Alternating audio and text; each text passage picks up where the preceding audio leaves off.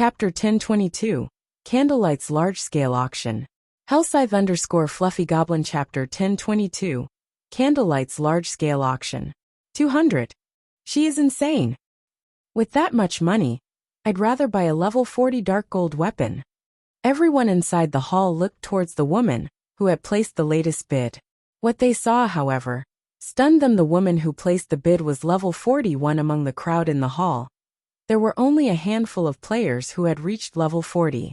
Meanwhile, every one of these players was an expert from a powerful guild, such as Cleansed Rue, from the 100 Flowers Palace, and Cold Autumn, from the Secret Pavilion.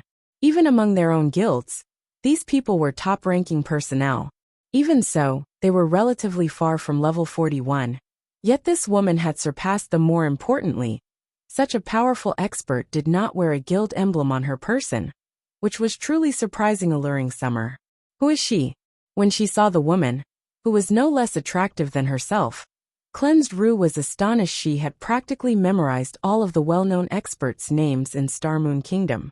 She also knew about many powerful experts who hid from the public eye in the various large guilds. However, logically, it was impossible for an ordinary expert to be able to reach level 41 at this stage of the game. Much less an independent player. Cleansed Rue wasn't the only one surprised by Alluring Summer's presence. Even Cold Autumn was shocked. The Secret Pavilion's information network was extensive. However, despite his search, he found no information relating to Alluring Summer. Not only did this woman feel dangerous, but she was also clearly wealthy. Logically, a person like this should not be able to hide from the public. The Secret Pavilion's records even included the notable achievements players from some cities had accomplished, yet they included nothing about Alluring Summer. This was too strange to Cleansed Rue and Cold Autumn. 200 gold was not much money. However, neither of them was a fool.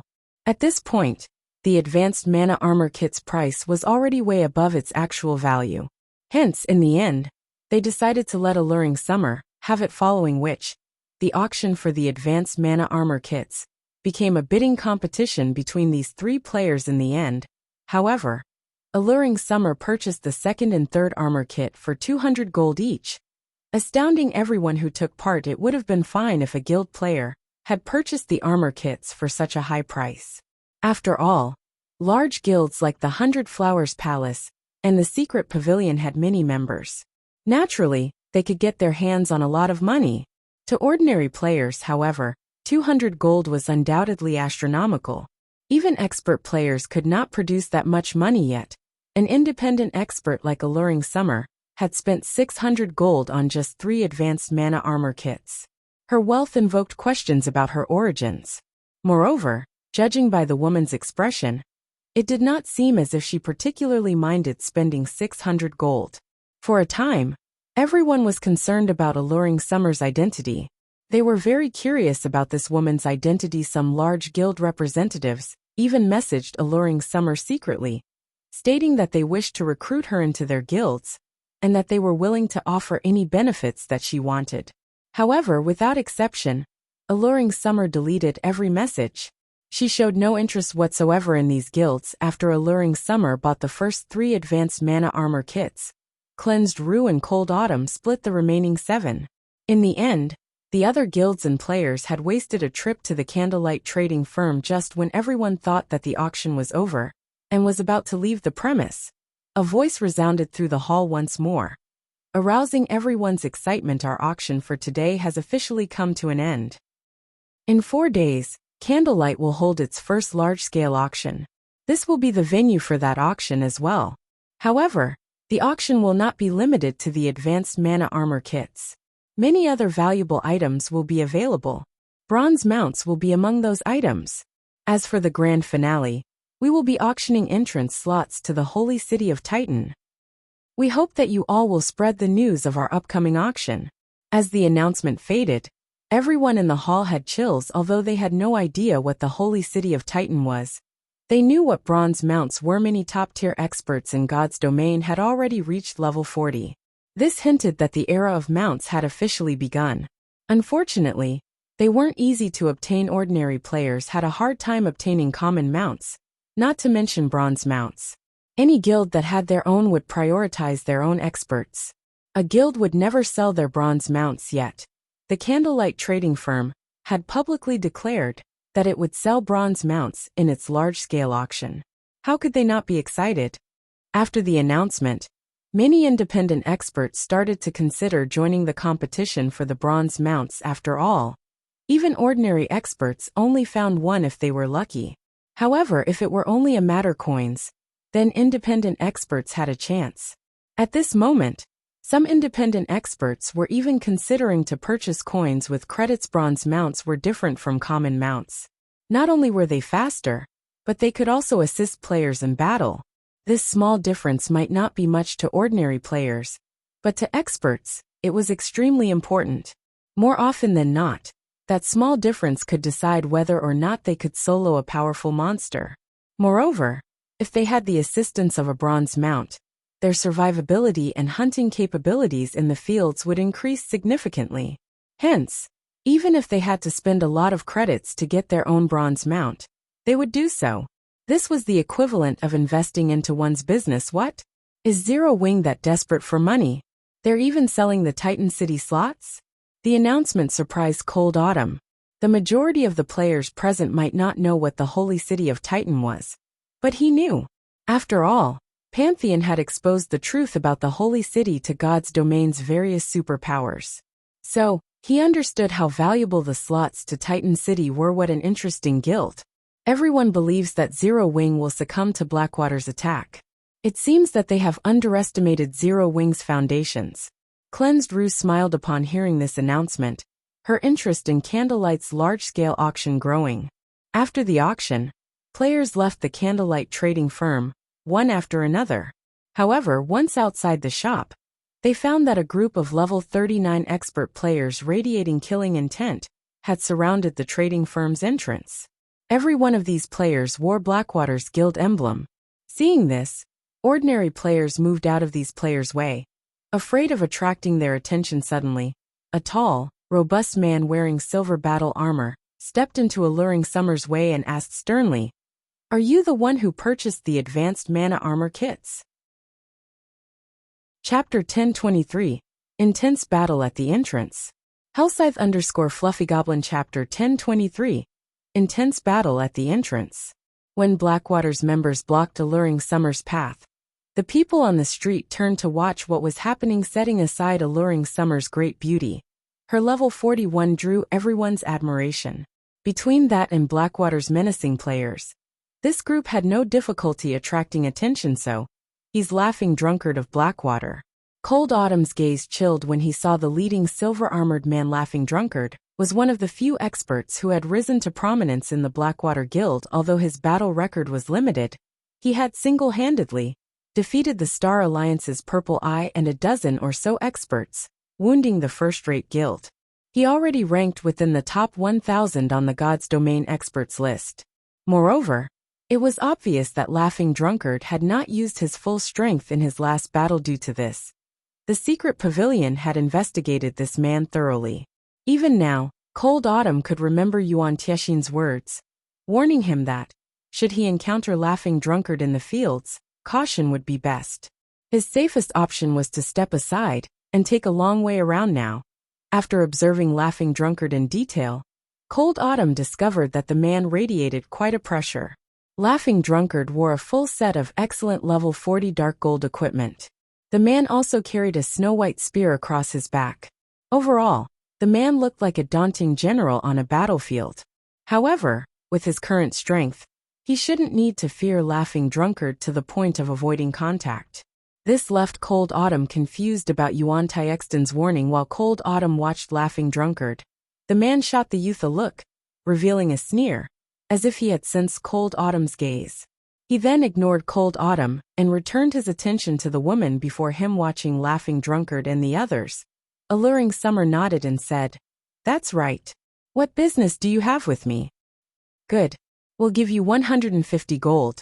Sell us all of your advanced mana armor kits," Laughing Drunkard said in a commanding tone after confirming that he got the right person.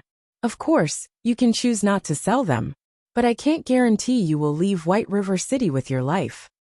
As soon as Laughing Drunkard made the threat, The dozen or so level 39 players beside him encircled Alluring Summer, sneering at the woman-laughing drunkard had not spoken softly. Almost every player watching his group had heard him clearly.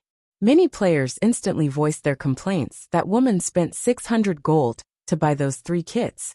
Yet he wants to buy them all for 150 gold? Blackwater's members are too much.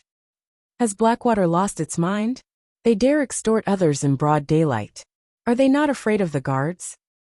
Sure enough, independent players shouldn't stand out.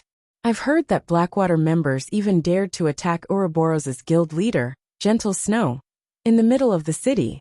That beauty has no choice but to concede.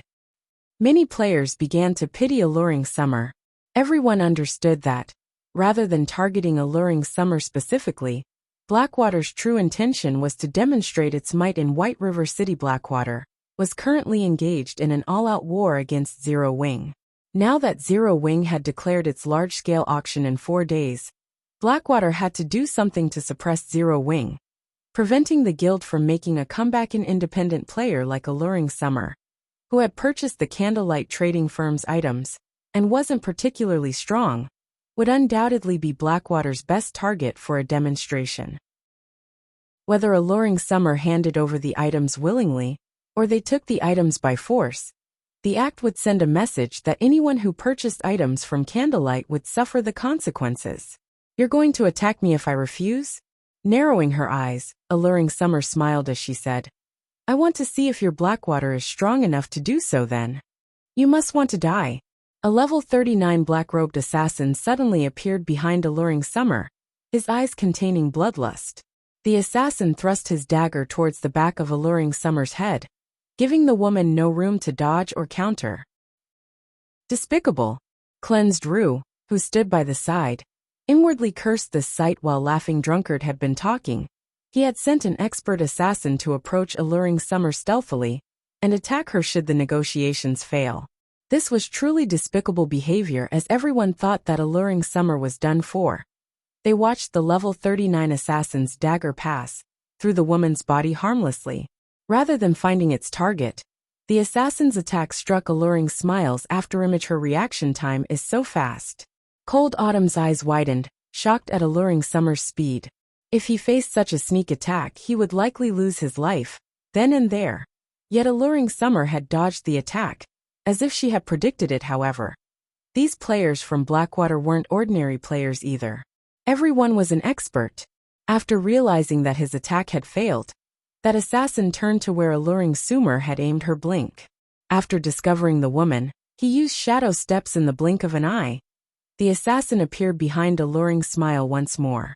With a backhand swing, he sent a backstab at Alluring Smile, the fluidity of his movements impressing many of the guild experts who watched the fight. Pung. Before anyone realized it, an ice wall had appeared behind Alluring Summer. When the dagger struck the wall and subsequently slowed, Alluring Summer tilted her body forward slightly, deftly dodging the assassin's backstab, following which, she turned and before anyone realized it, completed chanting and tracing the runes for another spell. She then pointed her finger at the assassin immediately. An arc of blue lightning shot from Alluring Summer's extended finger and struck the assassin before her. However, the assassin was no fool. Understanding that the lightning attack was quite powerful, he immediately activated Vanish, utilizing the brief 1-3-second invulnerability to block the attack. It seems this chick is quite strong. Seeing that Alluring Summers was extraordinarily strong, Laughing Drunkard turned to one of the swordsmen beside him and said, Bullet, go, help take care of that chick. After this, I'll ask the boss to help you apply for training at the main headquarters. Thank you, leader. I'll take care of her. The swordsman named Bullet licked his lips before activating Windwalk and charging towards Alluring Summer. Cleansed Rue frowned when she saw the expert assassin and expert swordsman working together against Alluring Summer. She could tell that both the assassin and the swordsman could easily rank near the top of 100 Flowers Palace's players with their combat standards. If their coordination was good, even Cleansed Rue herself was not confident of defeating them. When Bullet arrived before Alluring Summer, the latter turned suddenly once more and pointed her finger at the swordsman. Shio. Another arc of lightning flew from Alluring Summer's finger, Moreover, the lightning was even faster than before. The attack was far more powerful this time before anyone realized it.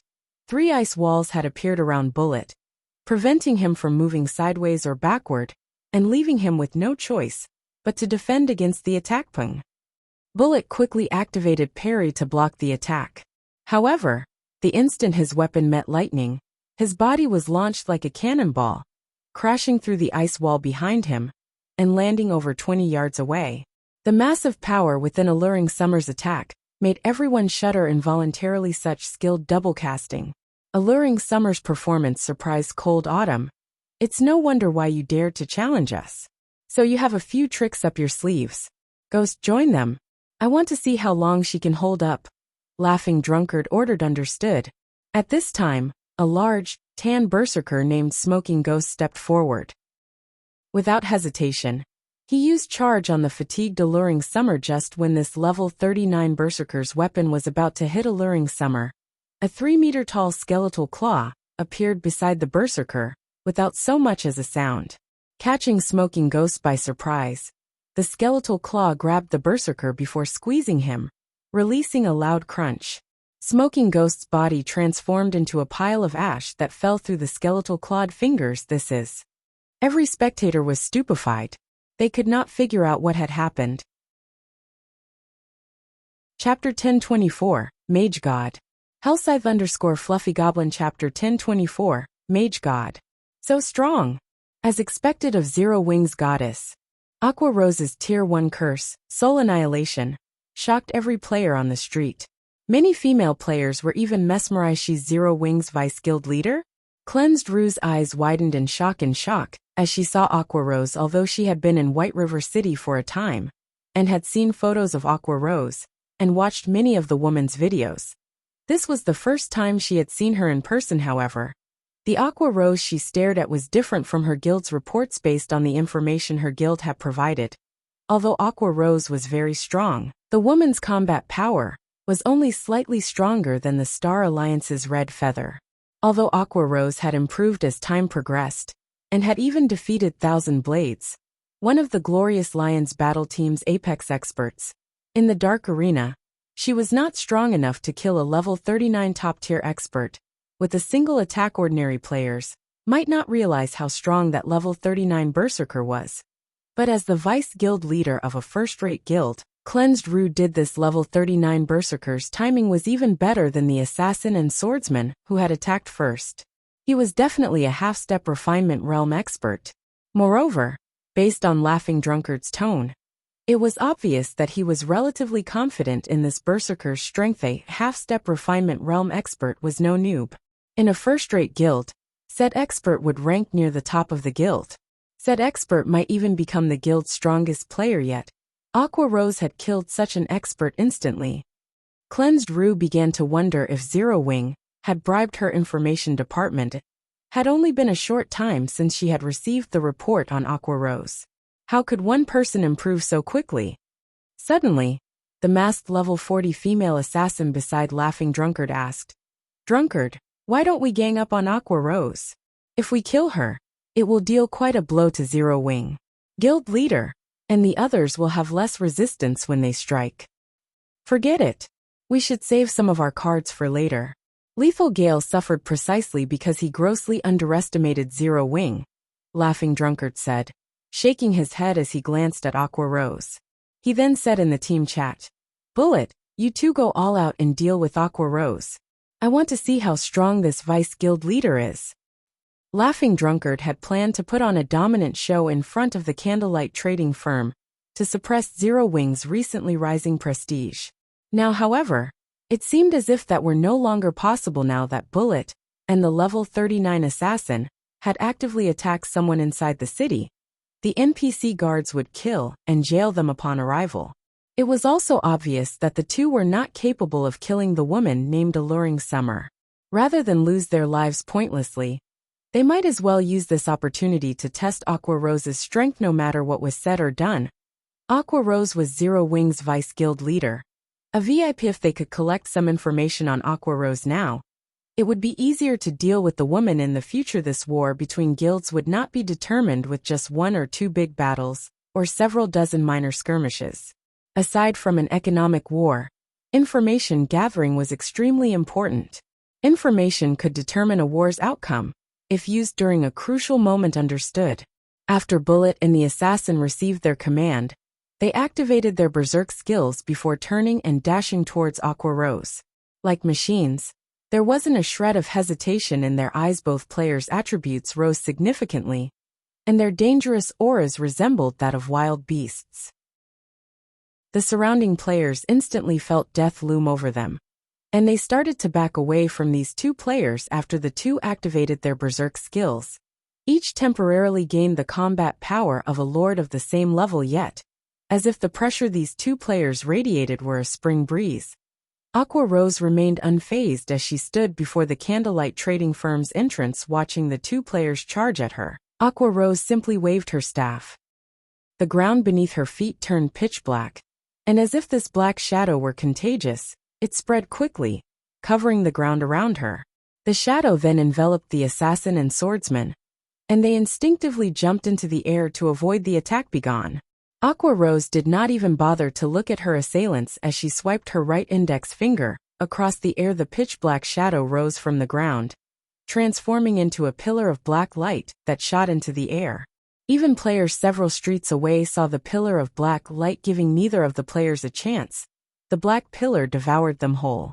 Despite the two players activating their life-saving skills, they screamed in agony from inside the pillar. They felt as if they were trapped in hell. The spectators even began to pity them after hearing the screams. When the pillar of black light finally disappeared, only Aqua Rose and two pieces of top-tier equipment remained on the battlefield. They died. How did she do that? This scene left everyone gasping. Unlike the berserker, who had died without any display of strength, Blackwater's assassin and swordsman had shown off their combat standards against Alluring Summer. Thus, everyone watching the battle had a clear grasp of how strong those two experts were. Laughing Drunkard, who watched from afar, wore a dark expression. Aqua Rose was a lot stronger than he had expected. Until now, she had only used two skills. This wasn't enough for him to judge her current standard. Moreover, the information he gleaned from the pillar of black light was not enough to reach a conclusion. The assassin and swordsman had died for nothing. After Aqua Rose finished collecting her loot, she looked towards Laughing Drunkard and said, "If you still want to fight, attack me together. I don't have time to waste on fighting you one by one."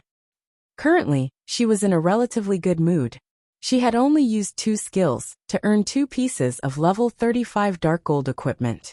She could probably make close to 100 gold if she sold these 2 items. Unfortunately, Blackwater's members had swiftly retrieved the equipment the berserker had dropped. Otherwise, she could have earned more money. When Blackwater's players heard Aqua Rose's provocation, they all wanted to jump into action. Although Aqua Rose's skills were indeed powerful, skills like those generally had very long cooldowns. If they charged at her now, they would be more than capable of defeating the Curseman Saruri. Leaving. Laughing Drunkard extended a hand to stop his teammates. "Now is not the time to fight them. We will have plenty of opportunities in the future."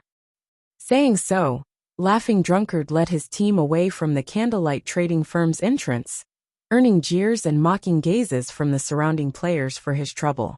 At the same time, the bystanders began to admire Zero Wing even more than before. White River City's native players cheered in their eyes. Zero Wing was a local guild, while Blackwater was the enemy. Naturally, they would celebrate when Zero Wing suppressed Blackwater. "Aqua, isn't your transformation a little too intense? It's only been some time since we've seen each other, yet I nearly failed to recognize you." As everyone left the venue, Alluring Summer, who had silently stood by the side, smiled and greeted Aqua Rose. "Not here. Let's continue our conversation inside." Aqua Rose responded to the greeting with a smile of her own. She then led Alluring Summer into the candlelight trading firm.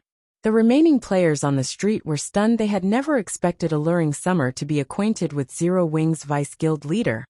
Aqua Rose, they know each other? Why doesn't the secret pavilion know anything about this? Cold Autumn was similarly shocked. Alluring Summer's strength could not be ignored. After seeing the speed of her double casting, Cold Autumn knew that the woman was extraordinary. Unfortunately, Aqua Rose had ended the battle too abruptly, giving Alluring Summer no opportunity to display her true strength. If Chiffon were present, he too would have been surprised. After all, he was extremely familiar with the woman named Alluring Summer. Chiffon wasn't the only one. Practically every player in God's domain had heard of her in the past.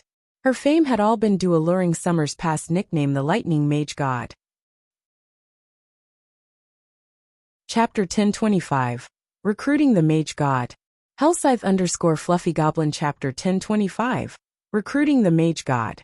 After the auction for the Advanced Mana Armor Kit ended, news of the Candlelight Trading Firm's plans to hold a large-scale auction spread like wildfire. It quickly became the hot topic throughout Starmoon Kingdom. Zero Wing is so amazing. I never thought that it would even sell bronze mounts. I have to collect enough money to join the auction myself. Stop dreaming. Those are bronze mounts we are talking about. Even large guilds only have a few.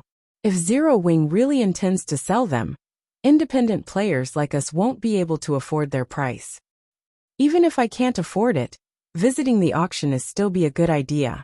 I heard that, aside from the bronze mounts, they'll be selling rare items. The majority of the players eagerly anticipated the candlelight auction in 4 days.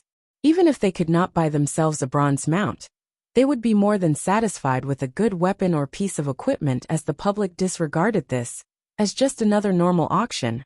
God's Domain's various large guilds immediately took action, secretly gathering funds to ordinary players. The most attractive item up for auction was the bronze mount. To large guilds, however, the entrance slots to the Holy City of Titan and the Advanced Mana Armor Kits were far more important. The entrance slots were particularly valuable to super guilds. After all, they had the master lifestyle players that other guilds did not. Only, these lifestyle players had yet to familiarize themselves with God's Domain's lifestyle system.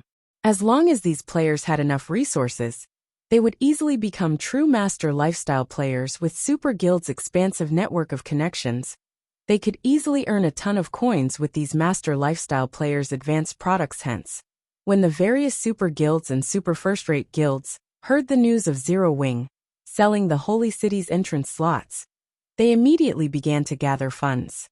As I expected of the #1 guild of Starmoon Kingdom, to think Zero Wing still had such a move. Singular Burial could not help but laugh when he read the report his subordinate had sent. Others might only see Zero Wing holding a simple auction, but he knew the true value of the Holy City's entrance slots. Those slots would attract a large number of super first-rate guilds and super guilds. There was also the Advanced Mana Armor Kit to consider. A 10% increase to one's basic attributes was no trifling matter.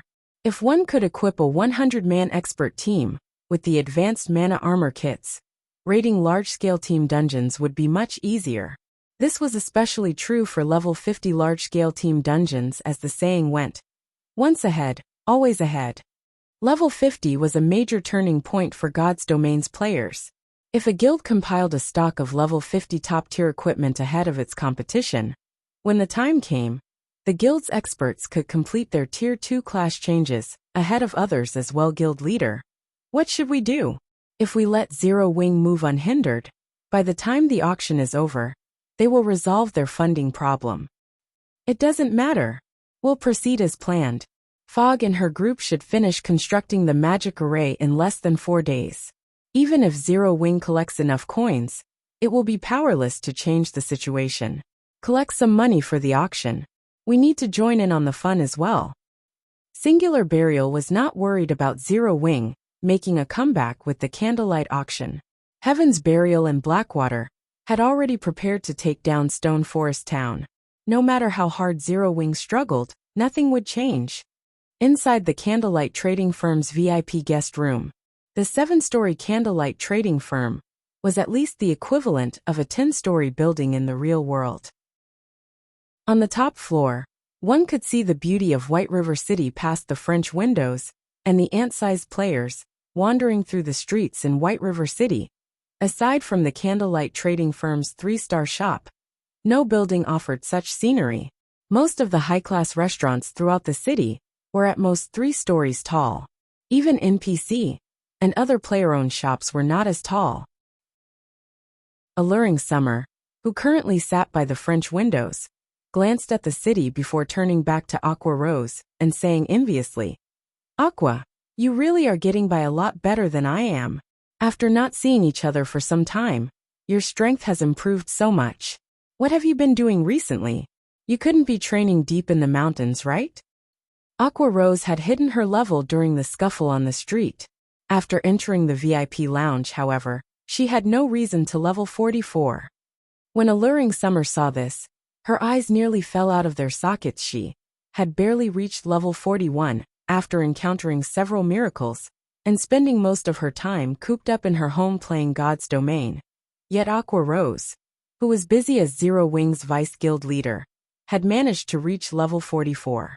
It was truly inconceivable. Alluring Summer could clearly remember that, when Aqua Rose had resided in the Storm Empire and one of Twilight Echo's honorary elders, the woman's level and equipment had been on par with hers. If she had lost to her friend only in levels and equipment, she wouldn't have minded. The biggest issue was that Aqua Rose had also improved her combat techniques.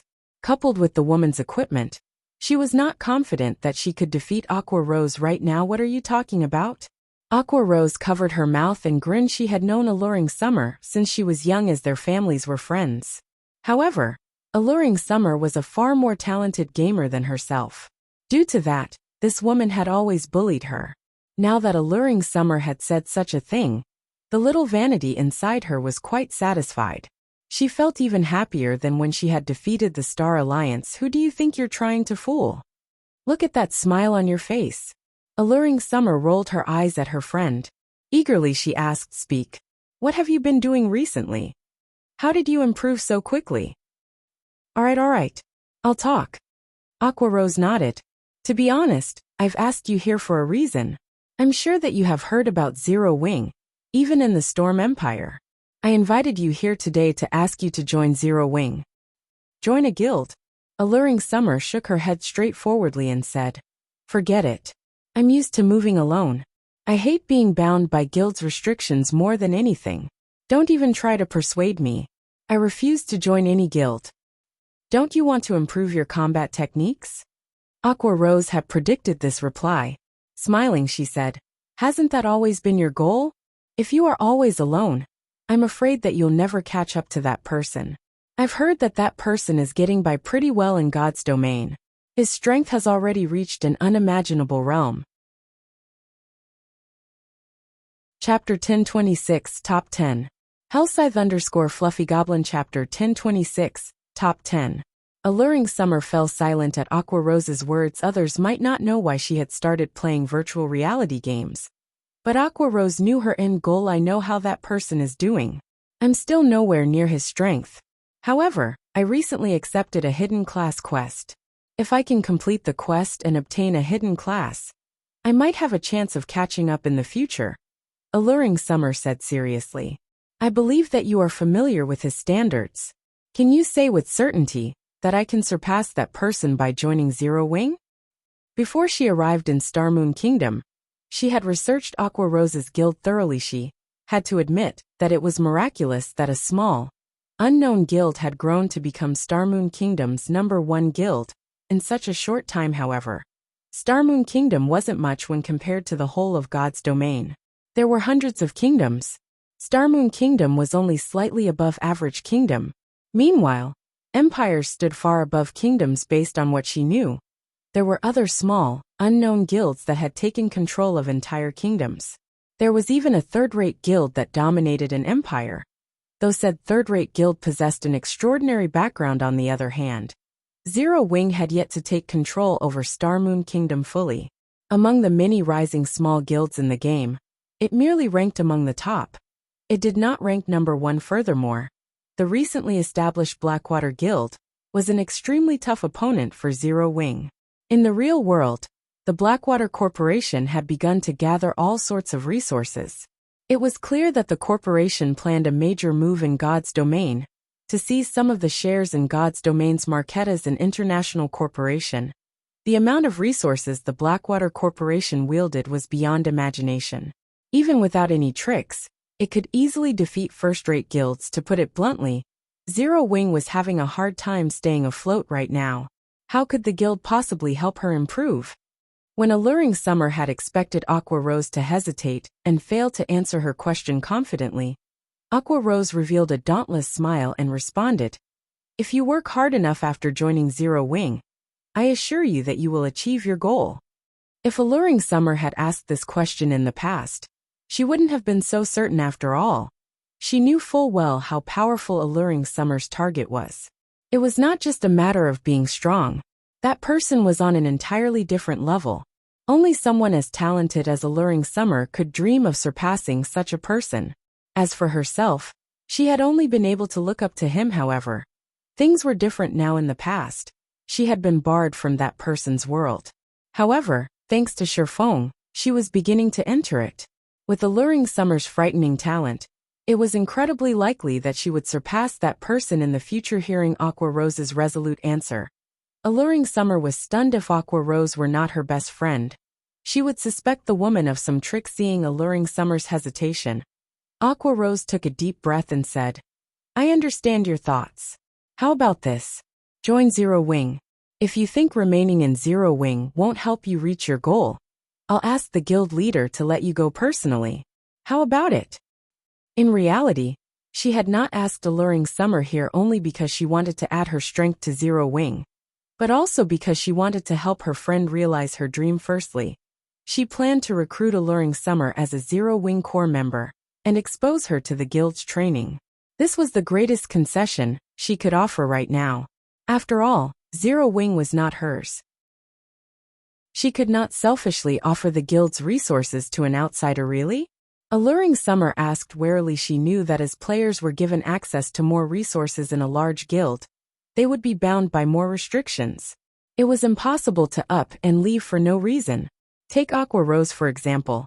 If not for the Sun and Moon Group position, as one of Twilight Echo's major shareholders, she wouldn't have been able to leave the guild so easily. Don't you believe me? Aqua Rose rolled her eyes at Alluring Summer. These are your words. Don't regret them later. If I sense that there is no point to remaining in Zero Wing, I won't hesitate to walk away. Alluring Summer stated seriously. That's fine, Aqua Rose said, smiling bitterly. If you don't have any other issues, sign this contract. Once you sign it, you'll be one of Zero Wing's core members and can enjoy all of the benefits that come with the position. Alluring Summer then read the system-approved contract. Indeed, as Aqua Rose had said, the conditions were lax. She could leave the guild anytime she wanted. However, she would not be permitted to share any information relating to Zero Wing with others. Otherwise, she would be banished from God's domain. Alluring Summer understood the clause. After all, every guild had its secrets. After finding no faults with the contract, she signed at the bottom. After Aqua Rose confirmed that the main god system had acknowledged the contract, she sent her friend several battle videos. Since you're a core member, you are allowed to learn from these. As for how much you learn, that depends on you. If you wish to enhance your learning speed, you can fight for the 100-berry wine. If you want to improve your strength quickly, you can also apply to join Zero Wing's training grounds in the real world. There are dedicated experts there to offer pointers. If you rank within the top 10 in Zero Wing's ranked matches, you may apply for the black card. With that, you can train in the simulation training system. Black card? What's that? Alluring Summer could not help but ask. I'm not allowed to offer any concrete information. You can only learn more if you rank among the top 10 in the matches, Aqua Rose said.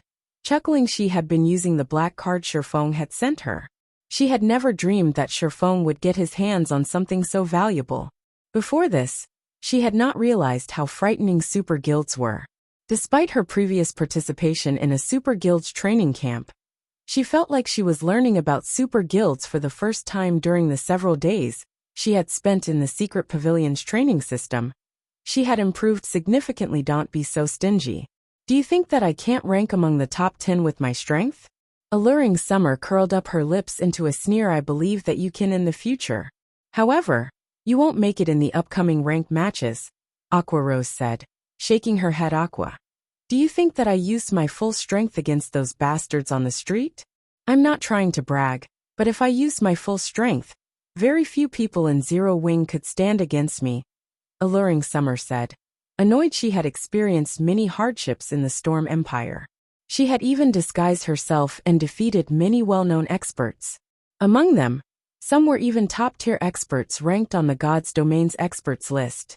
With her standards, aside from super guilds and super first-rate guilds, she would easily rank at the top of any large guild. I knew you would say that. However, take a look at these videos. Once you're done, you'll understand what I mean, Aquarose said, not bothering to explain further.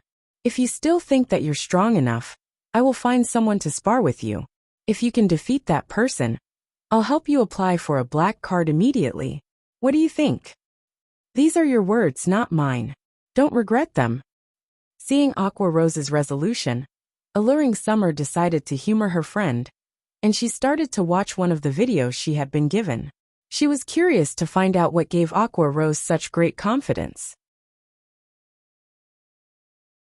Chapter 1027, Overwhelming Strength. Hellscythe_Fluffy Goblin Chapter 1027, Overwhelming Strength. Only Zero Wings core members could view the battle videos Aquarose had sent to Alluring Summer. God's Domain's various large guilds usually had their own intelligence departments that specialized in information gathering and videos of various battles. Battle videos of Apex experts were not unique to Zero Wing. However, the battle videos Aquarose had sent were somewhat special. These battle videos could not be found anywhere on the market. The majority of these videos were of Shifeng fighting other Apex experts. Moreover, they had been recorded from Shifeng's point of view, not from a third party's. In addition, they had been recorded with the holographic simulation mode. Rather than watching the video on a flat screen, one could experience the fight themselves. Among the recorded opponents, the weakest were in the refinement realm, while the strongest had been an old monster in the domain realm. One could say that this was the classical collection of Shifeng's battles. As for opponents that had not reached the refinement realm, those had not qualified. After all, there were too many expert players who had yet to reach the refinement realm. Those videos were easy to find. Referencing those videos had no value aside from Shifeng's PvP battle videos. Alluring Summer also had access to his battle videos from the Secret Pavilion's Battle Tower. The Battle Tower was the most direct method of testing a player's combat standards. These videos could help a player summarize their deficiencies. These videos were precisely the reason that Zero Wing's core members improved so quickly. Alluring Summer had not paid much attention when she had started to watch the videos. However, when the fight began, she couldn't pull her eyes from the recording before she realized it.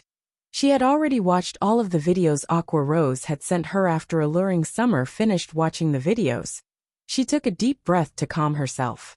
Excitedly, she turned to look at Aquarose and asked, "Aqua, do you have other videos like these?" Although she had only watched a few and none of these videos lasted long, she had to admit that they were inspiring. Shifeng's battles gave her a glimpse of an entirely new world. She had never thought that players could fight in such a way. These videos are the best we have.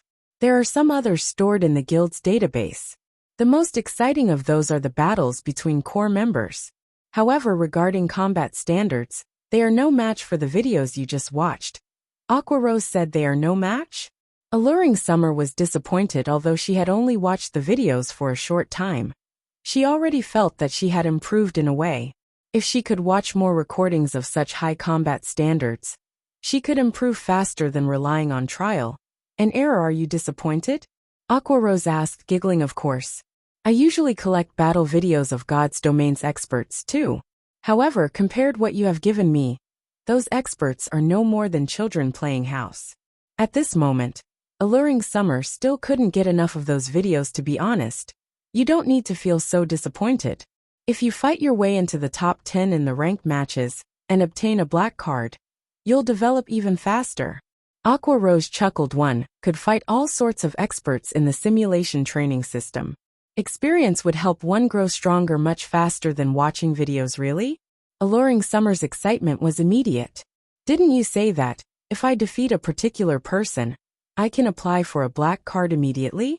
Call them here. I want to find out what this black card is. After watching the battle videos, while she admitted that she was absolutely no match for Shifeng, she did not believe that, with her current strength, she could lose to anyone else in Zero Wing. After all, she had secretly defeated the 766th ranked expert on the God's Domains experts list. Furthermore, although she acknowledged that Aqua Rose had grown stronger after watching her friend fight, she believed that she had roughly a 40% chance of defeating the Vice Guild leader. Alright then. I'll contact them, Aqua Rose said, smiling helplessly. She knew full well how confident Alluring Summer was of her own strength. She also knew that Alluring Summer was a capable expert. Had Alluring Summer visited a few days earlier, with her current strength and techniques, she likely would have ranked among the top 10. In addition to her status as Vice Guild leader, it shouldn't be hard to get Alluring Summer a black card. Now, however, things had changed some time ago. Gentle Snow joined Zero Wing, with a bunch of Ouroboros' top players, increasing Zero Wing's strength significantly. Right now, she was not certain of how well Alluring Summer would fare in Zero Wing. After all, she was not particularly familiar with the strength of Gentle Snow's people. However, since her friend was eager to fight, she might as well accommodate the woman. She could use this opportunity to determine how much her friend had improved while they had been apart. Following which, Aqua Rose contacted Violet Cloud and led Alluring Summer to the Divine Coliseum. Aqua, you're kidding me, right?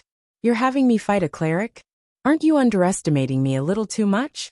Alluring Summer frowned at the young Violet Cloud before arriving. She had thought Aqua Rose would find some middle-aged uncle to face her. She never thought that her opponent would be such a young girl. It was common knowledge that improving one's techniques in virtual reality games was not as easy or convenient as improving one's weapons and equipment.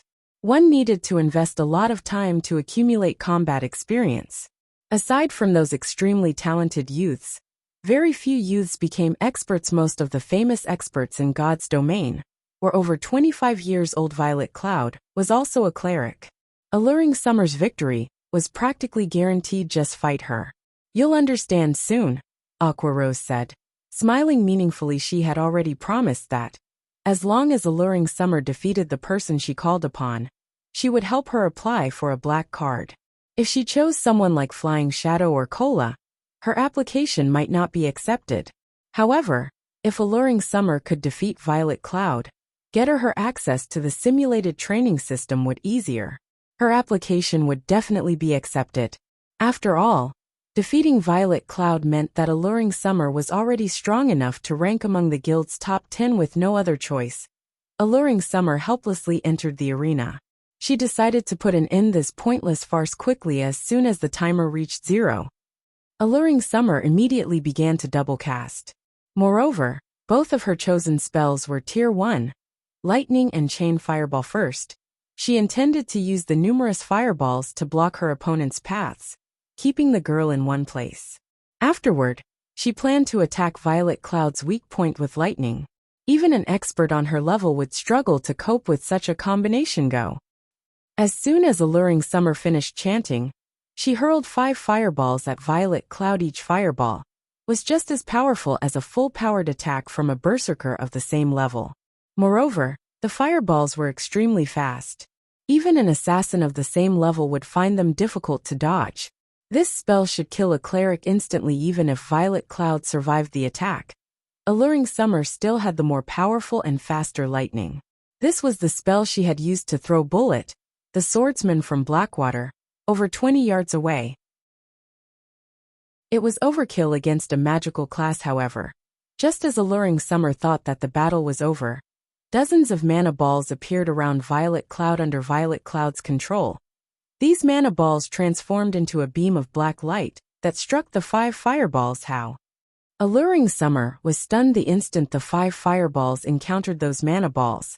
Not only had they been destroyed, but over a dozen more mana balls continued towards Alluring Summer. Despite using lightning and ice wall to defend herself, the mana balls adjusted their attack trajectories as if they were alive, avoiding her lightning and ice wall, and surrounding her. A series of explosions echoed throughout the arena as Alluring Summer's body fell to the ground. The system then displayed the victor's name above the arena. Violet Cloud.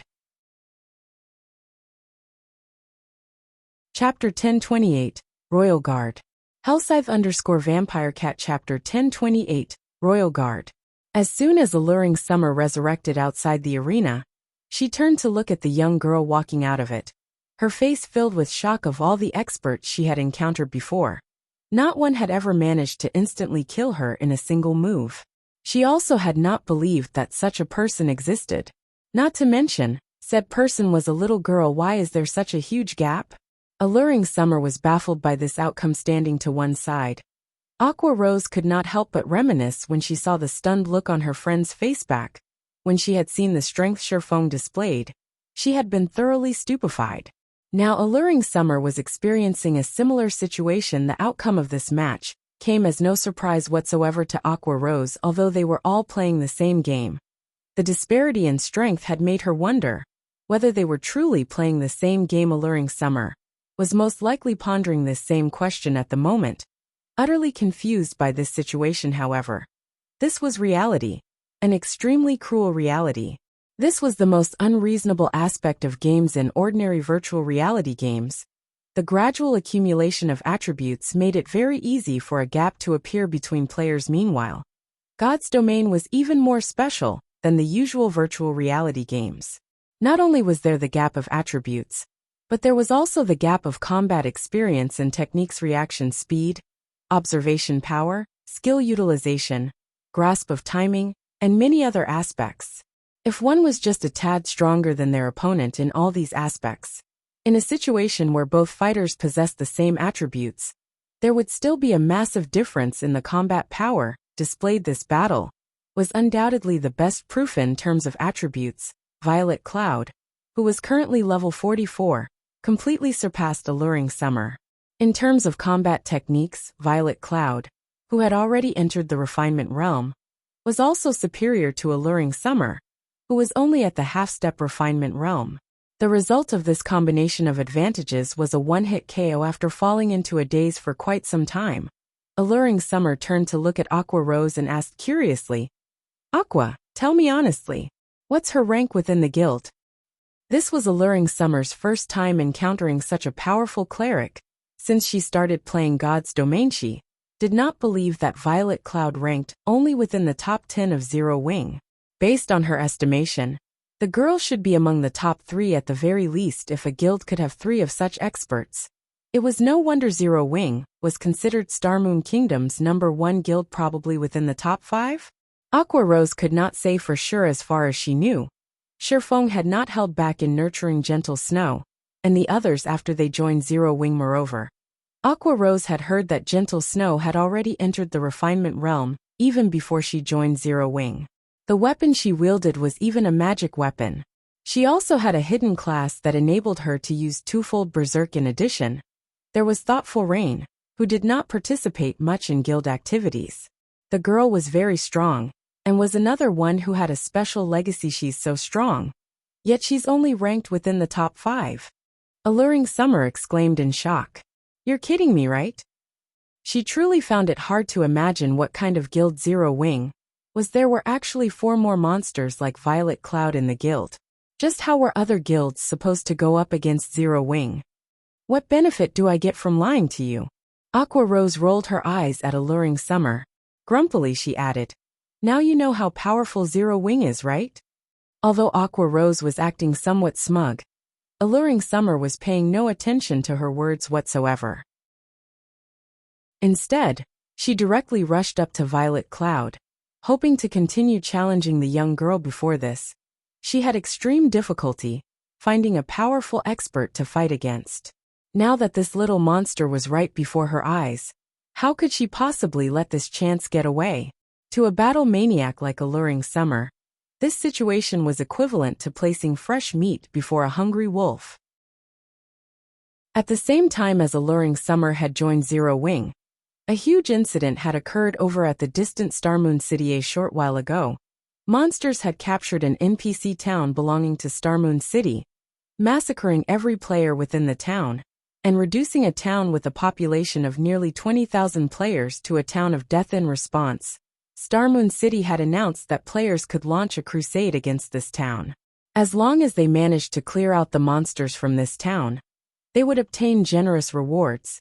including direct promotion to a Count of Star Moon City and God's Domain. The importance of reputation to players spoke volumes for itself. The higher a player's reputation was, the easier it would be for them to obtain a high-ranking or rare quest. Players could also receive discounts on their repair fees and teleportation fees.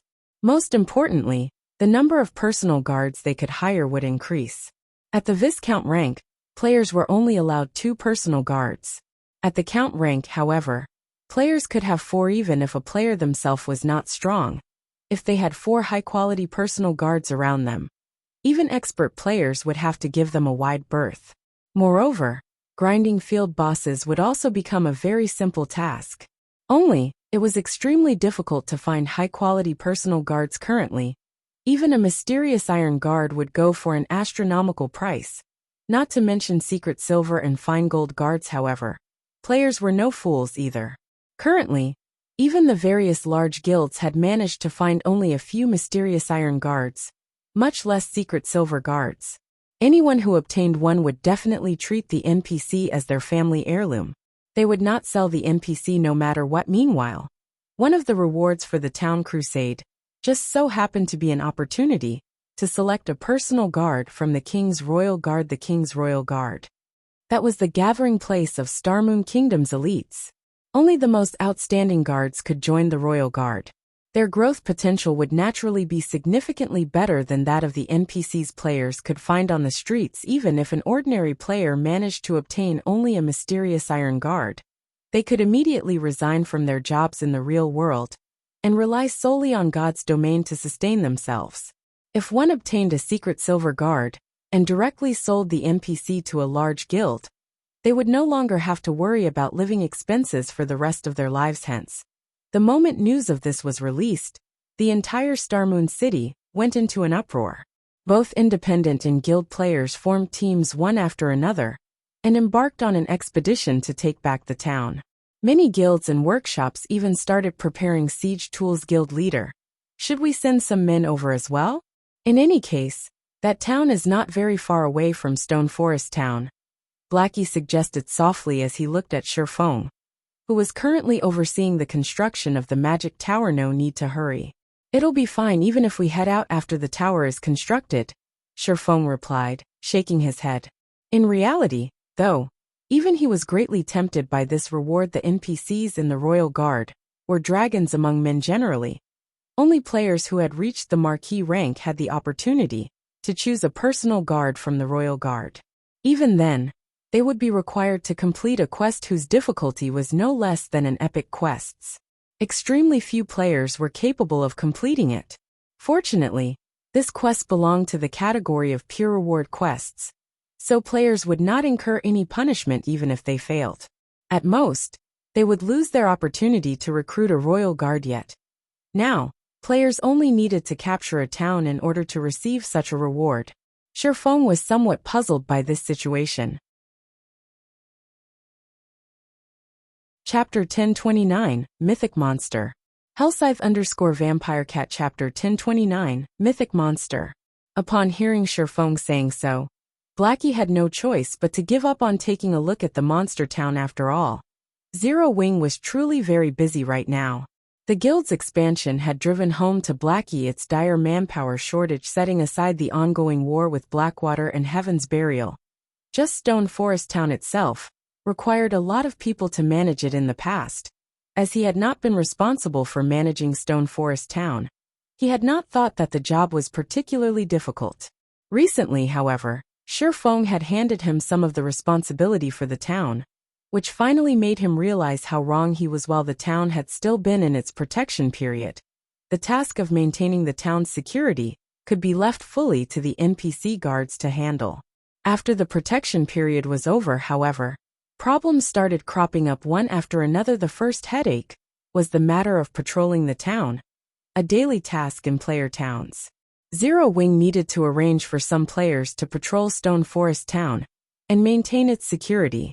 However, this need was not because of players but NPCs. Ever since Stone Forest Town's protection period ended, a constant flow of NPC visitors from other towns had started trickling in. Among them included merchants, adventurers, and various other kinds of NPCs. This situation triggered the true development of the town's economy, which was the root of the second headache. A town's promotion relied mainly on its economy and degree of prosperity. Meanwhile, these two factors depended on the number of resident players and NPCs. In terms of players, Stone Forest Town had long since exceeded the target requirement and was already qualified for promotion to a medium-sized town. In terms of NPCs, however, Stone Forest Town was not even close to reaching the required number of 10,000 NPCs. Moreover, this number did not include the NPC guards brought over or hired by the guild. Meanwhile, the town's security was critical to attracting more NPCs to a town. Hence, guilds needed to dispatch players every day to maintain the security within their town and inspect the NPCs in town to prevent the spies of dark forces from creating local mischief. In addition, guilds had to dispatch a lot of members to maintain the security of the trade routes between towns, which faced threats from players, as well as from hostile NPCs and monsters. If the security of a town's trade routes was not maintained, then merchant NPCs would not dare to visit said town to develop at all. Hence, managing a town was not as easy as Blackie had imagined it to be. Fortunately, these security tasks were considered guild quests, which also provided relatively good rewards, so quite a number of guild members were fighting over these quests every day. Only these quests were a little costly to the guild. While the system supplied the EXP rewards these quests provided, the monetary rewards came from the guild itself. Moreover, the longer the trade route that needed coverage, the more players that had to be dispatched, which would in turn raise the expenditures. Just a single day's maintenance fees already cost the guild 300 gold. Moreover, this was only the beginning. As the protection period of the town had just recently ended, there was only a single trade route leading to Stone Forest Town right now. Once the number of trade routes increased, the guild's expenditures would rise significantly. Guild leader: is it true that we really won't have to patrol any trade route near the town after we construct this magic tower? Blackie asked curiously as he looked at Shifeng, who was continuously manipulating magical runes at the moment. Of course. Otherwise, why would I pay such a huge price to build this tower? Shifeng rolled his eyes at Blackie. The magic tower was the mainstream defensive building used in the later stages of God's domain. Just the cost of construction already exceeded 7,000 gold. If one included the many materials wasted due to production errors, the total cost could exceed 10,000 gold. Reducing wastage was also the reason why guilds would usually have master lifestyle players construct the magic tower. With the rarity of the design for the magic tower, and the sheer expense of actually constructing one, if the magic tower only had great destructive power, it would never have become the mainstream defensive building of God's domain. The key point that made the magic tower valuable was its defensive range. The tower had a detection range of 10,000 yards. Hence, after constructing a magic tower in the town, there would be no need to worry about hostile NPCs intruding upon the trade routes within 10,000 yards of the tower, as these NPCs would know that they would be discovered very quickly. The construction of a second magic tower would extend the defensive range of the towers by an additional 5,000 yards. This range was extendable to a maximum of 30,000 yards. In other words, the magic towers would reach maximum efficiency when there were 5 of them in a town or city. However, Stone Forest Town was not a commercial town. It would not have many trade routes that needed guarding. Hence, having a single magic tower was sufficient. Any more would just be a waste of resources. After all, its construction design was available in limited quantities.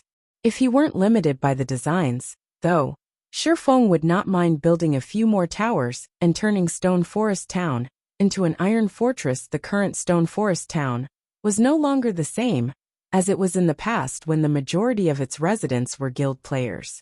On the contrary, independent players currently outnumbered the guild players within the town. This was because the various large guilds had all shifted their focus to the Undead Gorge, as not only was the map there massive, but the monsters there were available in greater numbers as well. Whether one was trying to grind for levels or magic crystals, the Undead Gorge was an excellent choice. Most importantly, guilds wouldn't have to submit to Zero Wings exploitation, by grinding at the Undead Gorge. If they grinded at the Stoneclaw Mountains, they would have to contribute a significant share of the magic crystals they earned to the repair fees and accommodation fees at Stone Forest Town. However, there would be no need to do so if they grinded at the Undead Gorge. Although it took more time to travel to the Undead Gorge, as mounts became more commonplace, going from the nearest NPC town to the Undead Gorge would get whittled down to only around 2 hours.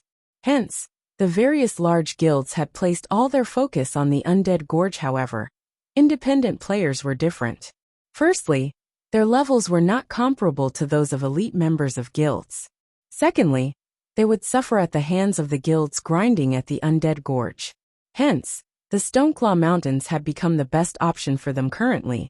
If one looked at the streets of Stone Forest Town, one would find that nearly 70% of the players there were independent players. The town was even more prosperous than it was in the past.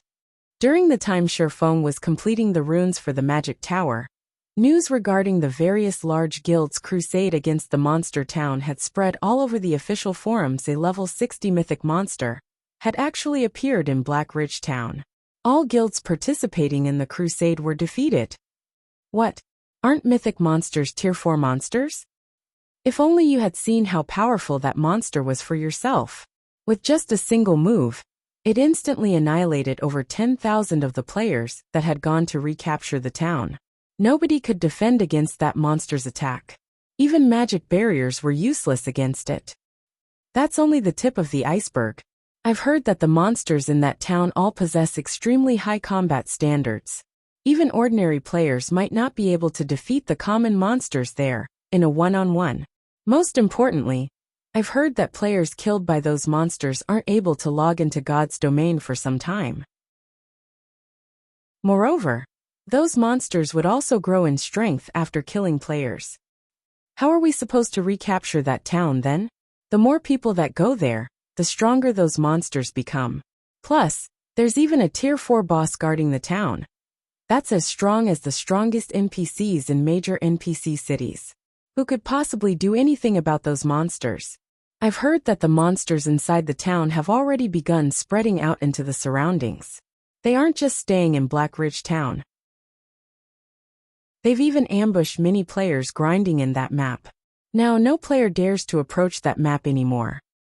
It's no wonder the system is offering such generous rewards. The difficulty of this quest is simply ridiculous. Luckily I didn't go there. Do you think those monsters will continue taking over the nearby towns? That might actually be possible. I think Stone Forest Town is in one of the maps closest to Black Ridge Town. If those monsters head over to Stone Forest Town, we'll have an interesting show to watch. Many players were merrily discussing the monster town on the forums. At the same time, the various large guilds also suddenly realized that something joyous was going to happen. If those monsters really continued extending their reach into the vicinity, it was only a matter of time before Stone Forest Town encountered trouble.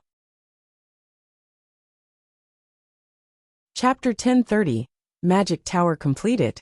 Hellscythe_VampireCat Chapter 1030, Magic Tower completed. The news of the Monster Crusade failure spread rapidly throughout the entire Starmoon Kingdom. Immediately after, the safety of Stone Forest Town also became a topic of discussion. Many players were delighted at this situation. Particularly the members of Blackwater and Heaven's Burial. They never thought that even the game would side with them as long as Zero Wing lost its possession of Stone Forest Town. The guild would lose a major source of income.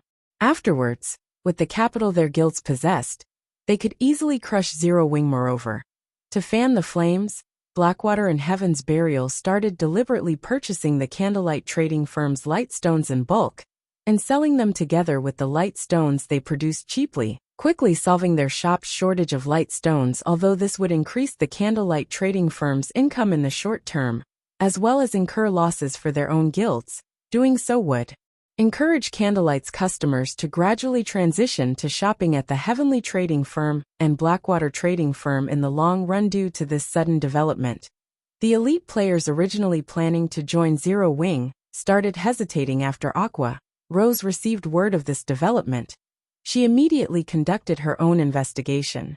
The joy she felt from successfully recruiting alluring Summer vanished in an instant, following which Aqua Rose contacted Shifeng, saying, "Guild leader, this is our overall situation as of now." In less than an hour since news of the crusade failing had spread, the candlelight trading firm's sales of the lightstones had increased by nearly 5 times. As a consequence, both the Heavenly and Blackwater trading firms had managed to plunder the popularity candlelight had garnered through the advanced mana armor kits. As for the number of players trying to join Zero Wing, that had directly fallen by half. This was not good news for Zero Wing, which was currently in urgent need of manpower. Blackwater and Heaven's Burial sure are good. Only they would dare to do something like this. Shifeng could not help but sigh ruefully as he looked at the candlelight trading firm's income and traffic situation. Guild leader, you're still in the mood to joke around? If they really start mass-producing light stones, we will be in so much trouble, Aqua Rose said, pouting. Moreover, you've also seen for yourself how bad Stone Forest Town's situation is by now. Based on our investigations, those monsters' numbers are continuously increasing. Current estimates put them at over 100,000 already. Moreover, they've also begun spreading out. It won't be long before they come attacking Stone Forest Town. Shifeng took a look at the report sent over by Aqua Rose. In one of the video recordings, he had spotted a familiar figure. This figure was none other than the one-horned humanoid monster. Only, it had improved significantly compared to when he first saw it. At this point, it had already reached level 53. Its HP had undergone a qualitative transformation as well, rising from being over 1 million to 6 million. Now the humanoid monster was at the standard of a level 50 lord. Back then, it had only been at the standard of a level 40 chieftain. Its improvement speed was truly terrifying. Fortunately, these one-horned monsters were very few. The majority of the monster army consisted of level 50 to level 60 wild beast-type monsters. Their intelligence and combat standards were clearly beneath the humanoid monsters.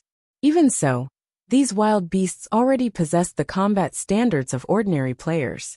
This situation was a disaster for ordinary players if these monsters continued developing. Shifeng did not doubt that the entire Starmoon Kingdom would fall into danger since the Blackwater Corporation wants to hit us while we're down. Let's fulfill their wishes. Any player who purchases 2 or more stacks of lightstones will have to pay 2 silver per lightstone.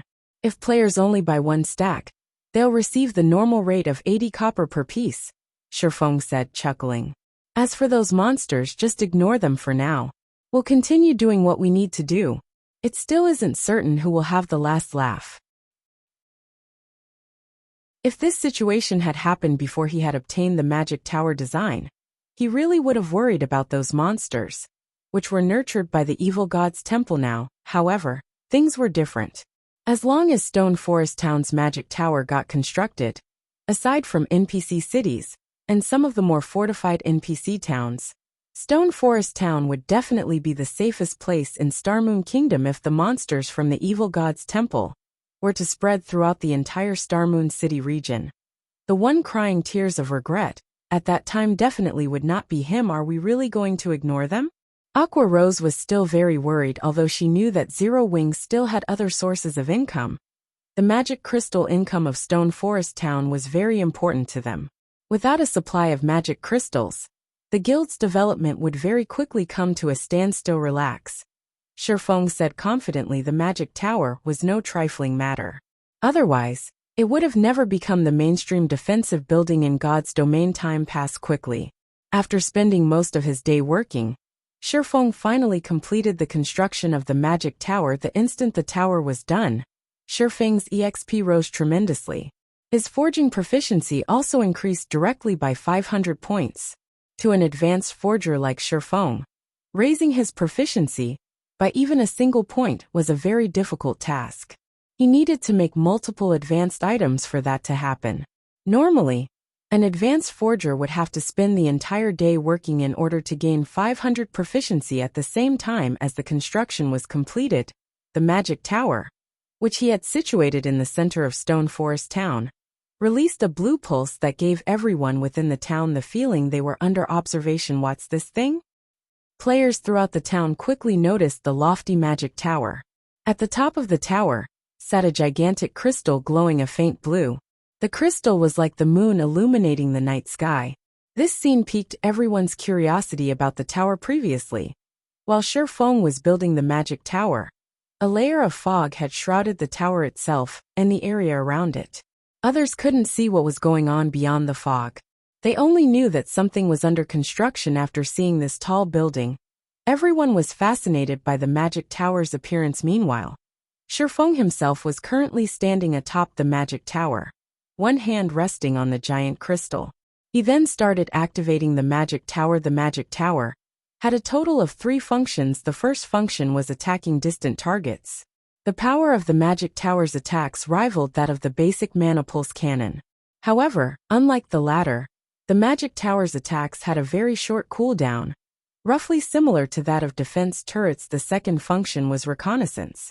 The tower was capable of locating any target within a 10,000-yard radius. The third function was also the favorite function of the various large guilds: mana density improvement.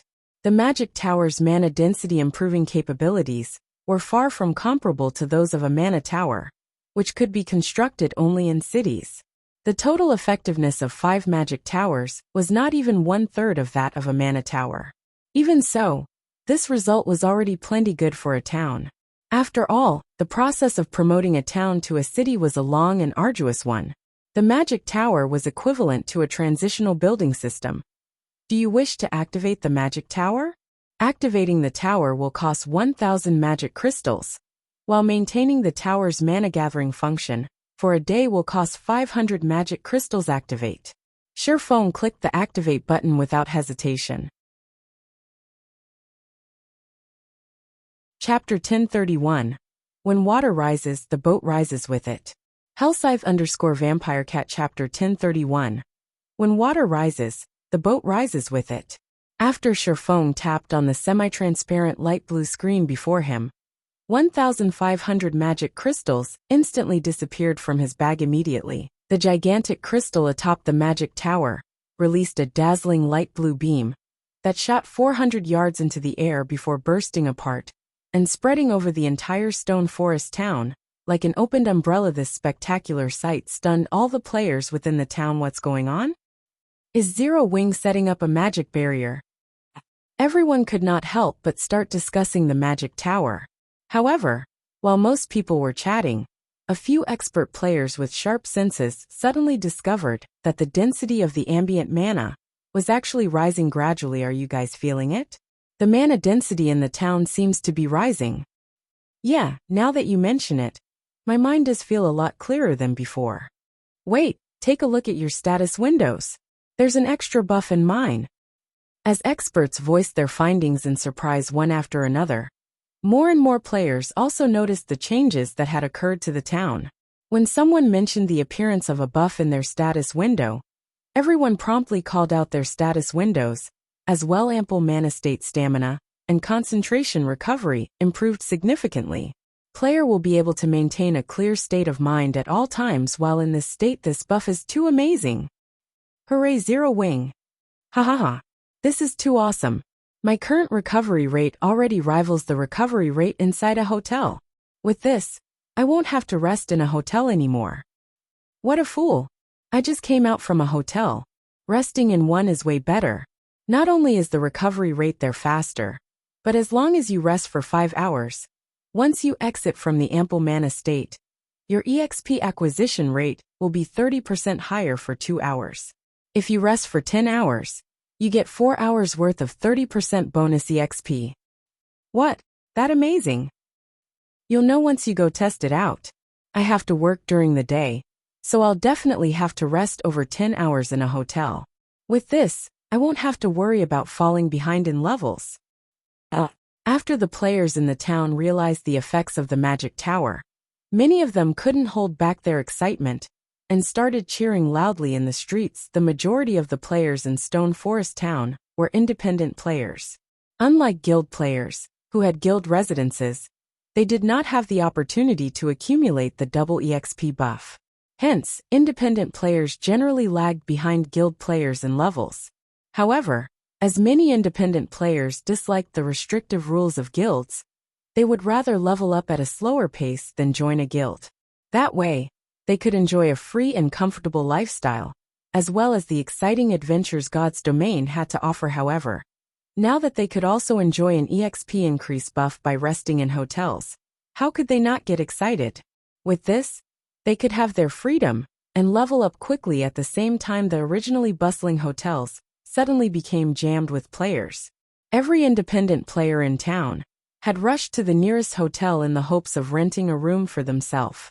Previously, everyone had angrily cursed that the hotel rates of Stone Forest Town were daylight robbery, as the town was charging nearly triple that of other places, and only by paying with magic crystals would they receive the normal rate. Now, however, everyone thought nothing of it. Instead, they felt that this price was a bargain after all. After resting for 10 hours, one would have a 30% increased EXP acquisition rate for 4 hours. Crap. This is a scam.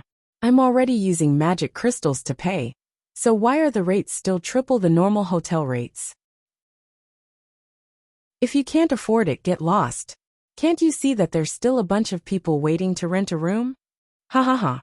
Luckily, I was smart enough to rent a room for 10 days before this situation happened. I've saved a fortune this time. Currently, every hotel within Stone Forest Town was packed with independent players. Although many were disgruntled at the price markup, the 30% EXP buff was just too important. Hence, they had no choice but to grit their teeth and rent a room. Moreover, every player would rent for at least 10 days. Otherwise, when demand for the hotel rooms skyrocketed in the future, they might not get an opportunity to rent one. Guild leader, this magic tower is simply amazing. It's only been a few minutes, but every hotel in Stone Forest Town is already at capacity. Right now, many players are even complaining that there are too few hotels in town, and are demanding that we build more. Blackie reported, smiling originally. Renting a room for a day in one of Stone Forest Town's hotels cost only 50 copper. Now, even after jacking up the price to 1 silver, 50 copper, the many hotels in town still could not keep up with demand. Moreover, this price was for transactions in magic crystals. If players were using coins, they would have to pay 3 silver per day. Ignore the matters regarding the hotels for now. Prioritize constructing a battle arena. That's where the money will really come from, Shifeng said, shaking his head. Although hotels seemed to be very profitable, in reality, these establishments did not earn a lot of money. Hotels simply took up too much space. Moreover, Zero Wing would only gross a maximum of 1 silver, 50 copper per day from each player. After deducting the cost of hiring NPCs to manage the hotels, the guild was earning roughly 1 silver, 20 copper from each player. Currently, the hotels in Stone Forest Town could accommodate a maximum of 20,000 people only. In other words, Zero Wing could earn 240 gold per day at most through the hotels. A large sum of money to ordinary large guilds, but to Zero Wing, this was a drop in the bucket. Moreover, 20,000 players were not even 1/10 of Stone Forest Town's population. Even so, the current number of hotels occupied over half of the town's lands originally.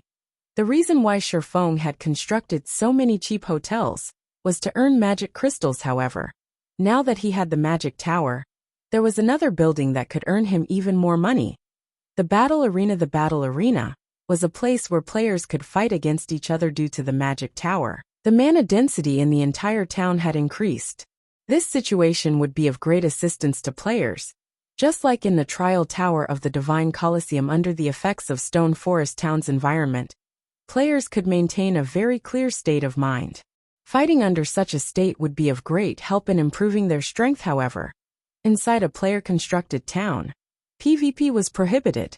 The only place players could fight against each other in a town was at a battle arena. When the time came, the 200,000 or so players residing in Stone Forest Town would definitely head to the battle arena to improve themselves through PvP. At that time, the money Zero Wing could earn through the battle arena would no doubt far surpass the income they were currently making from the hotel Zile. Get it done right away. Blackie's eyes glowed when he heard Shifeng's explanation. At the same time, The matter regarding Stone Forest Town gradually spread throughout the entire Starmoon Kingdom. As a result, independent players who were tempted to head to the Undead Gorge started having second thoughts. Getting 4 hours of 30% increased EXP acquisition rate was no laughing matter, particularly for independent elite and expert players. This was a rare opportunity to level up quicker. If utilized properly, even if they could not completely catch up to guild players, at the very least, they wouldn't be left too far behind. Starmoon City, Blackwater's residence. Damn it! To think Zero Wing would still have such a move. Abandoned Wave's expression turned very ugly when he received the news regarding Stone Forest Town. At this rate, the more time they wasted, the more troublesome Zero Wing would become. At the same time, his heart was also filled with sheer envy, and he grew even more impatient to obtain Stone Forest Town. Following which, he looked at the subordinate standing beside him and commanded, "Immediately notify Singular Burial's side. Tell them that there's a change of plans. We're going to take action ahead of time." Chapter 1032. Independent Players Holy Land. Hellscythe_Fluffy Goblin Chapter 1032. Independent Players Holy Land. The several upper echelons inside Blackwater's guild leader's office were shocked when they heard Abandoned Wave's command. Though they could understand Abandoned Wave's train of thought, Stone Forest Town's latest transformation made it all the more tempting. Stone Forest Town had been, at most, a tool that Blackwater could use to defeat Zero Wing. But now, the town was a mountain of gold and silver that could massively help Blackwater's establishment in God's domain to current guilds. Magic crystals were incredibly important if a guild wanted to nurture and improve its members' techniques quickly. Sending them to the Divine Colosseum's trial tower was undoubtedly the fastest way. In order to do so, they needed magic crystals. Unfortunately, magic crystals were too difficult to procure. Even with the massive wealth and connections the Blackwater Corporation possessed, they could only procure a limited amount. In the end, the guild could only supply its experts and a small number of elite members with magic crystals in Blackwater. There was no lack of talented players as long as they had enough magic crystals. They could nurture large groups of experts as they wished. Now that Stone Forest Town's mana density had increased and players could acquire a 30% EXP buff from the town's hotels, the town would attract swarms of independent players.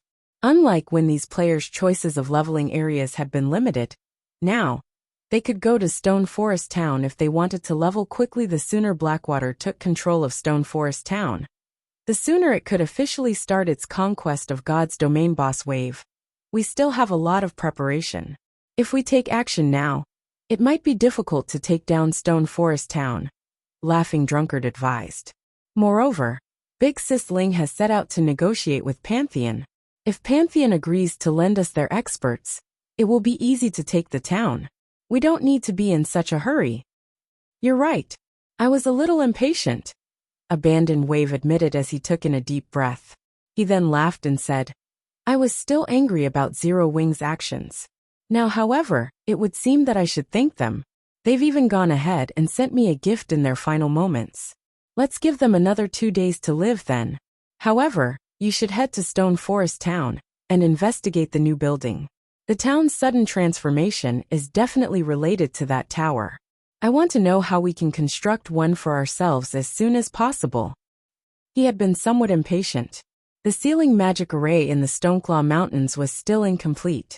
Without it, capturing Stone Forest Town would be quite difficult.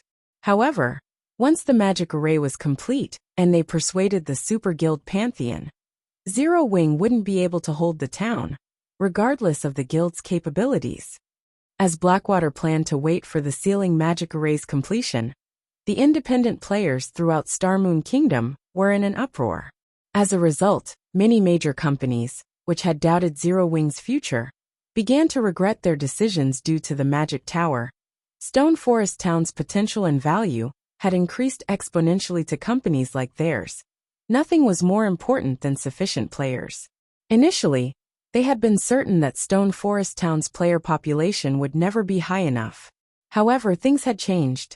With the town's favorable environment, It was only a matter of time before its population multiplied by several times. If they set up a virtual store in Stone Forest Town, their businesses would definitely gain a following. If their companies could occupy a portion of the virtual market ahead of their competition, they would have a brighter future in God's domain. Suddenly, Aqua Rose contacted Shifeng. Happily, she said, "Guild leader, some of the companies that were hesitating have contacted me stating that they want to discuss cooperation with you." Previously, she had worried that Shifeng had been too arrogant and that none of the companies would be willing to work with them. Now, however, over 20 companies had contacted her. Moreover, every one of these companies was far more powerful than the few that had tried to take advantage of their predicament. Oh, they sure are quick to decide. Unfortunately, there are still matters that demand my attention. Arrange a meeting with them for 4 hours from now in White River City's candlelight trading firm, Shifeng instructed her after some thought. It had been quite some time since Blackwater had annexed Ouroboros. This should be the best time to purchase the guild's training center. If he waited any longer, something unexpected might happen. Previously, he had learned a lot about the training center from Gentle Snow. He had to admit that Ouroboros was indeed a veteran first-rate guild. The fact that the guild had dominated multiple virtual reality games over the years was not without reason. Its training center alone was impressive. Not only was the training center fully equipped with everything a guild needed to nurture expert players, but it was also larger than the Big Dipper training center. Moreover, the training center had been built in the downtown area of a first-tier city, with an extremely large population. Every inch of that real estate was probably worth its weight in gold if not for Gentle Snow holding a considerable amount of the training center shares, which allowed her to mark down the price. He wouldn't have been able to get his hands on it, even if he paid double. Alright. Guild leader, one more thing. It seems Phoenix Rain has gotten wind of this, and wishes to join the discussion as well. Should we invite her? Aqua Rose asked Phoenix Rain. Shifeng was slightly surprised. He then said, "Alright, call her." Phoenix Rain was a pavilion master in the Dragon Phoenix Pavilion. She should have considerable status in the real world too. The fact that Phoenix Rain had qualified to send a battle team into the Dark Arena showed that the power backing her was extraordinary. She clearly had her own abundant wealth. Her interest in these negotiations was nothing but good news for Shifeng. Elsewhere, a 50-man team fought a pack of level 45 grassland ice wolves in a grassy field. There were over 200 of these elite-ranked ice wolves, with a level 45 chieftain leading the pack. However, this group gradually exterminated these elite monsters like a well-oiled machine. Even against a level 45 chieftain, the leading level 40 guardian knight tanked the boss by himself. Boss, I heard that we can get a 4-hour 30% EXP bonus buff by resting in Stone Forest Town. Should our Snowfall team head there? Stone Forest Town is very close to the Stoneclaw Mountains. With the 30% EXP buff, we'll level faster in the dungeon than out here in the field. We can reach level 40 sooner than planned. Moreover, with our adventurer team's strength, grinding monsters in the dungeon's inner area shouldn't be a problem. We'd be better off going to the Stoneclaw Mountains than the Undead Gorge. That's right, leader. Snowfall is one of Starmoon Kingdom's top adventurer teams. If we let the newer adventurer teams catch up to us, we'll become a laughingstock. Alright, Snowfall will continue our development in Stone Forest Town then. After the news about Stone Forest Town spread, the various powerful adventurer teams across Starmoon Kingdom began to make their way towards the Stoneclaw Mountains. For a time, Stone Forest Town became a hub of the various adventurer teams as the various adventurer teams and independent players headed towards Stone Forest Town. Shifeng finished the town's battle arena in the center of town. The building already took up as much space as Zero Wing's residence, its 5-story height casting a shadow over the residence. One could say that it was the most majestic building in Stone Forest Town. Chapter 1033, Rise of Stone Forest Town. Hellscythe_Fluffy Goblin Chapter 1033, Rise of Stone Forest Town. Shifeng was satisfied with the finished battle arena. The battle arena had a total of 5 floors. This was Stone Forest Town's current limit. If he wished to construct it higher, it would have to occupy a larger area. However, Stone Forest Town was only a small town. There wasn't much room even so. The 5-story battle arena had been considerably costly to build. A single floor already cost 1,000 gold. And this did not include all the cost of the various decorations and props. With the money he had spent on this 5-story building, he could have easily purchased a high-potential plot of land in a major city of the 5 floors. Players could rent the combat rooms on the first 3 floors. Naturally, these rooms were more expensive than in NPC cities. After all, players could enjoy the ample mana state throughout the building. Hence, Shifeng had set the rent at 1 silver per hour. While ordinary players might consider this a steep price, the independent players capable of reaching Stone Forest Town all possessed relatively high combat standards. This price should not be a problem for these players. As for the 4th floor, Shifeng intended to use it to hold a weekly tournament. Champions would be awarded excellent weapons and equipment as well as coins. Shifeng also intended to use this tournament to attract expert players. If the opportunity presented itself, he could recruit talented players through the tournament. Meanwhile, Zero Wing would charge spectators an entrance fee. Finally, the battle arena's 5th floor consisted of private rooms. There was also a tournament field. However, to participate in the 5th floor tournament, players had to rank within the top 5 in the 4th floor tournament. These players would also have access to the private rooms. Not only could players enjoy benefits similar to the town's hotels, but these private rooms were also much larger than usual hotel rooms.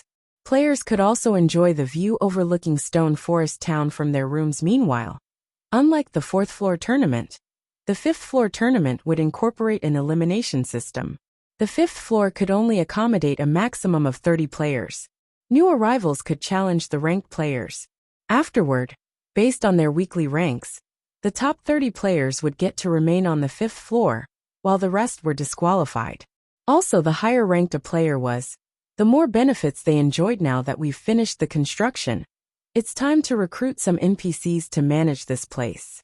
Shifeng could not help his excitement as he gazed at the towering battle arena. In the past, many large guilds had constructed battle arenas as soon as they had their own magic towers in order to make a fortune. Unfortunately, Shadow had struggled to obtain a town of its own, much less construct a magic tower. By the time Shadow had its own magic tower, other guilds' battle arenas had become incredibly popular. Shadow had no hope of competing with them. This trend was similar to the real world's fighting competitions. Back then, the battle arenas had become hugely popular throughout God's domain. Due to this, the battle arenas had replaced the fighting competitions in the real world now. Not only had Shifeng obtained a magic tower so early into the game, but he also had a battle arena to go with it. With this, he could seize a share of this market before others. By the time he constructed his city, he could further expand his battle arena business. Unlike towns, he could construct mana towers in a city. Moreover, a city's buildings could be much taller. In the past, a super guild that had specifically constructed a massive tower meant for combat, the combat tower.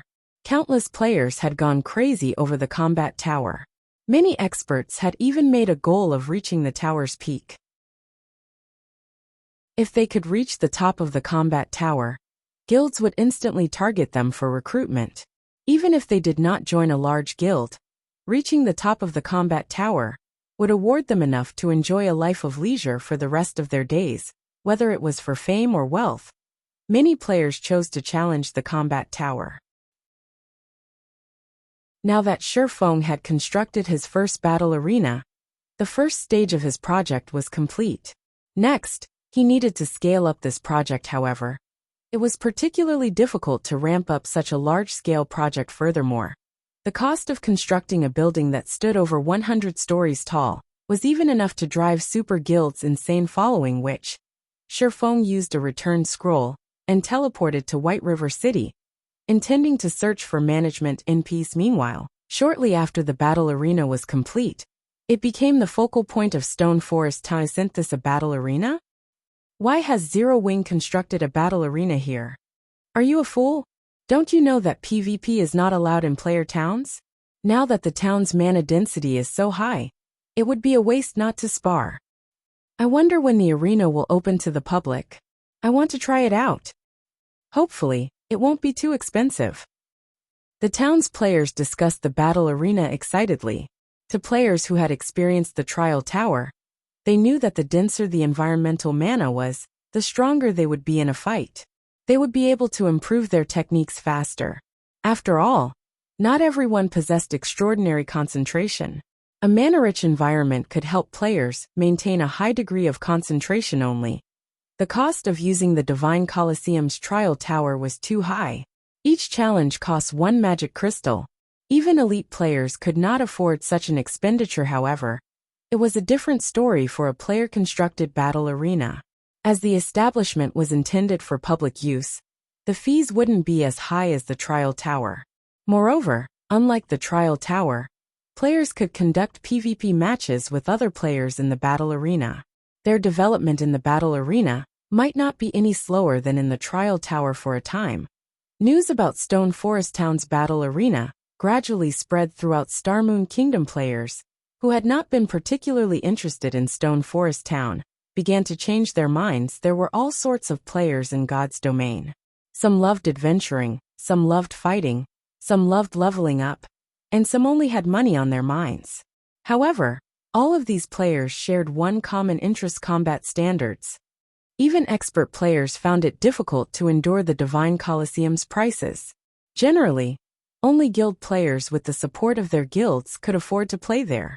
As for NPC City's underground arenas, while one could gain some combat experience from fighting there, fighting for long periods would easily cause one to lose focus. When that happened, players needed to take a break and rest.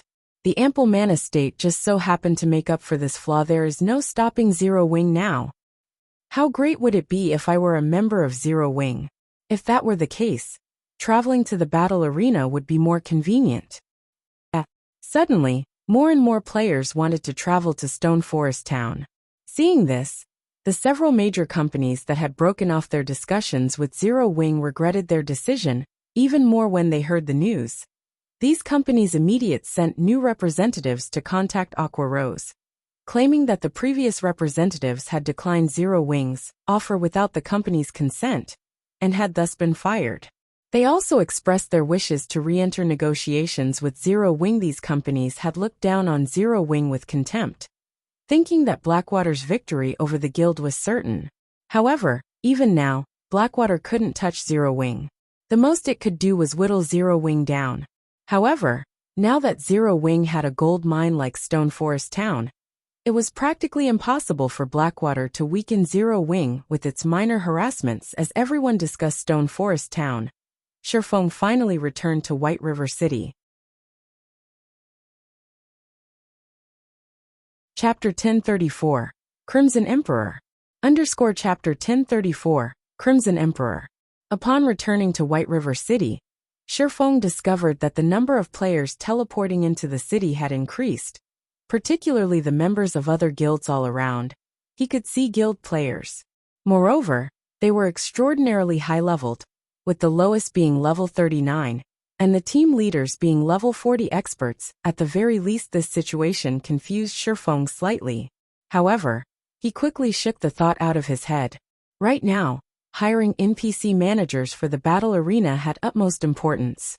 To avoid attention, he took an advanced horse carriage to the Adventurers Association. Shortly after Shifeng left the teleportation hall, a team of 20 players appeared inside.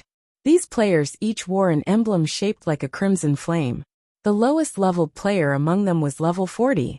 The equipment they wore also radiated the glowing effects unique to dark gold equipment. The white-haired man standing at the head of the group was even a level 41 guardian knight, whose appearance suggested that he had experienced the vicissitudes of life. The man carried a diamond-shaped shield with a dragon printed on it slung on his back, and a blood-red longsword inserted inside the shield. Despite this longsword clearly being a one-handed sword, the width of its guard was wider than the man's shoulders, while the length of its hilt matched a two-handed sword's. Combined with the blade, the sword was nearly as tall as he was seen from afar. The man appeared to wield a bloody cross.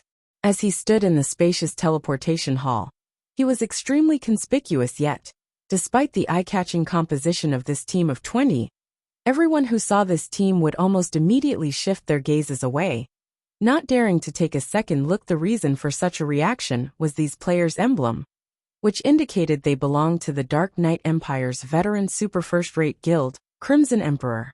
Crimson Emperor was also the ruler of the Dark Knight Empire. No guild in the entire empire dared to make an enemy of it. The Guardian Knight, leading the team, was even head and shoulders above his team members. He was Crimson Emperor's top 5 Guardian Knight, Cuttlefish, also known as the Iron Wall, and someone who had witnessed Crimson Emperor's gradual growth from an ordinary guild into the super first-rate guild it was today. At this time, a middle-aged man on the team looked towards the leading Guardian Knight and asked, "Uncle Cuttlefish, we were in the middle of raiding a hell mode large-scale team dungeon. Why did you suddenly call us to come all the way over here?" "I've also just received a notice about this from the guild. It seems that some ancient ruins were found at the Twin Towers Kingdom. Currently, all guilds that have received news about it have already dispatched teams. Crimson Emperor naturally cannot let this opportunity pass, either," Cuttlefish replied. Although he was already an old man in his 60s, his voice was just like a young man's, filled with energy. "Ancient ruins?" An elegant and slim female elementalist asked curiously. "Is there something special about those ruins? Is there really a need for us main force members to take action as well?" "That's right. The ancient ruins discovered are like a huge maze. It is massive inside. However, only teams of 20 are allowed. After entering, teams are immediately teleported to an area with monsters that have a chance of dropping a kind of slate fragment. Those who complete a set can exchange for a mount inside the maze. Based on what we know so far, there are even mysterious iron mounts available for exchange. Moreover, this was only in the outer area. Currently, the various guilds are frantically fighting over the monsters inside. It is very difficult to enter the ancient ruins. The requirement for personal strength is extremely high. For efficiency's sake, the guild leader is sending us to pioneer the way," Cuttlefish explained. Everyone else on the team immediately gaped in shock upon hearing this. The importance of mounts to a guild went without saying. Just the number of bronze mounts Crimson Emperor obtained was not even enough for the guild's internal experts, much less mysterious iron mounts. Yet now they could obtain mysterious iron mounts just by grinding in the outer area of some ancient ruins. Naturally, the upper echelons would freak out over this opportunity. However, before we head to the ruins, we need to establish a stronghold in White River City. So Poisoned, you'll be responsible for visiting Zero Wing's residents and negotiating with them. Based on our investigations, Zero Wing has purchased the several plots of land around the teleportation house. Tell them that Crimson Emperor is interested in purchasing one. As for everyone else, split up and purchase some potions and scrolls," Cuttlefish instructed Uncle Cuttlefish. "Zero Wing is just an upstart guild. Is there a need for Poison to make a special trip there? We are Crimson Emperor. If we want to buy a worthless plot of land, won't it be a done deal so long as we say the word?" A level 40 assassin asked in a somewhat displeased tone. Crimson Emperor was a veteran super first-rate guild. Nobody in the virtual gaming world did not know about it. The various guilds in the Dark Knight Empire also feared it greatly. Now their guild simply wanted to purchase a worthless plot of land, yet they, members of Crimson Emperor's main force, were actually sent to handle the negotiations. This was making a mountain out of a molehill. If things could really be settled with just a word, I wouldn't have Poison head over either. Cuttlefish could not help but smile bitterly. "Alright, enough.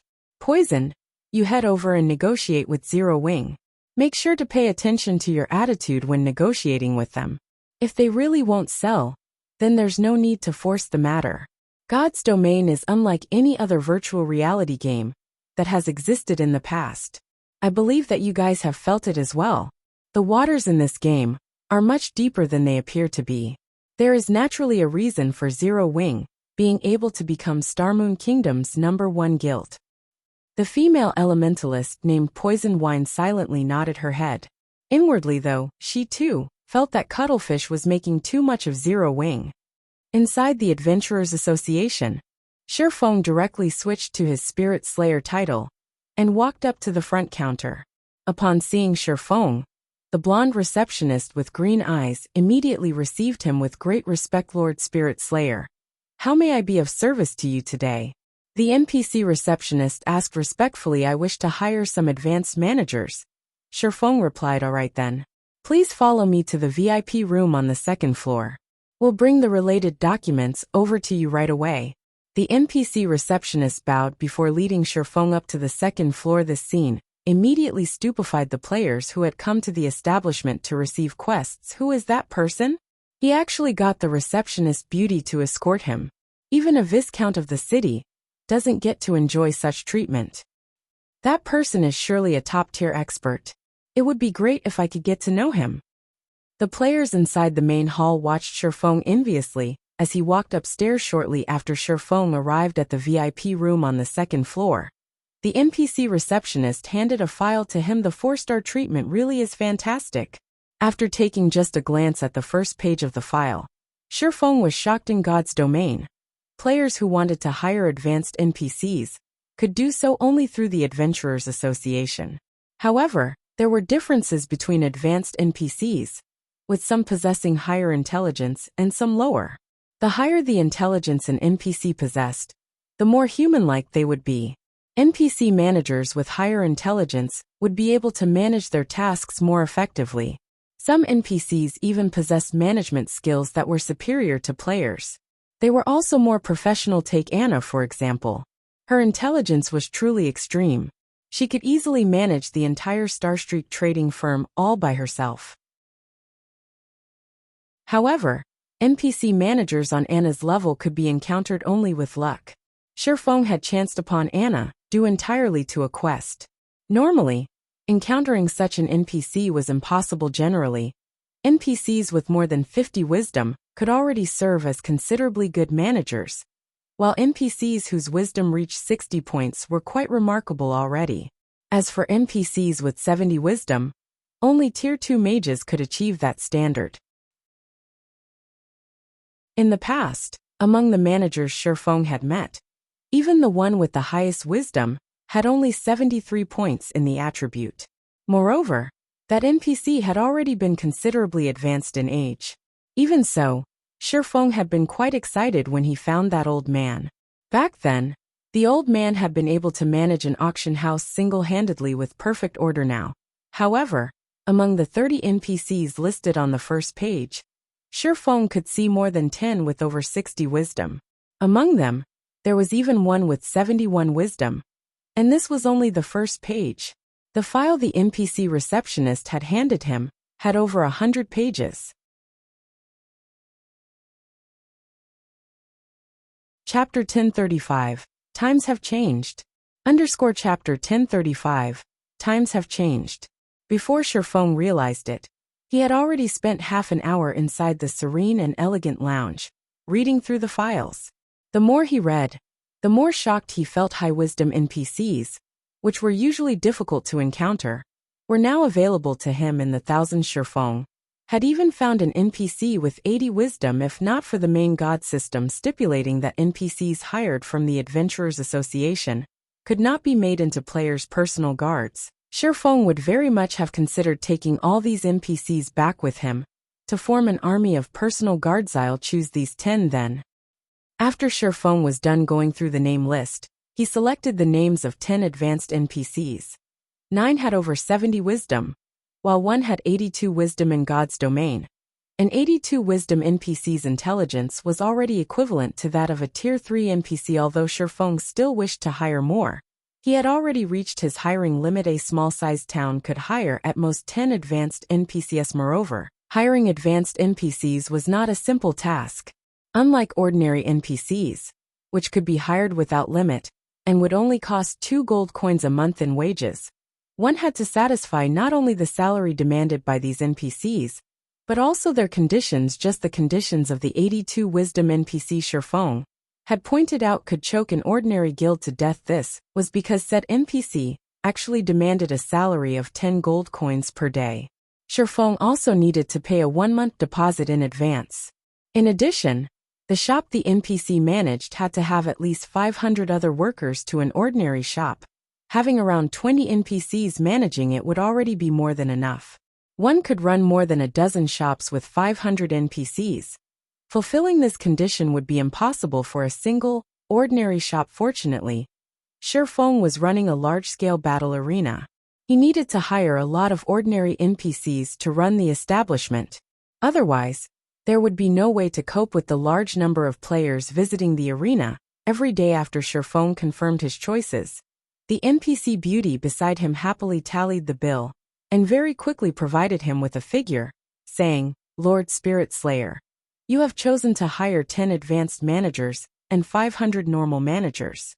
You will need to pay a 1-month deposit for all of them. The total is 4,000 gold. Once you complete the payment, we will have them sent to Stone Forest Town within an hour. May I know if Lord Spirit Slayer has any other requests?" "That will be all." Shifeng nodded. He then paid the 4,000 gold deposit, his heart feeling a slight sting. The average level of players had risen considerably by now, and the money they could earn was much higher than before. However, copper coins still possess quite a significant purchasing power, not to mention gold coins.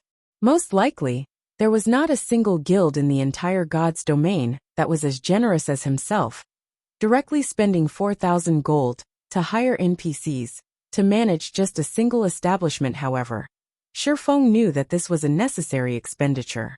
It was simply impossible for players to keep up with the management of a battle arena. After Shifeng was done hiring the NPCs, he checked the time.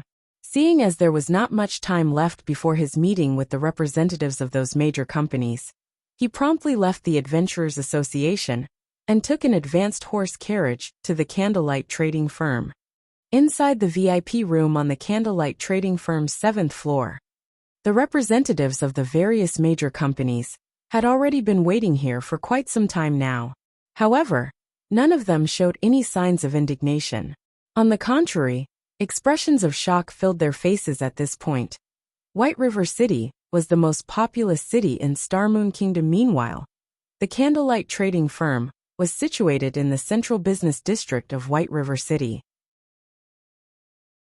Aside from NPC-run establishments, the Candlelight Trading Firm's building was the tallest one in this area. From the top floor of the building, their view of the city streets was unobstructed. They felt as if they were kings overlooking the entire city. However, this unique scenery was still only secondary when compared to the report they had just received. During this period, the number of players residing in Stone Forest Town had already hit the 500,000 mark. In the future, that number was sure to double. A player population of 1 million was equivalent to the population of a major NPC city. If they could set up a virtual store in this bustling town, said store would definitely have no lack of customers. The only problem was that Stone Forest Town was too small. If the town were a medium-sized town, then that would be perfect.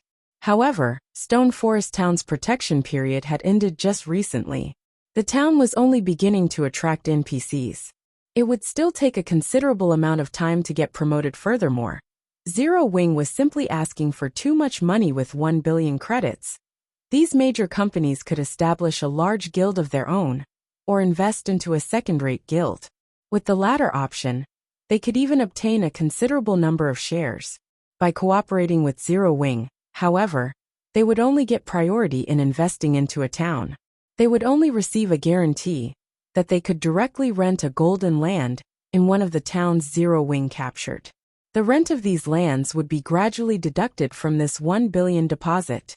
This condition was truly a little outrageous. Of course, after they signed the agreement, if they did not wish to continue renting land from Zero Wing, they could get back their remaining deposit after half a year. However, the representatives of the various major companies still intended to negotiate this price. After all, the current situation in Starmoon Kingdom was not particularly stable. There was also the Blackwater Guild persistently plotting against Zero Wing. Hence, they intended to use this opportunity to reduce the price. Just as everyone was pondering how they should go about negotiating with Zero Wing, the doors to the lounge suddenly opened. A woman with an extraordinary figure walked into the room. Although she had hidden her face with a black cloak, judging from her graceful figure, her countenance was no doubt heavenly. As well, could this beauty be trying to cooperate with Zero Wing as well? Everyone in the room immediately started quietly discussing this beauty's identity among themselves. However, they very quickly discovered that this woman's seat was right next to the seat of honor. One could just imagine how much importance Zero Wing placed on this peerless beauty. Meanwhile, this peerless beauty was none other than Phoenix Rain. When Phoenix Rain entered the room, she too was momentarily surprised. She had never imagined that there would be so many companies interested in cooperating with Zero Wing. Moreover, these companies all possessed extraordinary backgrounds that rivaled even Aqua Rose's Sun and Moon group. After she entered, she also discovered that Aqua Rose had become significantly stronger. Although the Cursemancer had hidden her level, the aura she radiated was indubitable. In addition, Violet Cloud, who stood beside Aqua Rose, was even more amazing. Phoenix Rain herself felt a significant amount of danger coming from the young lady. As for Alluring Summer, on the other side of Aqua Rose, she too was relatively powerful. A level 41 elementalist could easily rank at the top of any guild. Moreover, Alluring Summer looked to be rather young, so she should still have great potential for growth. Is this really the Zero Wing I know? After Phoenix Rain observed Violet Cloud further, she suddenly noticed that the young lady's every motion looked very natural, and this discovery shocked her greatly. She had seen Violet Cloud fighting at the Dark Arena before. Although the young lady had not moved much at that time, Phoenix Rain could still tell that Violet Cloud had yet to reach the refinement realm. Nevertheless, after just a short time, Violet Cloud had gone directly from the half-step refinement realm into the refinement realm. Violet Cloud was clearly only a teenager, yet she had actually managed to reach the refinement realm at such a young age. If she were in the Dragon Phoenix Pavilion, she would definitely be considered one of the pavilion's top geniuses and nurtured heavily. After all, even a genius like Blue Phoenix had not reached the refinement realm at Violet Cloud's age. Shortly after Phoenix Rain took her seat, Shifeng entered through the doors. Hellscythe_.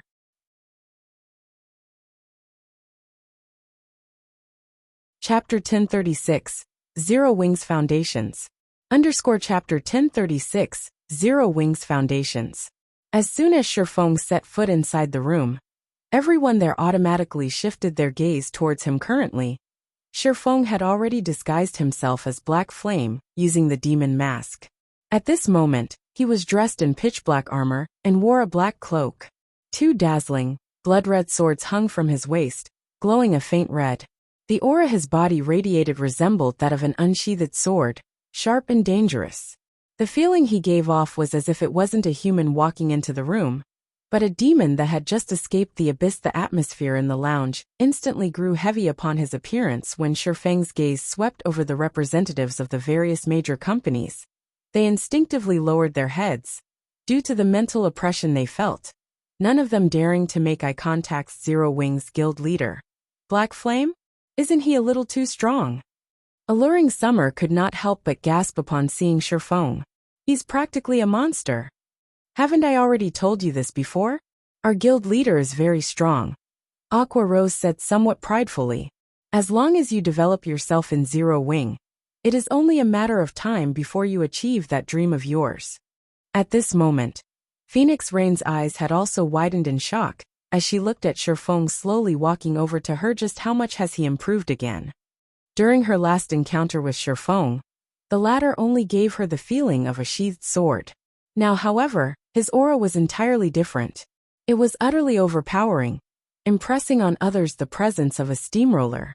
Rather than calling him a player, he was practically a humanoid. Lord Shifeng did not pay much attention to Phoenix Rain's shocked reaction. He had on the level 50 fine gold ranked magic light set equipment. His basic attributes were far superior to those using level 40 or level 45 dark gold equipment. After all, level 50 equipment was meant for tier 2 players. Phoenix Rain was naturally no match for him in terms of attributes. Not to mention, he also wielded a fragmented legendary item and multiple epic weapons and equipment. Strength-wise, he had long since surpassed Lord-ranked monsters of the same level. Hence, it was only normal for Phoenix Rain to feel a massive sense of oppression when he did not suppress his aura. However, Shifeng's grandiose entrance had made the various company representatives lose their composure. Now they were no longer as confident as before. After taking his seat, Shifeng took another look at everyone present before saying straightforwardly, "Since you all wish to cooperate with Zero Wing, I believe you should have already read the agreement given to you, correct? If you have any problems, ask away.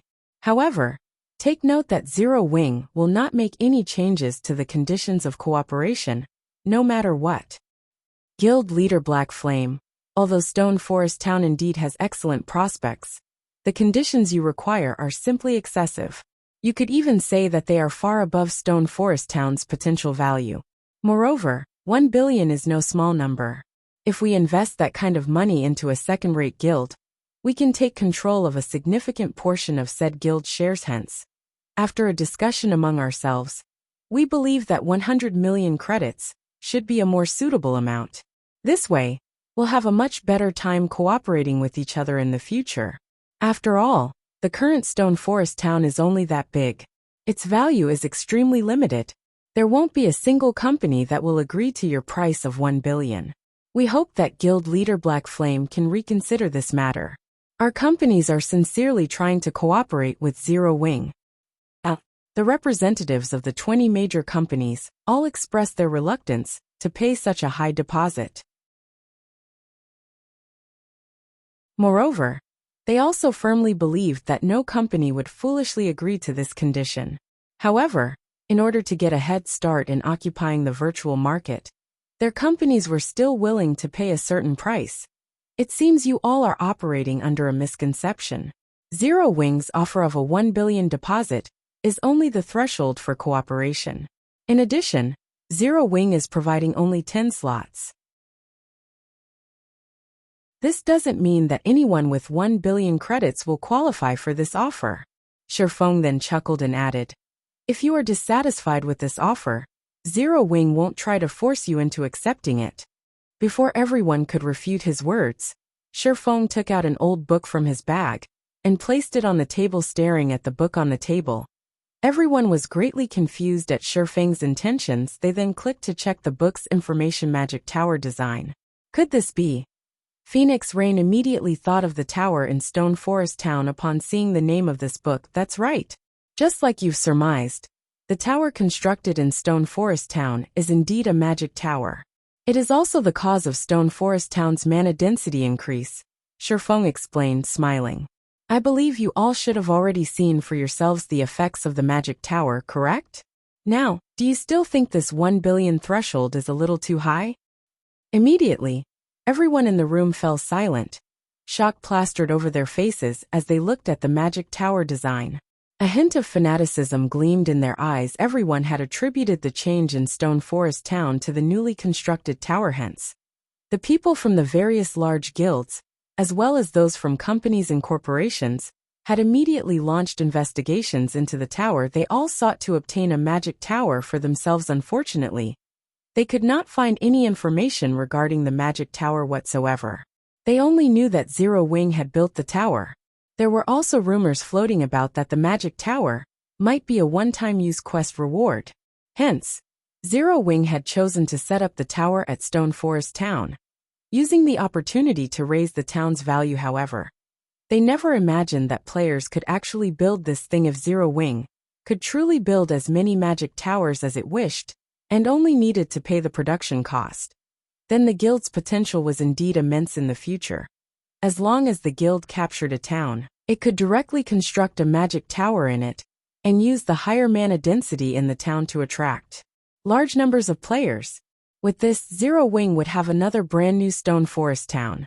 As for Stone Forest Town being too small, that would no longer pose a problem, either at that time. Even obtaining a significant portion of the virtual market share would not be a dream for their companies. No wonder he's so confident. At this moment, Phoenix Rain was eyeing the magic tower design enviously. At the same time, she also felt fortunate that she had made this trip here with the magic tower. Trying to gather players and earning money would both be extremely easy to accomplish. Standing beside Shifeng, Aqua Rose noticed the unflinching gazes of the various company representatives, as well as their expressions, which stated that they would become Zero Wing's collaborator, no matter what. She nearly let out a laugh although Shifeng had revealed the magic tower design. All everyone could see was the item's name. They could not open the book and view its actual contents. In the end, everyone had mistakenly believed that one could construct an unlimited number of magic towers with the design, and did not know about the magic tower design's limitations. Of course, this could not be considered as Zero Wing being deceitful. This was simply a beautiful misunderstanding under the fanatic gazes of everyone. Shifeng stored the magic tower design. Smiling, he said, "You've seen the item for yourselves. As for the qualifications for cooperation, 1 billion is the minimum requirement. Or to put it more precisely, 1 billion will only get you a plot of golden land in a town. Also, Zero Wing doesn't necessarily need 10 collaborators. If none of you have any problems, let's start the auction for the first slot."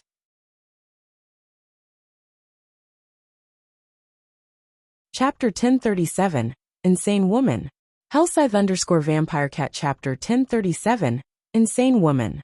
Shifeng's words caused another commotion in the room. None of the representatives had expected him to have such intentions from the very beginning.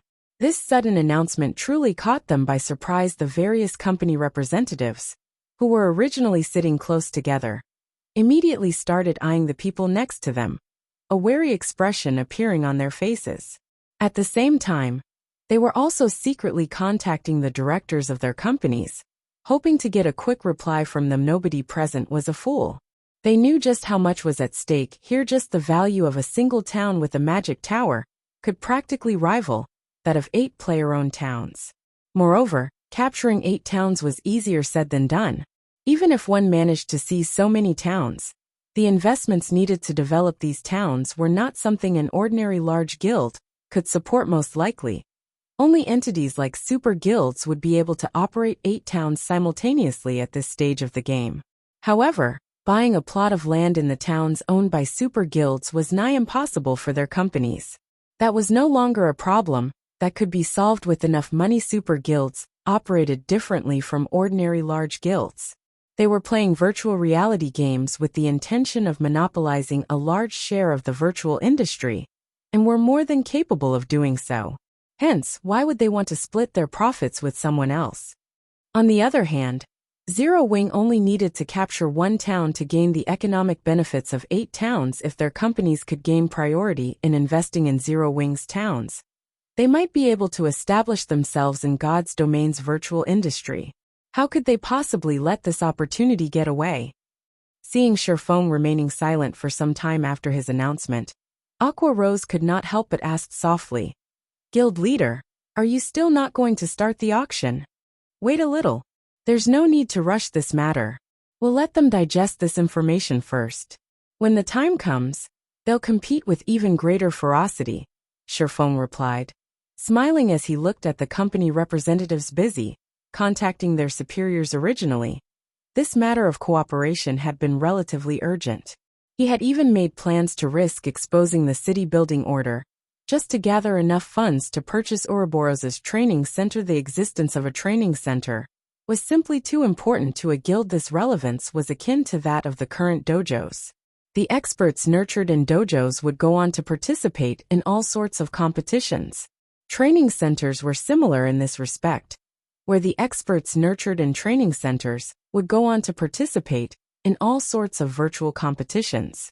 The only difference was that virtual competitions possessed much greater influence and competitiveness. Moreover, if Shifeng had his own training center, he could do things much more conveniently. He would have less to worry about in other matters. Most importantly, he could recruit and nurture members en masse, rather than in limited numbers. He could also attract many more people to Zero Wing. This was also one of the reasons why super guilds would never have a lack of recruits each year. After all, nobody would wish to spend their entire life fighting for a half-dead guild that did not even have a proper workplace in the real world. Due to this reason, second and third-rate guilds would often be a flash in the pan in the virtual gaming world, while first-rate guilds and above remained as steady as a mountain in the industry. After Shifeng waited for a short while, the various company representatives finally completed their tasks. They then turned to look at Shifeng, their eyes filled with appreciation for his patience. "It seems you all have prepared yourselves already. Let's begin then." Shifeng said after getting silent confirmation from everyone present. The starting bid for the first cooperation spot is priced at 1 billion credits. Every increment must be no less than 10 million. 1 billion 20 million. 1 billion 30 million. 1 billion 40 million. At this moment, the various company representatives no longer hesitated. As they began frantically calling out bids one after another, there were only 10 slots available. Even in the best-case scenario, only 10 companies could cooperate with Zero Wing. Meanwhile, there were 20 companies present. If some companies were slightly greedy and were willing to pay the price and gamble on Zero Wing's future, a single company might purchase 2 or even 3 slots. After all, however small a town was, there should still be no problem if it had 2 or 3 of the same virtual stores. The stores should not affect each other too greatly. Most importantly, the money they invested could still be taken back. They were merely placing a deposit for renting lands right now. Moreover, judging by the popularity of God's domain, they could already tell what the future of the virtual industry would look like. Most likely, it would be even more profitable than the real estate industry. Hence, the various companies intended to obtain as many cooperation slots as they could right now very quickly. The first cooperation slot's price had risen to 1 billion 200 million.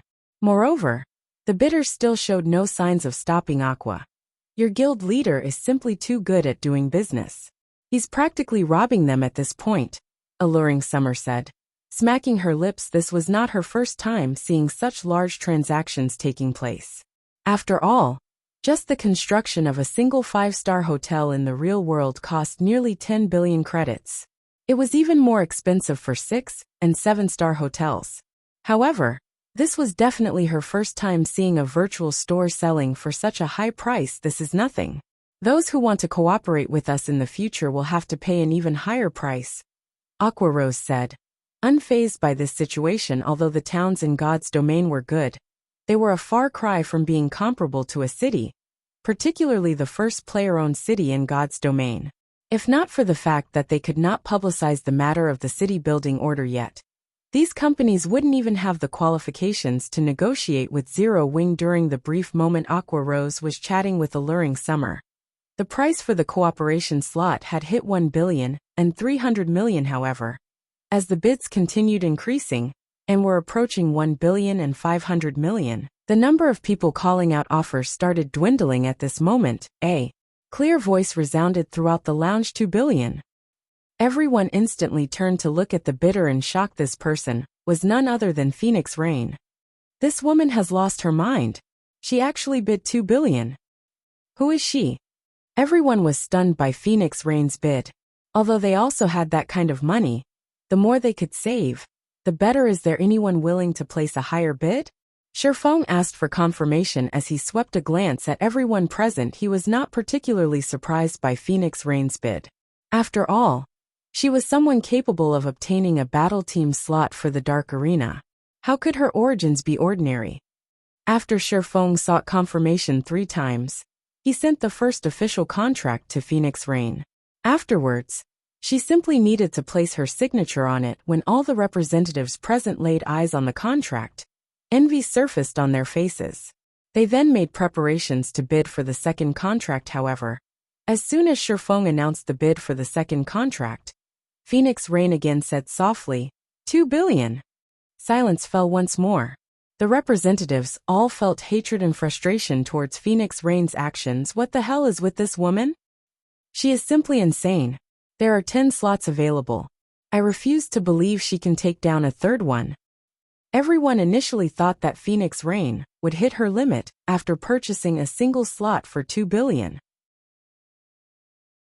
They never imagined that she would repeat her feat. However, in their opinion, Phoenix Rain should have run through the funds she had on hand after spending 4 billion. She should no longer be a threat in the following bids. Unfortunately, reality proved to be far crueler than these representatives thought. Without the slightest hesitation, Phoenix Rain bought 7 slots in succession, each for 2 billion credits. Her actions thoroughly frightened all the company representatives. They even started to suspect that Phoenix Rain was merely putting on an act for Zero Wing right now. However, just as everyone was thinking this, Phoenix Rain suddenly opened her mouth and said, "Guild leader Black Flame, there's no need to continue this auction. I want all the remaining slots. I hope that the two of us can sit down and discuss the matter of cooperation further, instead of continuing to waste time here."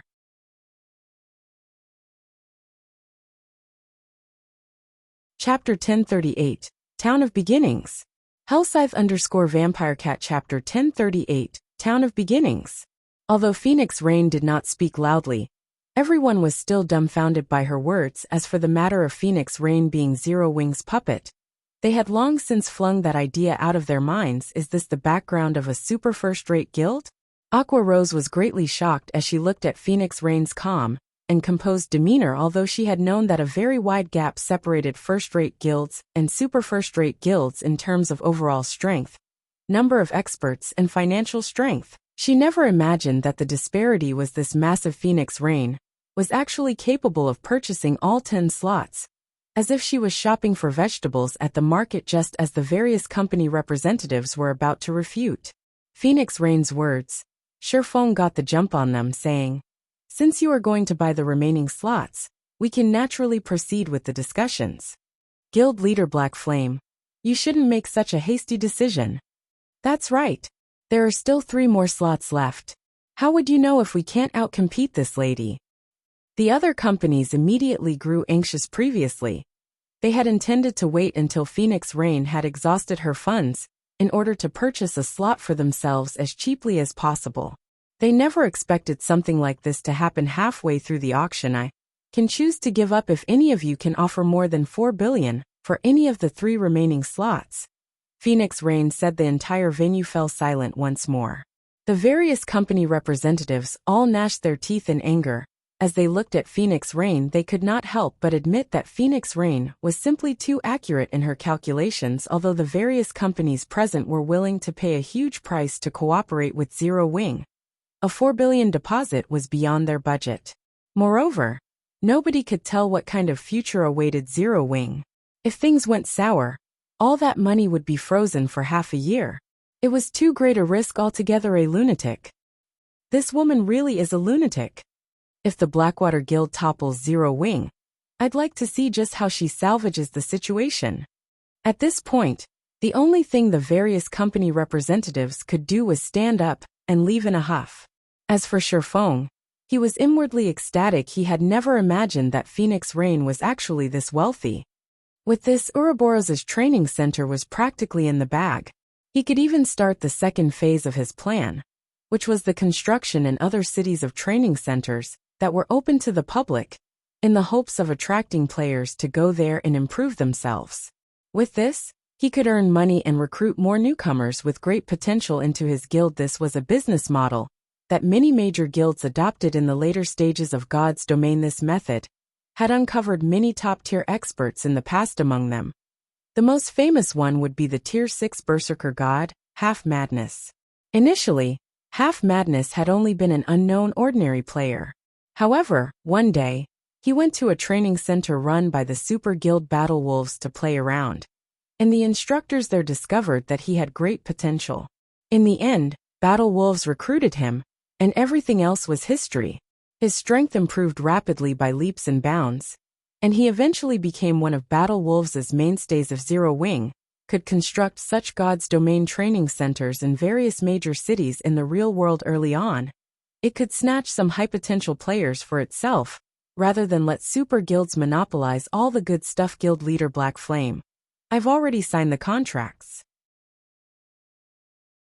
Now that all the outsiders are gone, isn't it about time we discussed the matter of cooperation? Phoenix Rain asked, smiling as she looked at Sherfong truthfully. She had not expected to spend so much money on this visit originally. She had only thought that Stone Forest Town had potential for development and was planning to invest in the town. Doing so would also help the Dragon Phoenix Pavilion establish a foundation in the local industry. However, the Magic Tower was frankly too tempting. Hence, she had invested practically all the funds she had on hand right now into Zero Wing. As the manager of a guild, She knew full well just how difficult it was to develop a town currently. The Dragon Phoenix Pavilion controlled 5 towns in total. However, none of them were particularly attractive to players. At best, players used them as a rest stop or a temporary base to save up on travel time to high-level maps. Once the protection period of these towns ended, their expenditures would definitely increase. At that time, not to mention making a profit, it would be great if the towns did not incur a deficit. If one were to compare economic benefits, all 5 of the towns combined did not even equal 1/10 of Stone Forest Town. However, if these towns also had a magic tower, players would no longer treat them as just a simple rest stop. Instead, the towns would become a mecca for players who wanted to improve their strength. Seeing as Phoenix Pavilion Master has spent so much money, I believe that your goal isn't just gaining priority in investing in Zero Wings towns. Instead, it should be the magic tower, correct? Shifeng said. That's right. I am indeed doing this for the magic tower. As long as you can construct a magic tower in a town I manage, I can give you 40% of the town's profits. How about it? Phoenix Rain said and nodded, her words replete with temptation. The Dragon Phoenix Pavilion was a super first-rate guild. Be it the ability to capture a town or to develop one, there was no comparison. Meanwhile, Shifeng only needed to construct a single magic tower in order to receive 40% of one town's profits. This offer would tempt anyone. I want 50%. I will also help you construct only one magic tower. Moreover, the location of the town you choose must not be in any of Starmoon Kingdom's neighboring countries. Shifeng said after giving the matter some thought. He could build only 4 more magic towers right now. Meanwhile, he needed at least 3 to protect a city.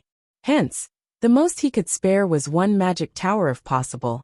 He was more than willing to construct a few more towers for Phoenix Rain. After all, that was free money they were talking about. Moreover, the magic tower design was not unique. It was only a matter of time before other players obtained the design for it. Once the various guilds all possessed the design, the tower would no longer be valuable. Hence, he had to earn as much money off it as possible right now. As for nurturing competitors, this was simply an unnecessary worry. God's domain was just too massive. There were also countless people playing the game. On the other hand, how many players could a single town possibly contain? Or even a single city? If he kept the magic tower for himself, the most he could use it for right now was as a decoration. Rather than do so, it would be much better if he converted the tower into sustained revenue. Moreover, it was much harder to operate a city than a town. The current Zero Wing would barely be able to afford the manpower and resources required. This was also the reason why he was mass recruiting members.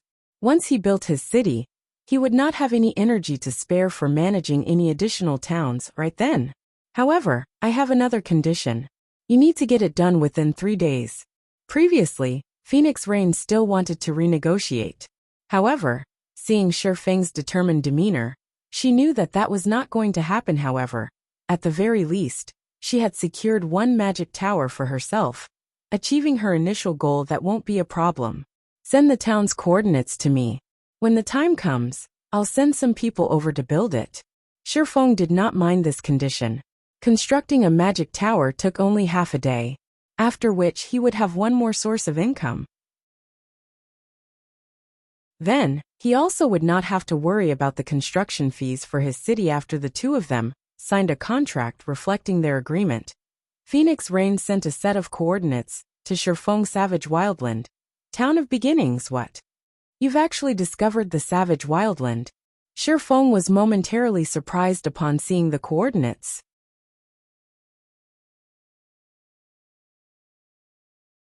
Chapter 1039. Humanity's Origins. Hellscythe_Fluffy Goblin. Chapter 1039. Humanity's Origins. Shifeng's reaction astonished Phoenix Rain. The Savage Wildland was a massive mysterious island discovered by one of the Dragon Phoenix Pavilion's old monsters.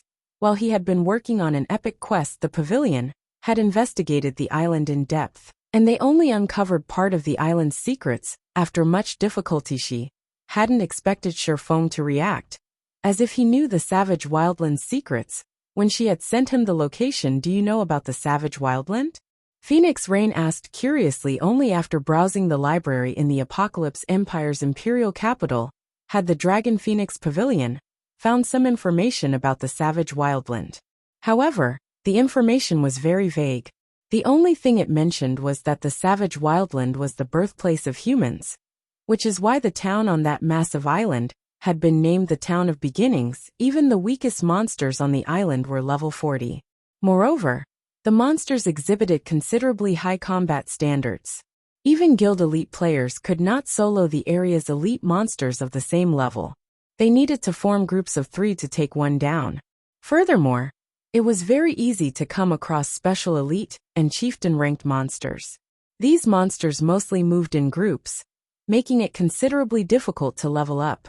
This also made it difficult to attract players to the Town of Beginnings, yet the Town of Beginnings was too important to her to utilize the town's true function. It needed to be promoted to a medium-sized town. She had been incredibly worried about this now that she had the magic tower, though attracting players would be much easier. Yes, I've read about it in a book. I have heard it's humanity's birthplace. Shifeng nodded. Though he did not reveal the frightening secret the Savage Wildland hid in the past. When the Savage Wildland had first appeared, it had not attracted any attention whatsoever first. It was simply too difficult to level up there.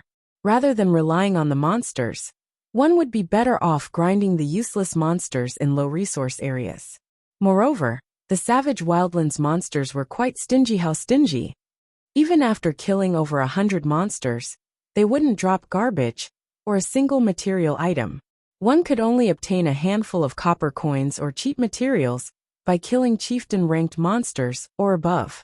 As for obtaining weapons and equipment, that was a pipe dream. Yet nobody had imagined that this stingy island was actually a transit point connecting to other worlds. In the island's deeper regions, one sometimes came across spatial cracks that allowed players to explore other worlds. These spatial cracks were like random dungeons. However, one had to be lucky to find one. Meanwhile, these spatial cracks were only one of the Savage Wildland's benefits. The true value of the Savage Wildland was the Otherworld transfer gate in the heart of the island.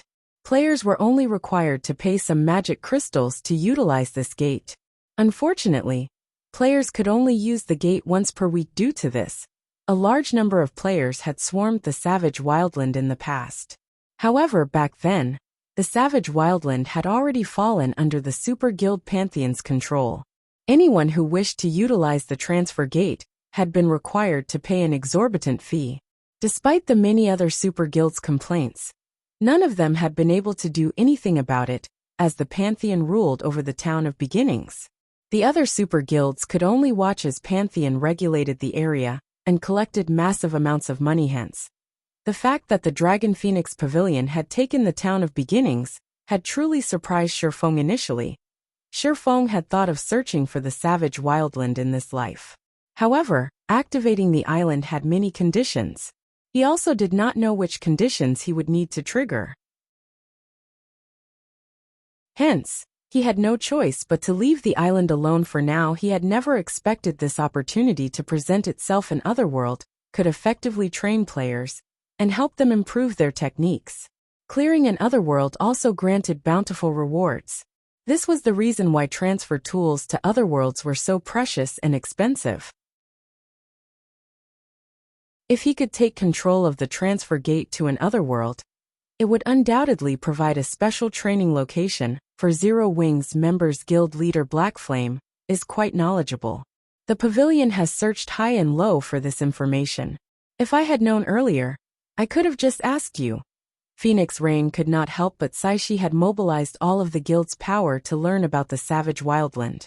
Only after a 2-day search had they found anything. Phoenix Pavilion Master, you think too highly of me.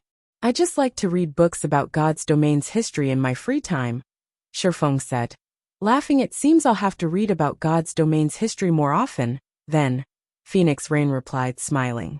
She felt that Shifeng's habit of reading books was a wise one, particularly books related to God's domain's history. If she did so as well, she might learn something that could come in handy in the future. Following which, Phoenix Rain said her goodbyes and returned to gather the funds she owed as for Shifeng. He immediately notified Gentle Snow about purchasing Ouroboros's training center, having her make the necessary arrangements. After Shifeng finished assigning the necessary tasks, he secretly traveled to the teleportation hall, intending to make a trip to the Savage Wildland. The Savage Wildland wasn't currently valuable because the town of Beginnings wasn't yet a medium-sized town. It couldn't yet activate its repellent magic array. The Savage Wildland's monsters were extremely concentrated. It was very difficult to reach the heart of the island. However, once the repellent magic array was active, the area's monsters would spread out generally. Monsters in the Wildlands outer region ranged between level 40 and level 70, while the inner region had monsters ranging between level 70 and level 100. As for the island's core, monsters around level 100 to level 120 called it home. Moreover, due to the high concentration of monsters, players could only reach the island's heart after clearing the monsters in their way. However, once the repellent magic array activated, as long as players were careful, they could enter the island's inner region without trouble. There, players could randomly encounter spatial cracks that allowed them to enter other worlds to build their strength. Hence, once the town of Beginnings became a medium-sized town, the town's popularity would experience a qualitative change. Despite the closest NPC town in the Apocalypse Empire being nearly 20 hours away from the town of Beginnings, countless players still made the journey. Stone Forest Town was nothing in comparison. Now that Shifeng knew that the Savage Wildland was active, he couldn't let this opportunity get away. Others might not be able to reach the Savage Wildland's core, but he could. He had the 7 Luminaries ring. He could use space movement to travel directly there. Only if he accidentally came across monsters over level 100 in the core region, it was highly likely that he would die. However, Shifeng was willing to take the risk as long as he could set coordinates for a teleportation magic array in the core region. Zero Wings members could just teleport there in the future, easily entering an otherworld to improve their strength with one otherworld transfer gate, serving as Zero Wings training grounds. In addition to the special training in the training center, what guild could possibly compete with Zero Wings' development speed?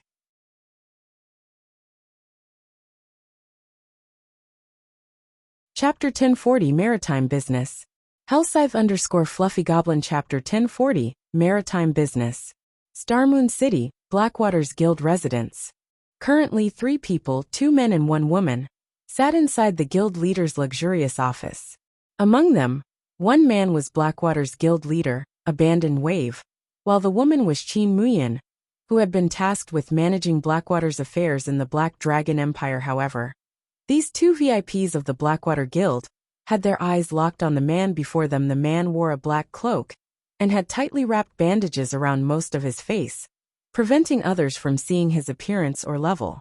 Moreover, he felt as if he were an illusion, as if the man would vanish if one did not pay him careful attention. Yuri, saying that Zero Wing can construct as many of those magic towers as they want.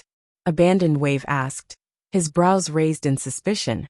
He found this information somewhat hard to believe. Everyone throughout Starmoon Kingdom had likely discovered how powerful the magic tower's effects were in Stone Forest Town. The magic tower was precisely the reason that players had overcrowded the town. When Abandoned Wave saw the number of players traveling to and from Stone Forest Town, he could not help his jealousy.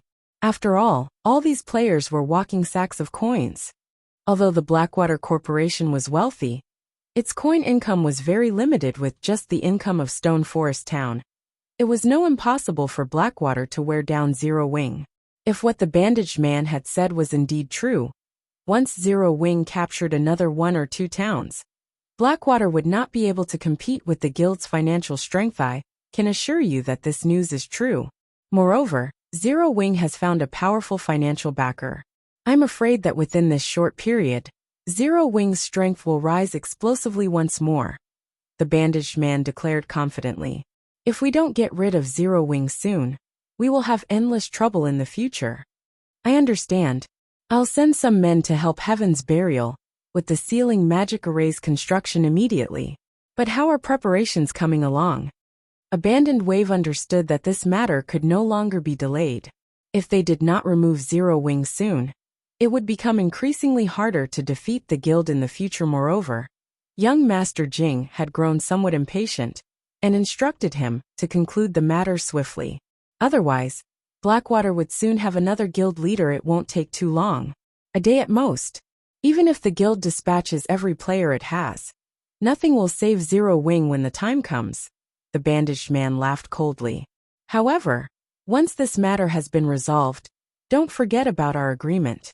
You are aware of the consequences should you forget.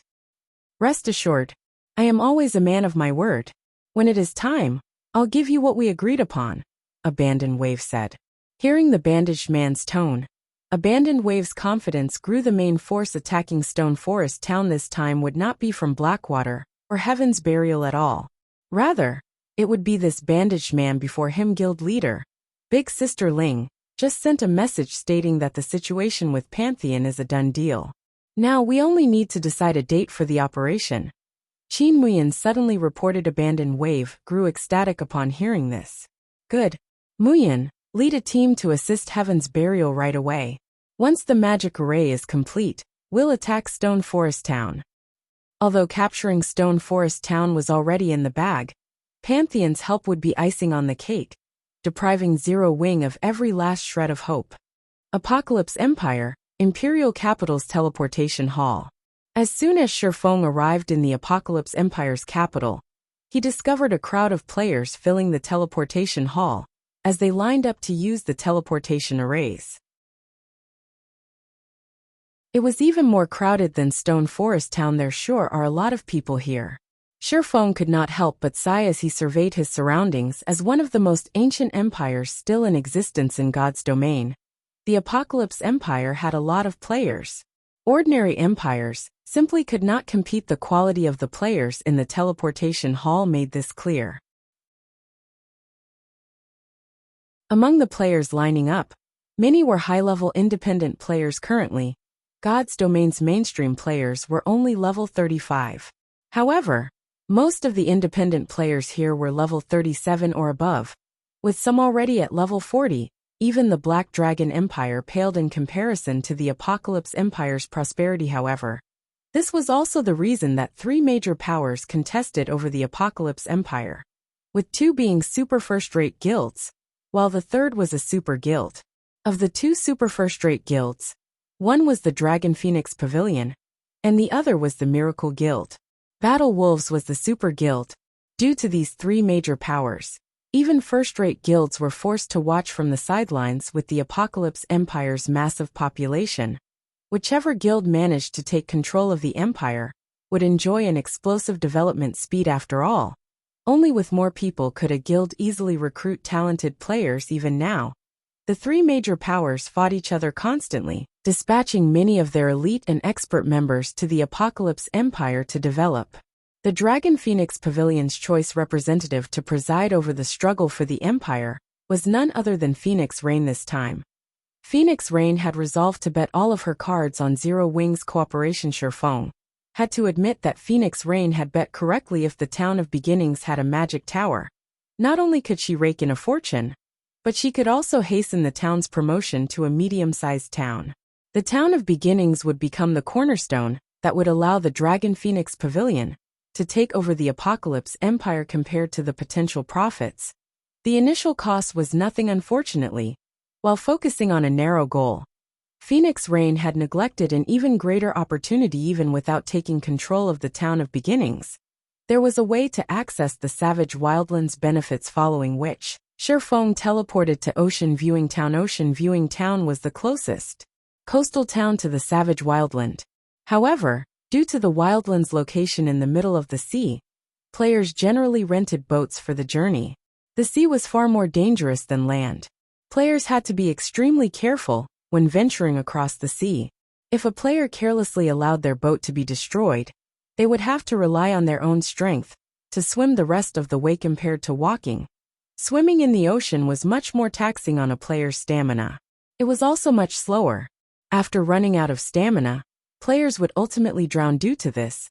Despite Ocean Viewing Town's close proximity to the Savage Wildland, the trip generally took around 20 hours. When Shifeng reached Ocean Viewing Town, he did not immediately rent a boat. Instead, he visited the town hall in the past.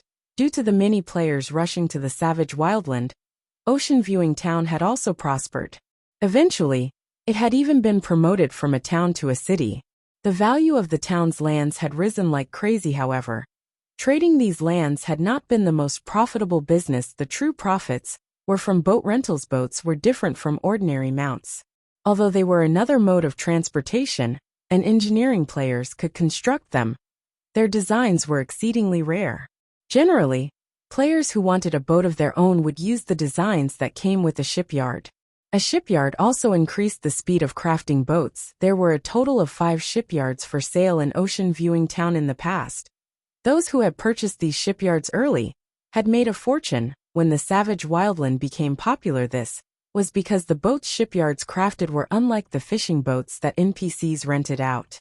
Fishing boats were slow and could only carry a few players at a time. The boats also had very low durability, and mishaps occurred easily. Hence, when traveling to the savage wildland, players generally rented boats that other players had crafted. With this, the normal 20-hour travel time could be cut in half. Not only could one save a lot of time, but it was also much safer to rent a player-made boat. However, it was not easy to purchase a shipyard in Ocean Viewing Town. The first requirement was a high enough reputation. Without that, the mayor would refuse to sell. The Dragon Phoenix Pavilion, which had only recently discovered the savage wildland, didn't have enough reputation to purchase one. Even if it realized the value of shipyards, it was simply impossible for the pavilion to collect enough reputation points to become an Ocean Viewing Town baron within this short period. However, Shifeng was different. Upon entering the town hall, Shifeng switched to the city protector title. The title allowed him to enjoy the benefits of a major noble, which was the equivalent of a viscount, in every human town and city. He now qualified to purchase a shipyard in Ocean Viewing Town.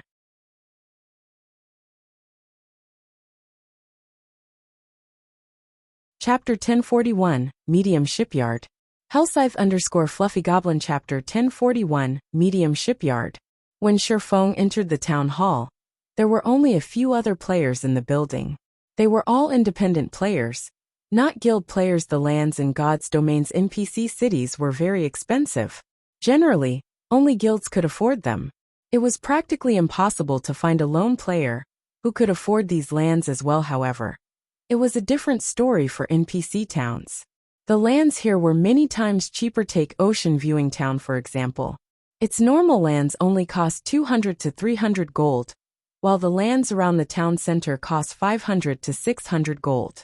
Even the most expensive land, which had an excellent view of the ocean, cost around 900 gold.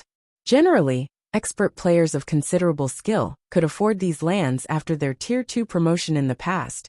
Many players who could not afford houses in NPC cities would build their houses on lands in towns with a good view, or in prosperous towns as a port town. Even without access to the savage wildland, Ocean Viewing Town's lands were a valuable investment. After all, as players reached higher levels, players would unlock more in-game systems in God's Domain. For example, the maritime merchant system in God's Domain. One could earn money from other players as well as NPCs. Helping NPC merchants transport their goods was one way to do so, earning a sizable income. If one managed themselves properly, obtaining their own fleet of ships, and gaining popularity among NPCs, they could make far more than expert players. This was precisely the reason that port towns had become so popular among independent players, particularly merchant players. In the past, due to such systems, even players who were weak in battle could make a living in God's Domain. Sometimes, if one were lucky and encountered some miracle, one could obtain weapons and equipment that even expert players would envy. Currently, independent players capable of purchasing Ocean Viewing Town's lands were either merchants with some achievement or representatives from small-scale workshops that planned to invest. When the several cloaked players who were choosing lands noticed Shifeng enter the building, they all turned with cautious expressions. They looked at Shifeng as if he had come to steal their prey. Suddenly, an NPC administrator in a suit and tie approached Shifeng. The NPC administrator then asked respectfully, "Lord Protector, how may I serve you today? I want to purchase a shipyard." Shifeng said. All right. Please follow me to the second floor. The information regarding the available shipyards will be brought to you right away. Upon hearing Shifeng's request, the administrator led Shifeng to the second floor's lounge, showing Shifeng as much respect as the town's mayor. The several merchant players, who had been wary of Shifeng, were stupefied. Who is that? Why is Administrator Joseph showing so much respect? Is he already a baron in Ocean Viewing Town? That can't be right. Joseph wouldn't even treat a town's baron like that. To win over Senior Administrator Joseph, they had tried all sorts of methods to raise his favorability of them. They had done so to persuade the Senior Administrator to show them more lands. Yet Senior Administrator Joseph immediately led Shifeng to the second floor. When he arrived the second floor, despite their struggles to become nobles of Ocean Viewing Town, they still didn't qualify to explore the second floor. These several merchant players could not help but envy Shifeng. Like anywhere else, one needed sufficient reputation to purchase Ocean Viewing Town's lands. Ordinary nobles had to remain on the first floor and choose from the town's most basic lands. Even then, not all ordinary lands would be available. Only by raising one's favorability with the senior administrator would the latter present more strategically situated lands. Generally, only the town's barons qualified to climb the stairs to the second floor. On the second floor, most of the town's lands were available for purchase. As a baron, one would even receive discounts. Shortly after Shifeng entered the second floor lounge, Senior Administrator Joseph brought all documents relating to the town's shipyards. Lord Protector, Ocean Viewing Town has a total of 6 shipyards. Here are the related documents, Joseph said as he carefully placed the documents before Shifeng. He then retreated to the side, not daring to disturb Shifeng in the slightest. 6 shipyards? Weren't there only supposed to be 5? Shifeng was somewhat surprised. He was relatively familiar with Ocean Viewing Town. In the past, he had visited the savage wildland multiple times. He could clearly remember that there had only been 5 shipyards. Lord Protector, there were only 5 shipyards before. However, due to the Far Ocean trading firm's bad luck and recent shipwreck, the firm had been forced to sell its shipyard to recuperate financially. The firm has asked us to help sell its shipyard.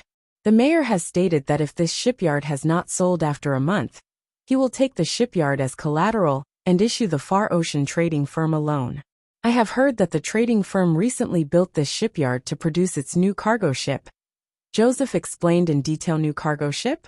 Shifeng's interest was immediately piqued. Ship designs were almost as rare as fragmented legendary items. Moreover, owning a design was one thing, but producing the ship was another. Constructing a common ship wasn't a big deal. However, for high-quality ships, construction was extremely troublesome.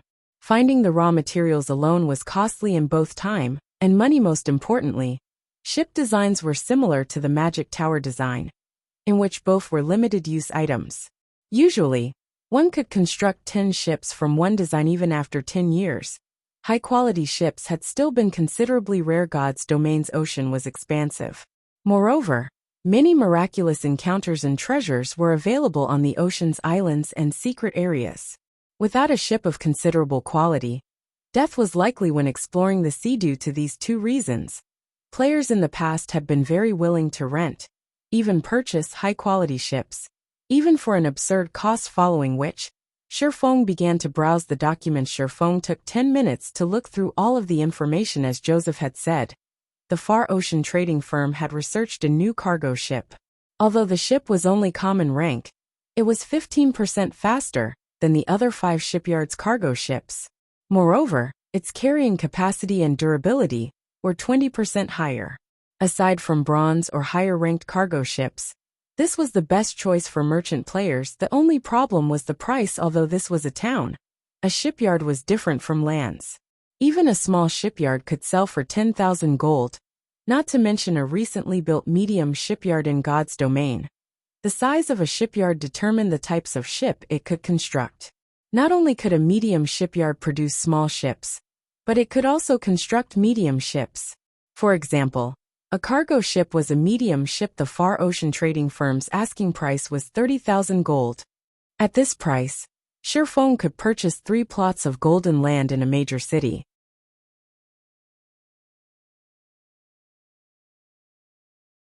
Chapter 1042 Bronze Speedboat. Hellscythe_Fluffy Goblin Chapter 1042 Bronze Speedboat. Shifeng had to admit that the Far Ocean trading firm's price was quite high normally. Medium shipyards only went for 20,000 gold.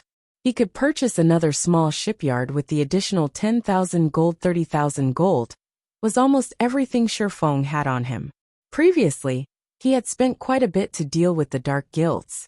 Afterward, he had constructed the magic tower, the large-scale battle arena, and hired hundreds of NPC managers.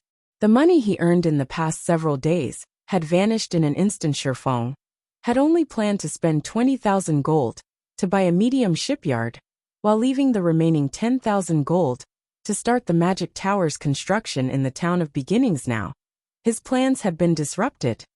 However, even if the price were high, Shifeng steeled himself to make the purchase. He had encountered a golden opportunity. This time Shifeng could clearly remember that in the past, Ocean Viewing Town only had 5 shipyards.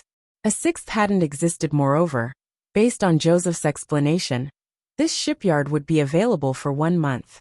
If a player did not purchase it within the month, this new shipyard would no longer be up for sale. In the past, players had likely missed out on this opportunity. As for the Far Ocean trading firm's recent shipwreck, in Shifeng's opinion, it was very likely due to the activation of the Savage Wildland. After the Savage Wildland activated, the nearby water became far more dangerous. If Shifeng missed this opportunity, he would not have the chance to buy it again. In the past, among the 5 shipyards available, 1 had been a medium shipyard, while the other 4 had been small shipyards. A smart guild would purchase the medium shipyard as soon as possible. This way, not only could it be used to craft small boats, which were a general means of transportation for players, but it could also craft cargo ships to do merchant work. Medium shipyards had far better facilities than their smaller brethren. The production speed medium shipyards was also 30% faster than small shipyards. Moreover, medium shipyards had a higher success rate when manufacturing small ships. With control of Ocean Viewing Town's medium shipyard, one would have control of nearly half of the town's maritime income, much less the Far Ocean trading firm's shipyard, which could produce a new kind of cargo ship. With that shipyard, Shifeng might be able to snag a share of the nearby town's market in addition to Ocean Viewing Town. By the new shipyard, then, Shifeng said softly after suppressing the excitement in his heart. Hearing this, Joseph quickly and carefully responded, "Lord Protector, as we do not own this shipyard, and it has only been consigned to us, the most we can offer is a 5% discount. You will have to pay a total of 28,500 gold." A city protector's status was the equivalent of a major noble's. Even Ocean Viewing Town's mayor had to address Shifeng carefully. Shifeng was not someone a town administrator could afford to provoke. "Alright, here's the money." Shifeng was not particularly surprised as he handed over the stated amount. A shipyard was not a land. Normally, a major noble would only receive a 10% discount when purchasing one. He was lucky to receive a 5% discount for a time-sensitive event like this. At the very least, he saved 1,500 gold. That was the equivalent of a poorly attributed epic item. However, he was now broke. He had less than 3,000 gold on his person. Shifeng suddenly felt as if he were drifting further and further away from his 150,000 gold target. A moment later, Senior Administrator Joseph brought Shifeng the deed to the Far Ocean shipyard. After Shifeng verified the information, he rushed to the town's port.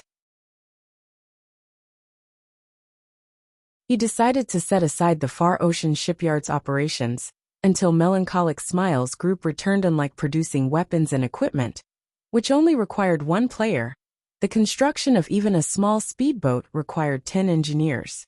Medium ships required 30 to 40 engineers. Moreover, the engineers could be no lower than intermediate rank. Otherwise, the success rate would be too low and would result in losses. It was not easy to operate a shipyard. It was not a problem that could be solved with enough money. One needed a small army of engineers. Moreover, apprentice engineers were utterly useless for this task.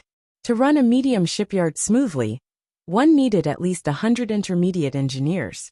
If one wanted higher production success rates, it would be best to have at least 10 advanced engineers producing the ship's core components. As for the new cargo ship the Far Ocean shipyard had researched, it required even more than usual. The one ship required 50 intermediate engineers. In addition, the ship's core required 5 advanced engineers. Intermediate engineers did not qualify to touch the core component. Only after fulfilling these requirements could they manufacture this new cargo ship at the standard speed. Hence, Shifeng planned to wait until Melancholic Smiles Group returned. He needed 5 advanced engineers at the very least to begin the ship's construction.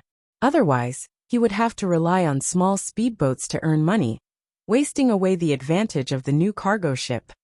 When he reached Ocean Viewing Town's port, Shifeng discovered many small fishing boats tied to the docks. Players could rent or purchase these boats only. They were somewhat expensive to purchase outright.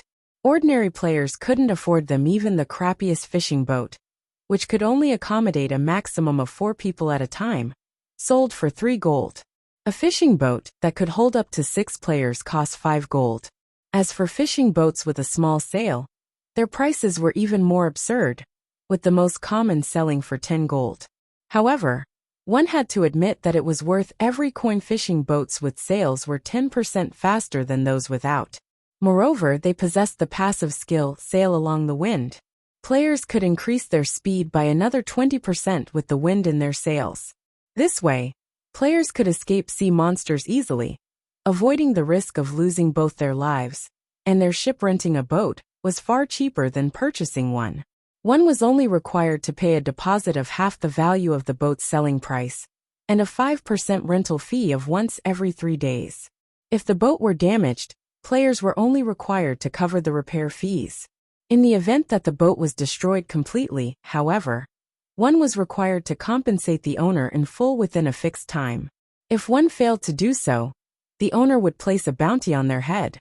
Moreover, the bounty contract would not expire, only letting the player rest once it was fulfilled. Hence, players were extremely careful with their rentals. At the same time, if they had the money, they would just buy one. Shifeng could already see quite a few small fishing boats sailing across the ocean. These boats all carried a party of players. With a full party, players had a higher chance of surviving while they explored the islands. Players rarely explored the islands by themselves in God's domain. Small islands were like party dungeons. However, there were both good and bad small islands. If players encountered a good island, they might find a treasure chest, instantly making a fortune. If players encountered a bad island, however, they might leave with nothing. Generally, the treasure chests on a small island could range from common to dark gold rank, though the higher-ranked treasure chests had lower probabilities of appearing. Generally, players only found common and bronze treasure chests on small islands. Even so, players could still profit off of them. They were even more profitable than raiding party dungeons or questing. That was why so many independent players were willing to brave the sea after reaching the port. Shifeng did not choose to visit the boat chartering association to rent a boat. Instead, he walked towards the market beside the port. The market offered many items. NPC merchants from many countries had gathered here, offering more than those in typical NPC towns. After multiple twists and turns through the market, Shifeng finally stood before a 2-story building called Doll's Workshop. Hopefully, nobody has triggered the hidden quest yet. Shifeng inwardly prayed as he stepped into Doll's Workshop. In the past, the most famous quest in Ocean Viewing Town had been the chain quest that awarded a bronze speedboat back then. When the player had completed that quest series and received the reward, he had instantly become a target of envy. After all, most players at that time had still been renting fishing boats from NPCs. Even after guilds had purchased a small shipyard, the small ships they produced were only common rank. They could not produce bronze speedboats. After that player obtained the bronze speedboat, he had generously announced the method of triggering and completing said quest on the forums. Unfortunately, that quest was unique. After its completion, no other player could trigger the quest, much less obtain that particular reward. This quest could be triggered in Doll's Workshop.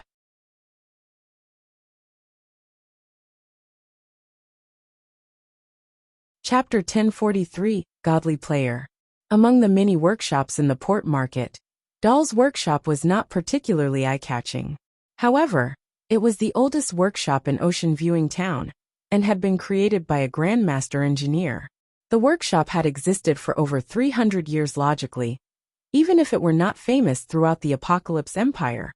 A Grandmaster engineer's workshop should be the most famous in the Ocean Viewing Town. Unfortunately, its decline due to the workshop's inheritors, worse with each generation, letting the workshop to fall into its current state. At this point, almost nobody remembered Dahl's workshop's past glory. However, the workshop's current owner was quite talented. After inheriting the engineering notes from his predecessors, he had been obsessed with researching the notes to become a master engineer. Meanwhile, the hidden quest was helping the current inheritor of Dahl's workshop, Rodney, become a master engineer. If the player succeeded, they would earn a bronze speedboat in God's domain. The value of a bronze speedboat could rival that of an epic item. A common speedboat could carry up to 2 parties of 6, and it was 20% faster than fishing boats. Moreover, it came with the accelerate skill and braving the winds and waves passive skill. Both were necessary for adventuring on the open ocean. A bronze speedboat could hold a team of 20, and its speed and durability were 15% higher than a common speedboat. A bronze speedboat also possessed offensive capabilities. In terms of life-saving capabilities, the bronze speedboat was multiple times stronger than the common speedboat. The player that had obtained the bronze speedboat had formed a relatively good maritime adventurer group, and had ventured into dangerous waters that other players had not dared to explore, becoming quite famous in the Apocalypse Empire. Upon entering Dahl's workshop, Shifeng discovered several other players waiting in the basketball court-sized workshop as well. When Shifeng entered the building, these players turned to him with hostile glares. Sure enough, others have discovered it. Shifeng could not help but sigh. However, after giving it some thought, he found this outcome to be reasonable. Ocean Viewing Town might not be particularly big, but there were quite a few players who traveled here to level. Among them, there was no lack of experts. It wasn't surprising that someone had discovered the hidden quest. The independent players inside the workshop were such experts. There were a total of 5 of them, and the lowest leveled among them was level 39, while the highest was a level 40 expert. These 5 people were clearly divided into 2 groups, with a level 40 ranger leading the group of 3, while a level 39 oracle traveled with 1 companion. These players all wore considerably good equipment. Despite being independent players, their equipment was all level 35 secret silver rank or above, with the majority being level 35 fine gold equipment. Their equipment could rank at the peak among independent players. Although 2 expert parties had already accepted the quest, Shifeng paid them no mind. Instead, he approached the level 70 male shopkeeper directly. Hello. I wish to meet with your shop owner, Shifeng said. Smiling, any player could accept this hidden quest. However, only the player who helped Rodney become a master engineer would receive the final reward. The first step of the quest was to meet with Rodney. However, when Shifeng mentioned his request, the level 40 ranger snorted with amusement. Trying to meet the shop owner from the get-go was a dream. Ordinary people would assume that the male shopkeeper was an ordinary shopkeeper. In reality, however, the shopkeeper was Rodney's apprentice. If players could not get past this apprentice, they would not be allowed to meet Rodney. To meet with Rodney, they had spent 4 days gradually raising their favorability with the apprentice. Only then would the apprentice introduce them to Rodney to help fulfill the latter's wish. The moment the male shopkeeper's eyes touched upon the cloaked Shifeng, he immediately stood up and responded respectfully, "Lord Protector, I'll notify my master right away. Please wait here for a moment." The major noble of a city. Even a true master engineer had to treat someone of such stature with some form of respect, much less an advanced engineer like his master. Rodney, what? How can he meet Rodney so easily? The 5 waiting players' jaws dropped before they could react. Hasty footsteps echoed from the second floor. After a short moment, a middle-aged, brawny man with disheveled hair came running down the stairs. What? Didn't the shopkeeper say that Rodney was very busy? Crap, just who is that? Is he one of those godly players? The 5 waiting players were stupefied. They had come to Dahl's workshop to meet with Rodney. However, as Rodney had been manufacturing an item when they had arrived, they were forced to wait in the workshop until Rodney was done. Yet after an hour, they saw no sign of the man. On the other hand, Shifeng had only spoken a sentence to summon Rodney. Upon seeing Shifeng, Rodney's serious expression transformed into respect as he said, "Lord Protector, I am Rodney, the owner of this workshop. May I know why my lord has come looking for me? I have heard that you've been trying to get promoted to a master engineer for a while. I have a method that can assist you in transitioning smoothly. May I know if you are interested?" Shifeng was not surprised by Rodney's respectful attitude. The power of an advanced title was no trifling matter. Rodney could not hope to compare to his status. Hence, there was no need to waste time on courtesy. Fawning over the NP hearing Shifeng's suggestion, Rodney's eyes immediately lit up. His excitement was obvious. "Lord Protector, if you can help me with my promotion to Master Engineer, I will pay any price," Rodney answered and bowed. Anticipation filling his eyes. Becoming a Master Engineer was his lifelong wish. Moreover, he wanted to revitalize Dahl's workshop with his own hands, following which, Shifeng heard the sound of a system notification system. Hidden Quest Master's Dream triggered. Quest content. Help Rodney become a Master Engineer. Rewards unknown. Let's continue our conversation upstairs. Shifeng laughed, although his quest had a different name than the one in the past. The task was the same. "My lord, this way please." As soon as Rodney heard this, he led the way. "That. Lord Rodney, what about us?" The 5 independent players could no longer sit by. "Wait there for a while. I have matters to discuss with my lord." Rodney dismissed them. Annoyed, the 5 immediately fell silent, afraid that their quest would be revoked should they anger Rodney. Just who was that? He's impressive, even when accepting a quest. It would be great if I could make his acquaintance. I wonder if this god is accepting apprentices. Although they had accepted plenty of high-ranking quests, this was the first time they saw an NPC beg a player to accept one. After reaching the 2nd floor, Shifeng noticed all sorts of precious materials scattered around the hall. There were also plenty of engineering tools about. After taking a seat, Rodney asked anxiously, "Lord Protector, may I know what I should do to become a Master Engineer?"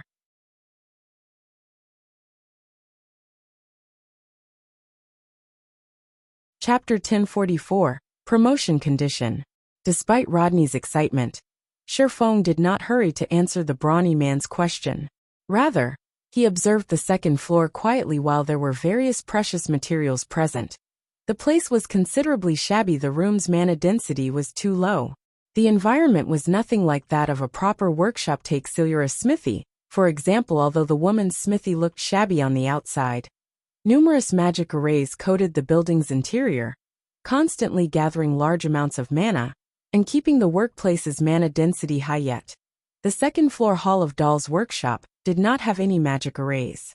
The density of the ambient mana in here was the same as the building's exterior. Even a player would have a difficult time gaining the promotion to Master Engineer, not to mention an NPC. Yet, despite working in such an environment, Rodney had eventually become a Master Engineer in the past. Rodney's talent was obvious back then. Aside from relying on the super rare materials players had collected, Rodney had become a Master Engineer because of his excellent engineering tools. These were similar to the hammer and flames forgers used despite Rodney's inheritance of Dahl's workshop. His current tools were only bronze rank. Hence, the Hidden Quest's final phase was to collect a set of mysterious iron engineering tools. For him, to put it bluntly, Rodney's promotion to Master Engineer had taken so long despite his great talent, because he was too poor. What would the deceased Grandmaster Dahl think if he learned about this? After catching a glimpse of Rodney's financial situation, Shifeng shifted his gaze back to Rodney and asked seriously, "Your promotion is simple, but before that, may I know if you are interested in consulting for my trading firm?" In God's domain, players were allowed to hire lifestyle NPCs in the same way that they were allowed to hire NPC managers to manage their shops. Only, hiring ordinary lifestyle NPCs was not particularly worthwhile. Lifestyle NPCs' production was slower than players. Although they had slightly higher success rates, When producing ordinary items, which already had considerably high success rates, speed was the focus.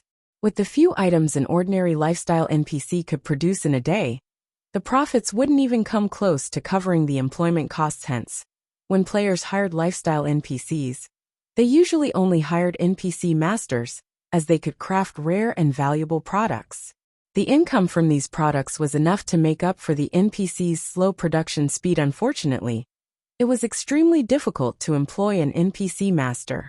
Every NPC master possessed status roughly on par with city's major nobles. For example, when Celiora was a master, even Weissman, White River City's Tier 4 magistrate, had to take her seriously. However, after Celiora became a grandmaster, her status surpassed Weissman's. Even Star Moon Kingdom's king had to treat Celiora with respect because of this. It was extremely difficult to hire an NPC master generally. There were only two methods to employ such an NPC. The first method was very direct. Players simply needed to offer conditions that could even tempt NPC masters. However, very few individuals or guilds were capable of this method. The second method was to recruit and invest in a lifestyle NPC who was still at the advanced rank, but had the potential to become a master.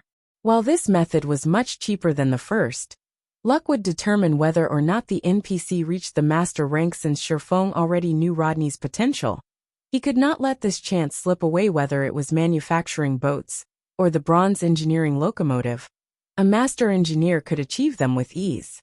If he had the help of an NPC like this, he could earn all the money he needed whenever he needed. Hearing Sherfeng's proposal, Rodney's passionate gaze immediately cooled. Determinedly he said, "Lord Protector, as the inheritor to Dahl's workshop, my only wish is to revitalize this workshop. Please allow me to refuse your offer. Don't be in such a hurry to refuse. I'm not asking you to join my trading firm. I just want you to help me with producing some items." Sherfong had not expected it to be that easy. Hence he took a step back and loosened his condition. "No matter how I look at it, Dahl's workshop will need a lot of money to grow strong again. I'll pay the normal employment rates even after I help with your promotion." This, Rodney hesitated. After pondering for some time he said, "If my lord helps me become a master, I will promise to work for my lord for 3 months. How about it?" "All right then, 3 months it is." Sherfong sighed helplessly. He had to admit that Rodney was a tough nut. If he hadn't had the city protector title, Rodney probably wouldn't have even offered 3 months. However, during these 3 months, on the holy city of Titan, the Candlelight trading firm should be able to give birth to a master engineer. With Rodney's help, they could make it through the next few months, following which, Sherfong took out a set of mysterious iron engineering tools and an old design that was as large as a table. He gave Rodney the tools to ensure a high success rate with the new items production. As for the design, it was the basic mana gathering magic array. This was something he obtained when he had killed Stone Forest Town's ruler, Saria. When activated, this item would increase the mana density within an area of 30 by 30 yards. However, it had an operating cost of 50 magic crystals per hour, and barely 2 players had enough room to spar within its coverage. Using it to train one's combat techniques regularly was too much of a luxury. Hence, Sherfong had never bothered with it now. However, the magic array was the perfect item to make up for Rodney's poor work environment, following which, Sherfong spent 50 magic crystals to set up a basic mana gathering magic array in the second floor hall. Before using the design to activate the magic array immediately, the floor's mana density began to rise. In a short moment, the mana density surpassed that of the Divine Colosseum's Trial Tower. What a high mana density! Rodney could not help his surprise. This was the first time in his life that he had experienced such dense mana. Even a casual breath cleared his mind.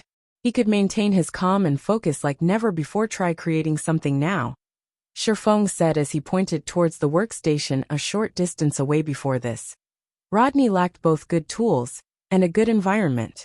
Now that these deficiencies had been supplemented with Rodney's talent, it was only a matter of time before he became a master engineer. "Thank you, my lord." Rodney repeatedly thanked Sherfong. He then went to his workstation and attempted to create an item. Sure enough, half an hour later, an ecstatic expression brightened Rodney's face. He had successfully created a boat's power source. When Shifeng looked at Rodney's details again, the latter's introduction text had changed from being an advanced engineer to a master engineer. Suddenly, the sound of the quest completion notification reached Shifeng's ear system. Unique quest master's dream, completed, following which, Shifeng's experience bar increased by 15%, pushing him to 19% of level 44. The awarded EXP surpassed Shifeng's expectations. Lord Protector, truly thank you. I finally have the chance to revitalize Dahl's workshop. I don't have much to offer as a show of gratitude, so please take this ancient speedboat. Lord Dahl crafted this speedboat personally, and it has always been treasured in the workshop. I hope that my lord will accept it. Rodney revealed a palm-sized glass bottle. Inside the bottle was a miniature speedboat, floating on a layer of water. Pulsating magic patterns decorated the speedboat's body. At first glance, it was obvious that the speedboat was extraordinary. Wasn't it supposed to be bronze rank? Shifeng was thunderstruck when he saw this speedboat. He couldn't take his eyes off of it.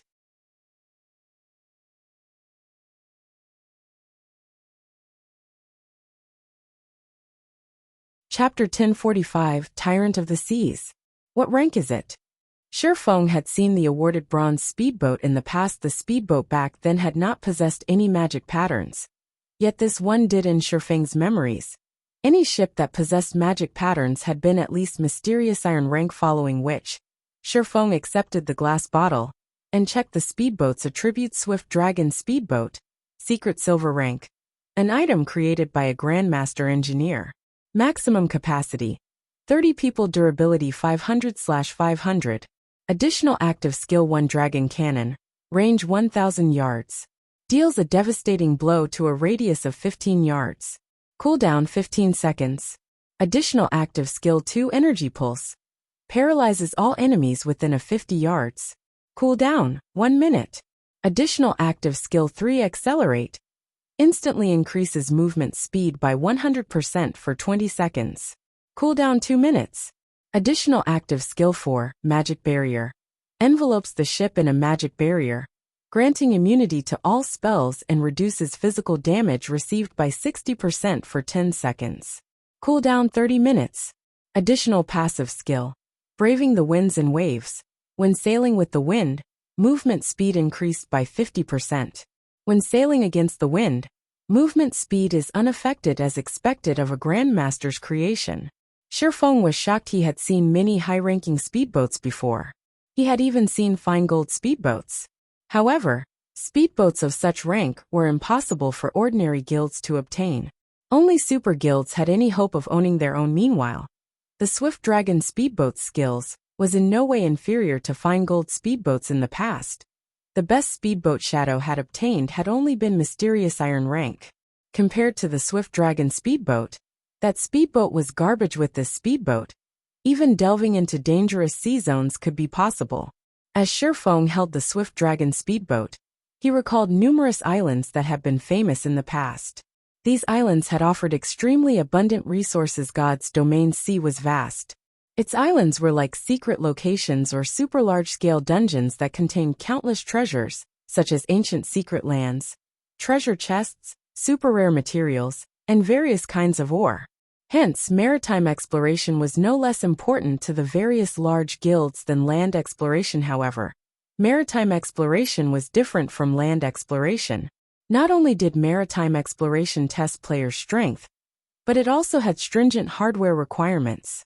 If a player's hardware did not meet those requirements, they would not be qualified to explore dangerous waters. This was because sea monsters were different from the common monsters on land. They were not easy to defeat. Even the weakest sea monster was the equivalent of a chieftain on land. As for their HP, it was multiple times higher than land chieftains. In addition, the water greatly enhanced these sea monsters' combat power. On the other hand, players were restricted and couldn't use their full strength. As a result, even a full party of players had to flee if they encountered a common sea monster of the same level. Fortunately, there were very few sea monsters in normal sea zones. Those players weren't nearly as dangerous. In the more dangerous sea zones, sea monsters were far more common. Parties of ordinary players were guaranteed to lose their lives. At the very least, one needed a bronze speedboat to approach dangerous sea zones. This was also why he had come to Dahl's workshop based on Shifeng's knowledge. There was a small island hidden in a dangerous sea zone. The island contained a manatite vein. Moreover, it was a slightly rich vein. When the vein had been discovered, it had caused a commotion throughout the Apocalypse Empire, inciting a war between the Empire's various large guilds. The war then had sent tremors throughout God's domain. After all, magic crystals were important. Regardless of the era, over 50 guilds had participated in the contest for the manatite vein, with the weakest being third-rate guilds. The war had been between three factions led by Battle Wolves, Dragon Phoenix Pavilion, and Miracle. The maritime battle had incurred tremendous losses for all three, with the death toll reaching the millions. Moreover, these were not the deaths of ordinary players, but guild elites.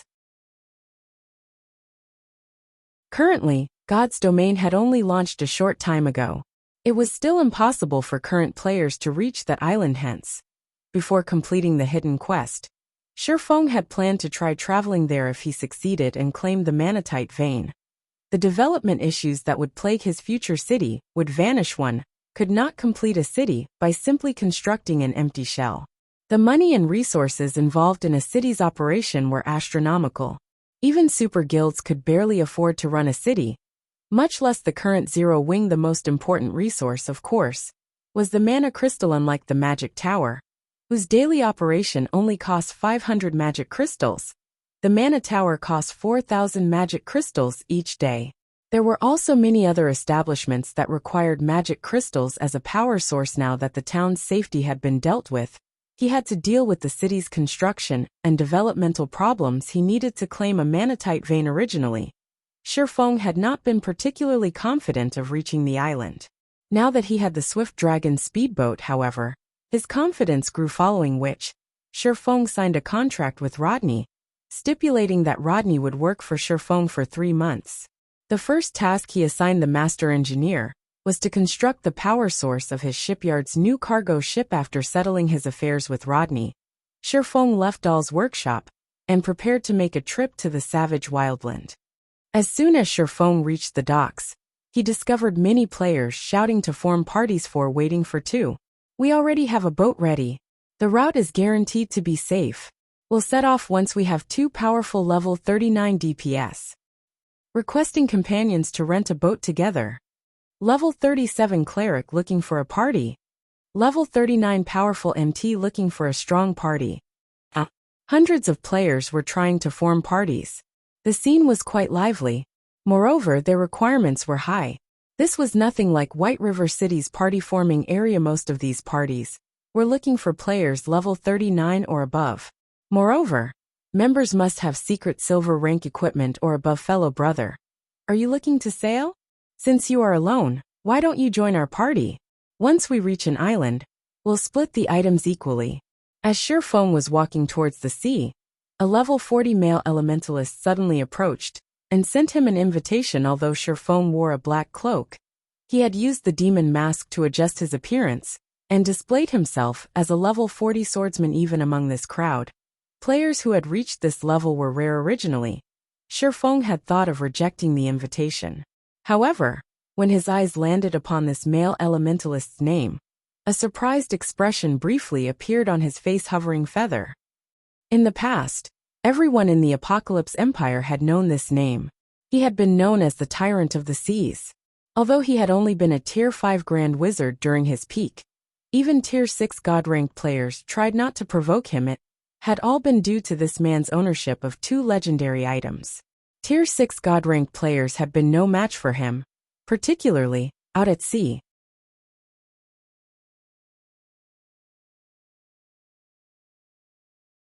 Chapter 1046, Ancient Ruins. Shifeng had heard about many of Hovering Feather's miraculous deeds during God's domain's early stages. Hovering Feather had been an independent player. By relying on his extraordinary strength and luck, he formed a considerably powerful adventurer team. However, For some unknown reason, he had provoked the Super First-Rate Guild, Miracle as a Super First-Rate Guild, and one of the Apocalypse Empire's 3 major powers. It would be a piece of cake to eliminate a single adventurer team sure enough. Without any suspense, Hovering Feather and his team had been massacred however. As if he were blessed by heaven, Hovering Feather had obtained a fragmented legendary item while exploring an island. This boosted his strength, in addition to the fact that he was an independent player, making him very difficult to track. Even Miracle's experts had not been able to do anything to the man. Despite the guild having dispatched its apex experts numerous times, not only had they allowed Hovering Feather to escape every time, but the latter had also caused some damage as Hovering Feather had risen to prominence in the Apocalypse Empire. One of his fellow brothers had sold him out and given his coordinates to Miracle. In the end, he had been surrounded, and the guild's experts had killed him.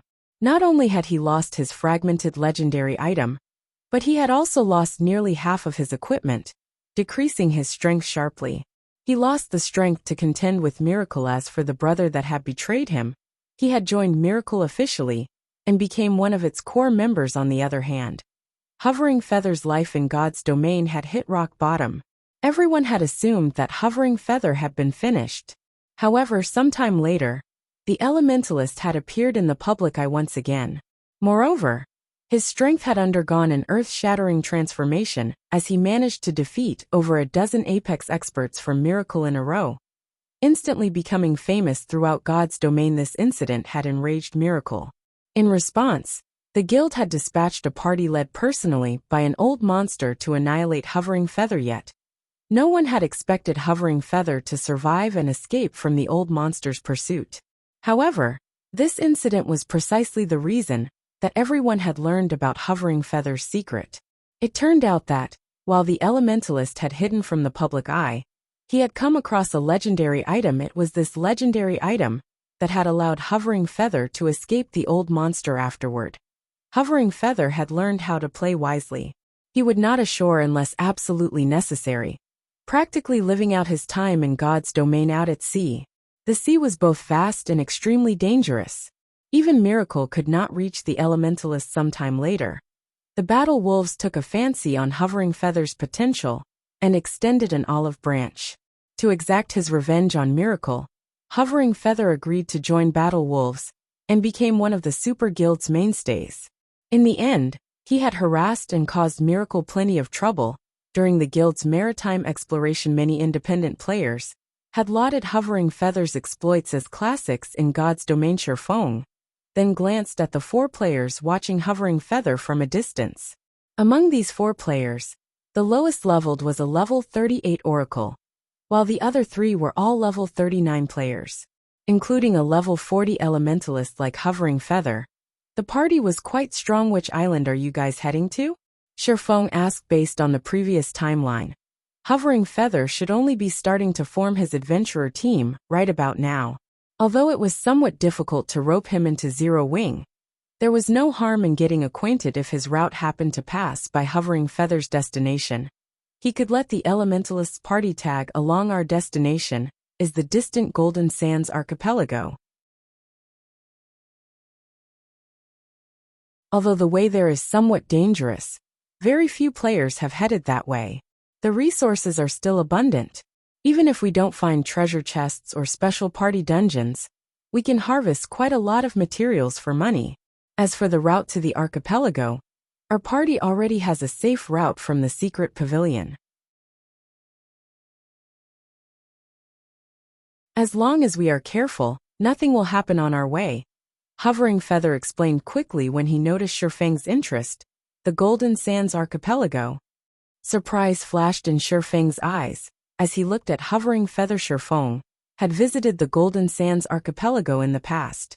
The archipelago was a medium-sized island and only a short distance away from the savage wildland.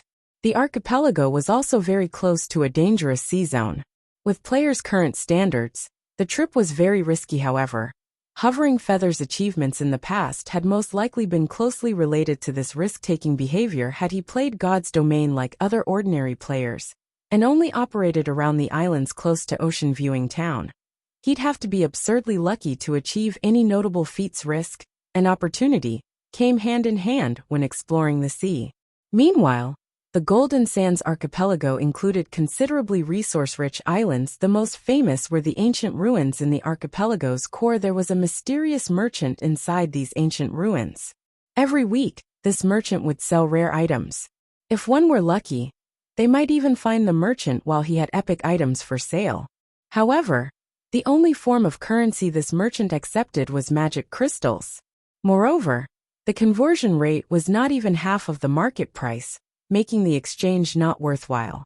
Although the merchant sometimes sold items that were worth the harsh prices, Shifeng had planned to make a trip to the Golden Sands archipelago after he finished constructing the magic tower. However, making a trip to the archipelago before heading to the savage wildland wouldn't be a bad idea. Either I can tag along with you. However, after we arrive at the location, I want to go off on my own. Will that be alright? Shifeng asked after giving the matter some thought. Hovering Feather nodded and said, I have no issues with it. In reality, reaching the destination safely by working together was the purpose of forming parties before a voyage. As for whether the party disbanded or not afterward, that was not important. After all, players could simply use the return scroll to teleport back to town, following which, Hovering Feather led Shifeng to convene with his other party members and introduced everyone. Currently, Shifeng did nothing to disguise his name. He simply used his ID of Yifeng. His name might be famous in Starmoon Kingdom, but in the Apocalypse Empire, no one knew it, aside from the major powers experts or first-rate guild's upper echelons. Hence, Shifeng did not bother to mask his name. Leader, you really are impressive. You even convinced a level 40 expert to join us. With this, we'll be much safer out at sea. A female oracle sporting a ponytail joyfully praised the man. Other three members also welcomed Shifeng's participation among the players forming parties on the docks. The majority consisted of level 39 players, while level 40 players were extremely rare. Once players reached level 40, they could equip level 40 equipment. In terms of basic attributes, level 39 players were inferior to level 40 players by a large margin. If a party had a level 40 player, it would increase the party's overall strength significantly. With two level 40 players, even if they encountered a common sea monster, they could buy enough time to escape. With this, their party would have a much higher chance. The Golden Sands archipelago alive. Since everyone's here, let's rent a boat. I suggest we rent a fishing boat with sails. We encountered a sea monster the last time went out on a boat without a sail. If not for our scapegoat, we would have shipwrecked. If we choose a smaller boat this time, with my current reputation, we should be able to rent a boat for 4 gold. Since you're as willing to sail with us, Brother Yifeng, you don't need to pay for the deposit or rental fee. Hovering Feather said. Nobody in the party had any issues with Hovering Feather's proposal. In Ocean Viewing Town, those who reached level 40 were extremely powerful experts. Normally, convincing such an expert to join their party was nearly impossible. How could they possibly ask Shifeng to pay for the boat rental as well? As Hovering Feather was about to rent a boat, Shifeng stopped him and said, Please wait a minute.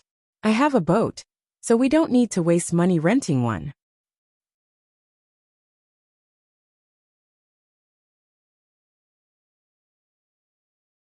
Chapter 1047, Empire's Focus. You have a boat? Hovering Feather asked, slightly surprised. Like mounts, boats were considered luxury items currently. An independent expert would be lucky if they had 1 or 2 gold coins on them. The better equipment an expert wore, the more costly their repair fees would be. Naturally, their expenditures were higher than other players as well. Moreover, there were concerns such as potions and scrolls. In the end, it wasn't easy to save a lot of money. Hence, in Ocean Viewing Town, despite some players having reached level 40, they could not afford to buy a common mount.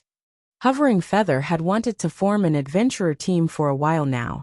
He had also been quite lucky recently, having found several treasure chests in a row. After selling his harvest, he had quite a bit of spare money on hand. So he planned to splurge a little today and rent a fishing boat with sails. He had never imagined that Shifeng was rich enough to own his own boat leader. You've really found us an expert. We got really lucky this time. I wonder when our adventurer team will have our own boat. If we had one, we could reduce our costs when we go adventuring. The party members turned to Shifeng enviously. Following which, under Shifeng's lead, the party reached a slightly less populated section of the portus. Everyone wondered why Shifeng had moved them so far away.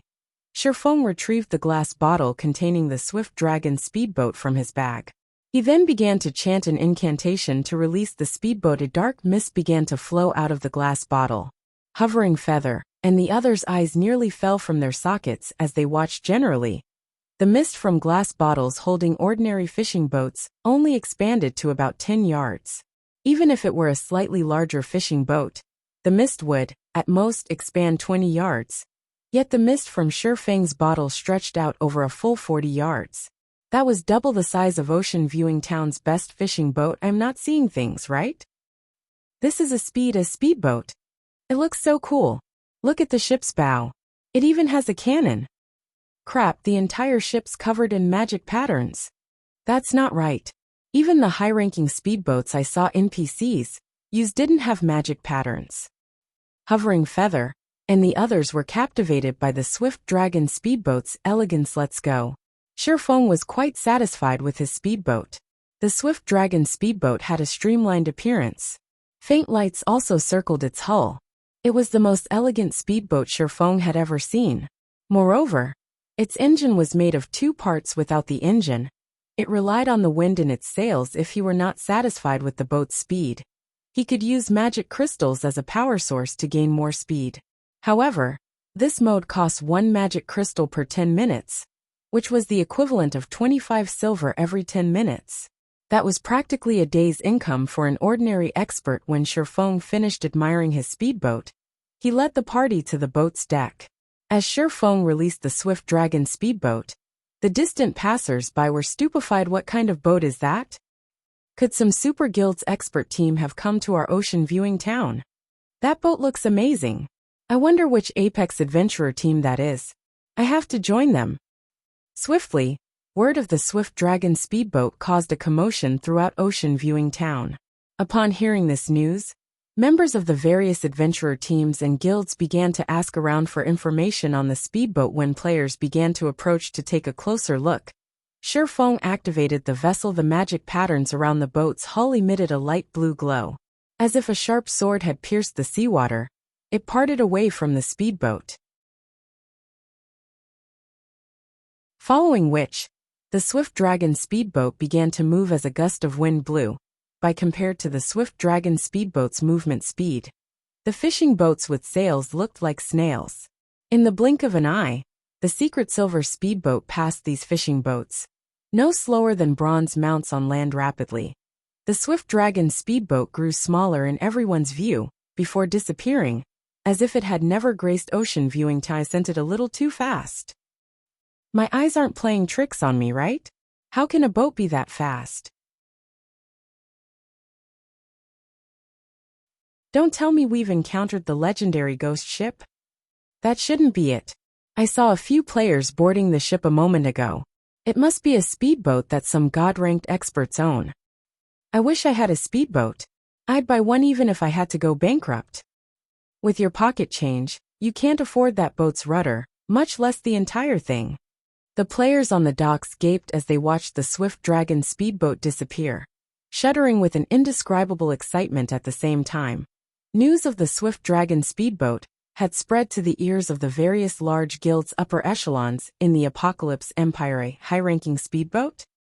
Find a way to contact the owner immediately. Our guild must have that speedboat. Almost every upper echelon of the various guilds gave out the command to find the speedboat's owner. The resources on God's Domain's islands and sea were far more abundant on land. However, exploring the ocean was too difficult. This difficulty wasn't due to players' lack of strength, but their ship's lack of strength. Fishing boats couldn't contend with sea monsters. It was even more impossible to rely on fishing boats to plunder treasures in dangerous sea zones. However, it would be a different story if their guilds had a high-ranking speedboat. If they formed a team of experts to explore with said speedboat, Their harvests could be even greater than raiding large-scale team dungeons. Unlike islands, large-scale team dungeons had a cooldown once they were raided. Moreover, players needed far more time to explore and raid large-scale team dungeons. Now that income from dungeons had hit a bottleneck, the Apocalypse Empire's various large guilds needed to transition their development towards the sea. Vix's reign, news just came in. It seems that a high-ranking speedboat has been sighted in Ocean Viewing Town. Moreover, it seems that the speedboat is of an even higher rank than NPCs. Upon receiving this news, Blue Phoenix contacted Phoenix Rain immediately. She also forwarded the images and videos of the Swift Dragon speedboat. Upon seeing the video, Phoenix Rain's expression turned serious due to the Dragon Phoenix Pavilion ownership of the Town of Beginnings. The pavilion had begun placing greater importance on maritime exploration. Phoenix Rain had seen plenty of speedboats on the ocean. However, those speedboats were nowhere near as fast as this Blue. Begin an investigation on that boat immediately. While you're at it, spread word that the pavilion is willing to purchase that speedboat for a high price. Phoenix Rain commanded, "I'll get it done right away." Blue Phoenix nodded repeatedly. Interesting. If Miracle has this speedboat, we can complete our quest in that dangerous sea zone. Send someone to Ocean Viewing Town. Find a way to get that speedboat. Use whatever means necessary. A man in his 50s growled, although this man was already in his 50s and looked as if he had survived many of life's vicissitudes. His body radiated a frightening aura that caused the level 40 Apex experts around him to shudder involuntarily. These experts lowered their heads, not daring to make eye contact. "Vice Guild Leader, please rest assured. We will complete this task," the several Apex experts declared. While Shifeng sailed towards the Golden Sands archipelago, without his knowledge, he had become a focus in the Apocalypse Empire. Practically every guild in the Empire discussed his Swift Dragon speedboat. The Swift Dragon speedboat really is fast. This should have been close to a 20-hour journey. Now we can reach the archipelago in 5 hours. I wonder how fast this boat moves if I spend magic crystals? Shock-filled Shifeng's heard as he watched the outline of the Golden Sands archipelago appear on the horizon.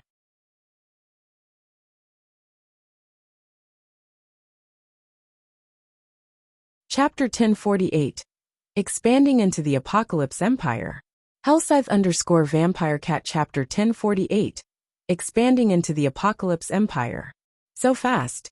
Hovering Feather could not help but rub his eyes as he looked at the massive mountain range in the distance. He found it hard to believe what he was seeing was true, although he could tell from the strong winds pushing against his face that the Swift Dragon speedboat was moving rapidly. He never imagined that the speedboat would actually be this fast. It was definitely much faster than the fishing boats they had used before. Time was money. This was a saying that the gnomes of God's domain loved, saying the most. This saying was perfectly appropriate for adventurer teams like theirs, which made a living on the seas. Ordinary players might not understand this, but as a veteran player who frequently fought on the seas, Hovering Feather was quite aware of the terrifying consequences this sort of time savings could bring. Many islands possessed extremely abundant resources. Even the high-resource maps on dry land could not compare. However, they had a very severe drawback. The journey to these islands was simply too time-consuming. Generally, players could remain in God's domain for only 30 hours or so, and use the rest of the time for work, studies, and such activities in the real world. On land, guild players might need only 5 or 6 hours to travel to a high-resource map to level up. Afterwards, they would have over 20 hours to spend grinding at the map, before having to return to a city to rest. In the other hand, maritime players usually spent around 20 hours just searching for a high-resource island, leaving only 10 hours to grind monsters. Yet, despite this gap in actual grinding time, maritime players still managed to keep up with guild players' levels. One could see just how effective it was to level up on high-resource islands. Meanwhile, players could also come across rare materials and good weapons and equipment more readily on high-resource islands. If one's travel time at sea got shortened to around 5 hours only, they could spend over 20 hours grinding on a high-resource island. With this, their leveling speed would be 2 or 3 times faster than that of players grinding at high-resource maps on land. 2 to 3 times the leveling speed of guild players. Just thinking about it excited Hovering Feather. At that time, it would be child's play to overtake the leveling maniacs on the Apocalypse Empire's ranking list for now. Though, he merely fantasized about this situation. An item like the Swift Dragon speedboat was simply too rare. It was not an item he could get his hands on. Just who is he? Hovering Feather could not help turning to look at Shifeng and gulping at this moment. Even if he was a fool, he could tell that his party had encountered a true expert. Otherwise, how could Shifeng possibly possess such a powerful speedboat? Hovering Feather wasn't the only one who realized this problem. The other members of his party had likewise come to a similar appreciation. So this is a real expert. I've always thought that such experts were arrogant and aloof bastards. I never thought that experts were actually such approachable people. I wonder if he has a girlfriend already. I want to introduce him to my younger sister. What? You have a younger sister? Why don't I know about this? What kind of friend are you? We've known each other for so long, yet you didn't even introduce her to a handsome man like myself. Scram. Although she isn't related to me by blood, I can't possibly push her into a pit of fire. All right, enough. Be serious. The expert is walking over. Only after Hovering Feather interrupted their hushed discussion did everyone notice that Shifeng had already walked over to them at this moment. When they looked at Shifeng again, they suddenly felt that Shifeng's figure seemed bigger than before. They also felt a heavy pressure bearing down on their bodies. We've arrived. I had a very good time chatting with you all during the journey. However, I still have some matters I need to attend to, so let's part ways here, Shifeng said. He could not help but smile as he looked at everyone suddenly taking a cautious attitude towards him on their way here. They had not encountered any danger. Even when they met with sea monsters, it took very little effort to shake off the monsters with the Swift Dragon speedboat's speed. Hence, during their 5-hour journey, they had mainly been chatting and joking with each other through their conversations. Shifeng had also learned much about the Apocalypse Empire. The information that interested him the most was the Empire's maritime situation in the past. As he mainly operated around Starmoon Kingdom, he did not know much about the Apocalypse Empire, particularly the Empire's current state of affairs. The Apocalypse Empire was a coastal country. Its development path was slightly different from Starmoon Kingdom's, which mainly focused on land. This divergence was considerably beneficial during the mid-late stage of God's domain. After the game entered its mid-late stage, the competition on land became increasingly intense. The reason for this was the sheer scarcity of high-level maps. Moreover, high-level maps were usually located at the borders between countries, prompting the guilds of various countries to wage war for resources. With so many guilds fighting over a limited number of maps, one could just imagine how little resources each guild could obtain. However, it was a different story for the sea. There were far more islands than there were players and guilds to occupy and harvest them. For coastal countries that had long since developed their maritime power, gaining a large amount of resources, and continuously improving their own guilds, did not take much effort. As for guilds that realized this only then, how could they possibly contend against these coastal guilds? Hence, it was extremely important for Zero Wing to develop its strength at sea. However, developing a guild's maritime power was not an easy task. This endeavor required massive amounts of resources and manpower. At the same time, said guild also needed to have territory along the coast. The Apocalypse Empire had a total of 26 NPC coastal towns and cities. Of these, 3 were cities, while the remaining 23 were towns. Ocean Viewing Town was the most inconspicuous one. The 3 major powers of the Empire had already claimed the 3 coastal cities, leaving no room for other guilds to intervene. Fortunately, these 3 major powers did not pay much attention to the 23 coastal towns.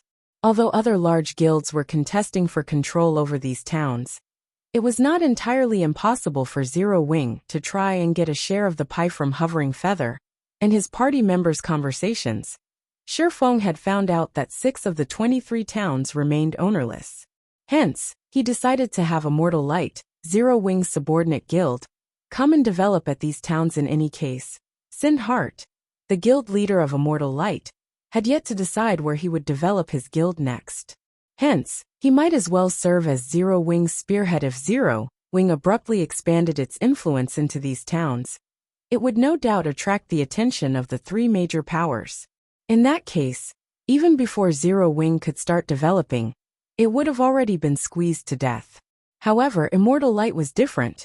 It was a small guild that was not even considered a third-rate guild.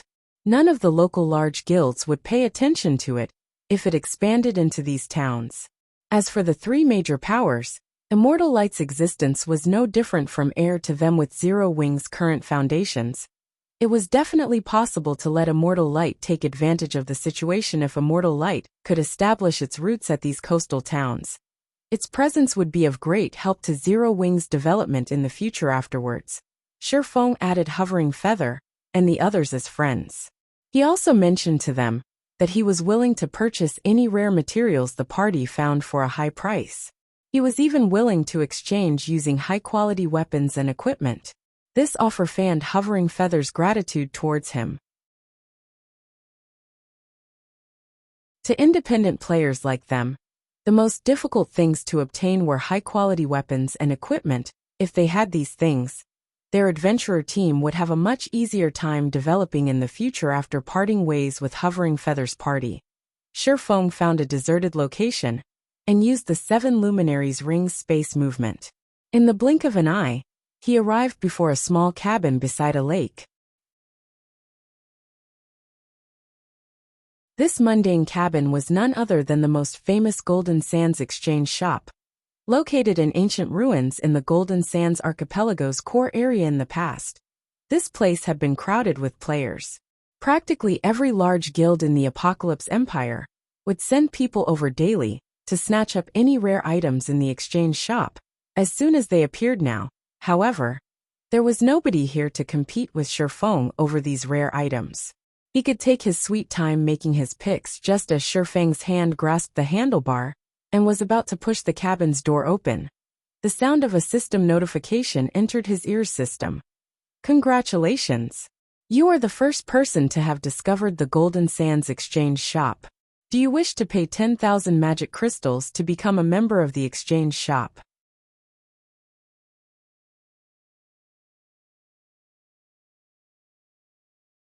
Chapter 1049, Popular Battle Arena. Hellscythe_VampireCat Chapter 1049, Popular Battle Arena. Become a member? Shifeng's eyes immediately lit up with joy when he received this notification. The exchange shop operated by its mysterious merchant had two modes of exchange. One mode was available to all players. The other mode was limited to members of the exchange shop. In the past, Shifeng had yearned to become a member of the shop. Unfortunately, obtaining membership was not that easy based on his understanding. There were two ways to become a member of the exchange shop. The first one was very normal, and that was to achieve a certain number of transactions and trade volume with the exchange shop. One needed to make 30 consecutive transactions with the shop, as well as attain a total trade volume of 5 million magic crystals. The number of transactions was not calculated based on the number of exchanges made, but on the number of times the Golden Sands exchange shop refreshed its stock. The exchange shop would only refresh its stock of rare items once a week. In other words, one needed to visit the shop for 30 weeks in a row and make a huge purchase every week. If one were to stop even once midway, their count would have to start all over again. However, the number of transactions was only secondary. The key point was that the required trade volume was ridiculous in reality. Even if a player visited the exchange shop 30 times in a row and purchased plenty of items on every visit, they would still have great difficulty achieving the required trade volume. This was true even when they encountered valuable items up for exchange. There also weren't a lot of useful items up for exchange in the shop. Hence, unless one was willing to take a loss and purchase useless items at above market price, it was practically impossible to achieve the required trade volume. Moreover, magic crystals were a strategic resource to guilds. It would be foolish to spend them wastefully. Hence, Shifeng had never managed to become a shop member in the past. The other method to become a member was through killing the boss monsters inside the ancient ruins, which had a chance of dropping fragments of an ancient stone tablet. If one could complete a set of the fragments and hand it over to the mysterious merchant, one would likewise become a member of the exchange shop only. The drop rate for the tablet fragments was criminally low. In addition, there were very few bosses in the ancient ruins. The time they took to respawn was also very long.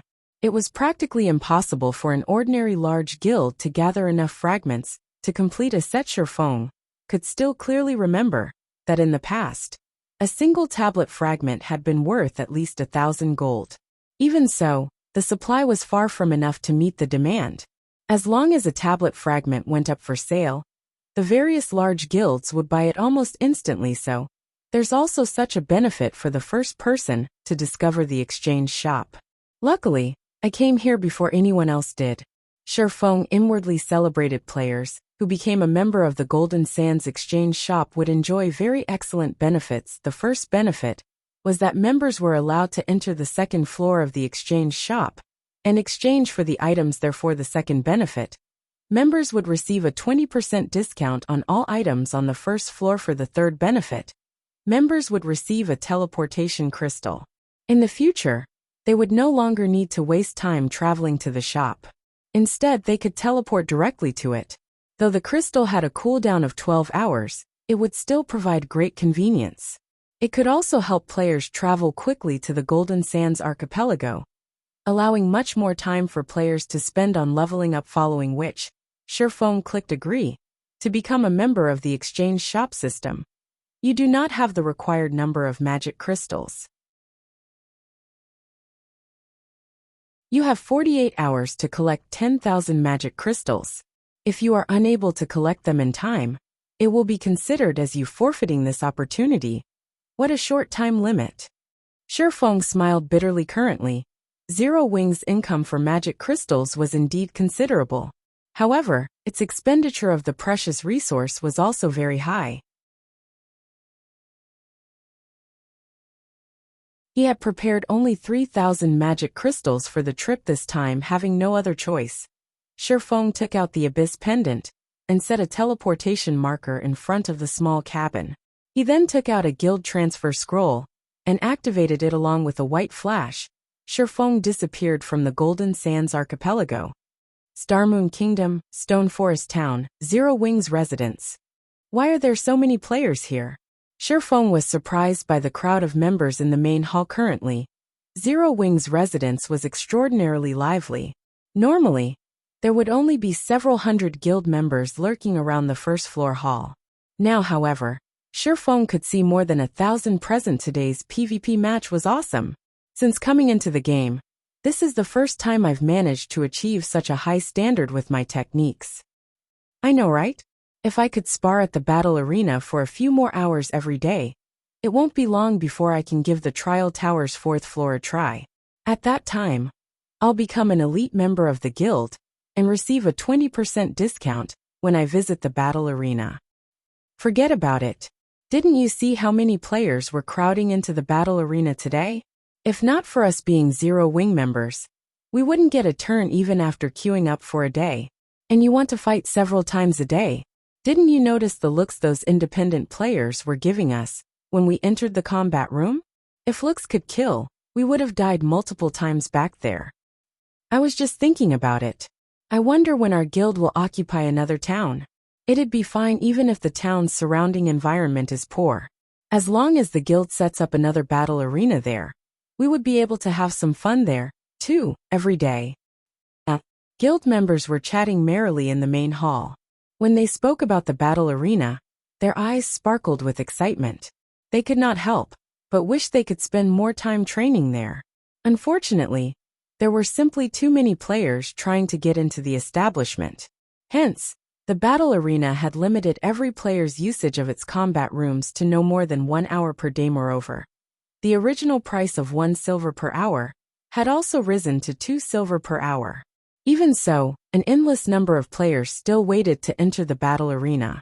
There just was not enough combat rooms to go around. This situation relieved Sherfeng. He could not help but admit that the battle arena was worth every coin he spent on it. Even without him doing anything, the advanced NPC managers would automatically deal with everything related to the battle arena. For example, The NPC managers would make adjustments to the pricing based on market conditions. Moreover, they would also provide corresponding preferential treatment to Zero Wings members. The NPCs had even set up a membership system for the battle arena. Those who became a member of the arena would enjoy priority entry into the establishment. They would also receive discounts on their expenditures. Meanwhile, in order to become a member of the battle arena, one needed to pay a registration fee of 100 magic crystals, which was non-refundable. If one wanted to get back their magic crystals, they could only do so by buying each crystal back for 20 silver. Personally, Shifeng felt that the membership fee of 100 magic crystals was a little too steep. However, the NPC managers had obviously done their market research, because after they promulgated this rule, over 100 players had promptly registered to become members. At this point, the battle arena already had over 300 members. Just like the treatment that the normal members of Zero Wing received, these arena members had priority in entering combat rooms.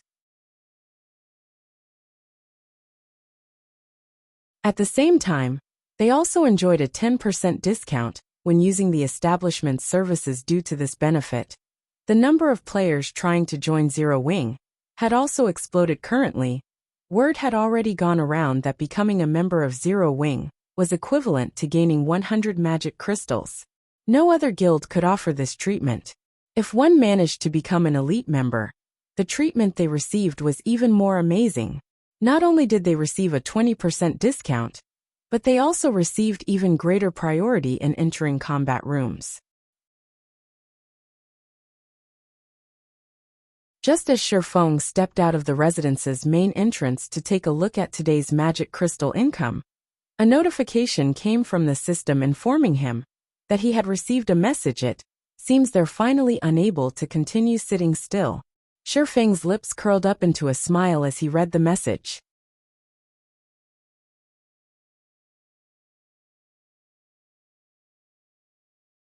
Chapter 1050, Town's Frightening Transformation. Hellscythe_Vampire Cat. Chapter 1050, Town's Frightening Transformation. Stone Forest Town Blue Moon High-Class Bar.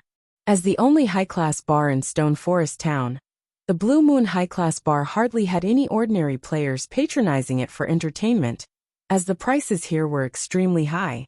Generally, only wealthy elite players would come here occasionally. Now that Stone Forest Town's player population had skyrocketed, even the high-class bar was not spared from the traffic increase. However, compared to the ordinary bars in town, the Blue Moon was still a quiet establishment with few customers. Just as the elite players inside the Blue Moon were excitedly discussing the newly opened battle arena in Stone Forest Town, two people, a man and a woman, suddenly entered the high-class bar. The instant these two people appeared, the entire building fell silent. Everyone's eyes focused on this pair of the two. The man was level 41. The equipment he wore actually gave off the glowing effect unique to epic items. A dazzling sight to elite players. However, the more eye-catching one between these two people would still have to be the heavenly beauty standing beside the man. Although the woman wore blood-red armor, the armor itself failed to conceal her perfect and enchanting curves. Just looking at her body could cause one to fall into a reverie. She had a delicate oval face and beautiful eyes. Every one of her movements also exuded a natural elegance. In addition, she carried a long sword that radiated a golden glow on her back. No one in the room could pull their gaze away from her. Who is that beauty? Why don't we go get acquainted with her? Shh. Speak softer. To think that you guys actually dare have designs on her. Are you all tired of living? We're just going to make her acquaintance. Is there a need to be so careful? Do you know her? Who is she? Do you not see the guild emblem she is wearing? That's the secret pavilion's emblem. Her name is Purple Jade. She is one of the pavilion's top experts, and has been named a peerless genius by the pavilion. I heard that she managed to defeat Sacred Temple Swordmeister, Ruthless Sky, a few days ago. Apparently, her next challenge is Miracle's Sword Freak Miracle Dragon. Why is a genius like her here? Who knows? Maybe she's here to experience the battle arena. The players in the hall began discussing Purple Jade, who had suddenly appeared. As for Yuan Tianxin, who stood beside her, he got ignored by everyone. After all, The feat of defeating the Swordmeister Ruthless Sky was simply too amazing. The Sacred Temple was a super guild. Meanwhile, Ruthless Sky was an expert who had been famous for many years now. Practically nobody in the virtual gaming world was unaware of him. Nevertheless, this young and peerless beauty actually defeated such an expert. This news was far more shocking than if Ruthless Sky had lost to some random nobody. After taking a look around the room, Yuan Tiexin could not help but shake his head and chuckle as he said, "There are too many people here. Let's go upstairs." Purple Jade simply gave a silent nod in response. As for the gazes everyone inside the bar was directing at her, she paid no attention to them whatsoever. Or to put it in another way, she had long since learned to treat these players as air. After all, she had become the secret pavilion's most dazzling star the moment she joined the pavilion. Normally, there was not a single moment when she was not under close observation. She had grown used to receiving such gazes long ago. Stone Forest Town really is becoming increasingly amazing. I never thought that even a genius from the secret pavilion would come here. I know, right? Just a while ago, I saw several well-known experts of Star Moon Kingdom inside the battle arena.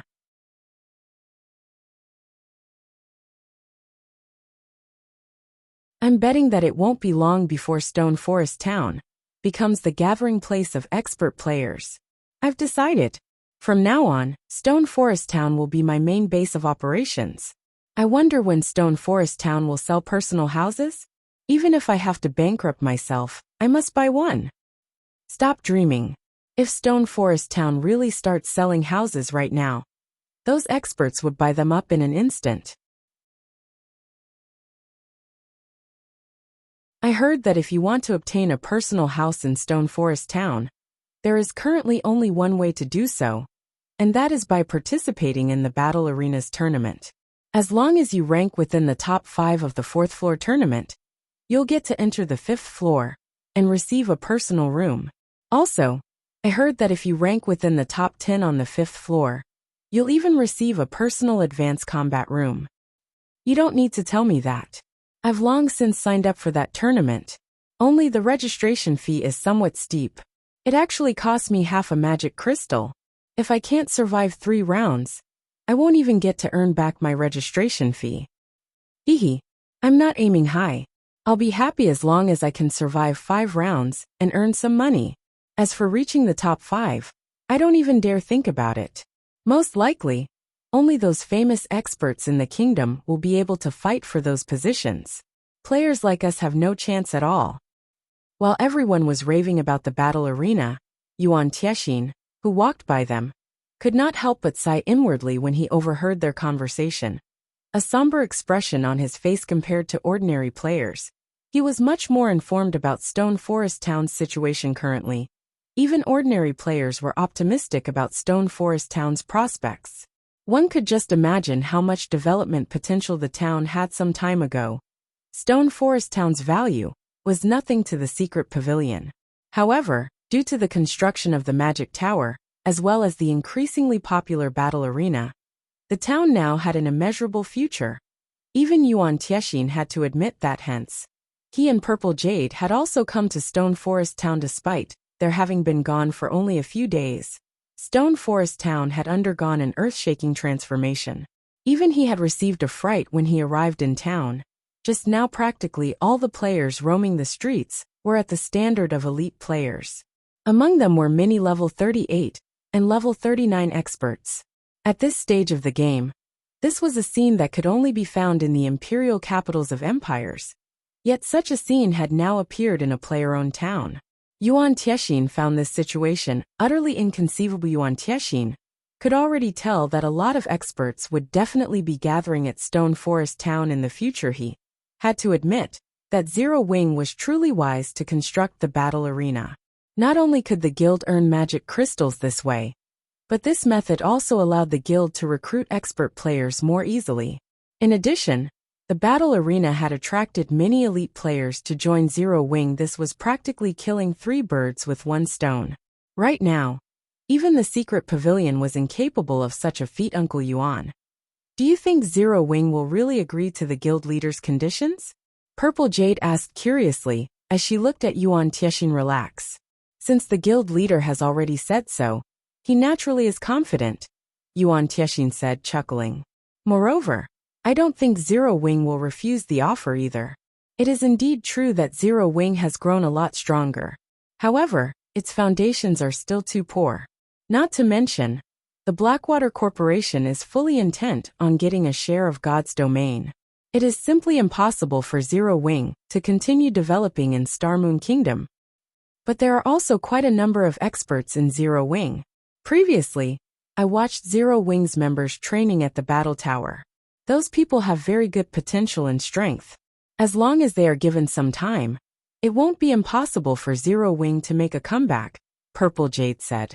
She could not help but recall Fire Dance, Violet Cloud, and the other members of Zero Wing, who had trained in the secret pavilion simulation training system. The speed of their improvement had shocked even someone like herself. In addition, Zero Wing's members possessed extraordinary equipment in God's domain. It still wasn't guaranteed that the Blackwater Guild could do anything to Zero Wing. Yuri entertaining such thoughts, because you still don't know how fearsome the Blackwater Corporation actually is. There is a reason why the corporation can boast its current achievements in the fighting industry. Not to mention, Zero Wing no longer has much time left, Yuan Tiexin said, shaking his head. He could not help pitying Zero Wing. Zero Wing could only blame itself for its bad luck. Of all the countries in God's domain, the Blackwater Corporation just had to choose Star Moon Kingdom to be its staging point. Zero Wing simply had no chance of surviving this predicament. Just as Yuan Tiexin and Purple Jade were conversing, a knock came from the doors of the VIP room. Yuan Tiexin then released the lock on the doors. As the doors opened slowly, a figure that was not particularly tall appeared before Yuan Tiexin's and Purple Jade's eyes. How can this be possible?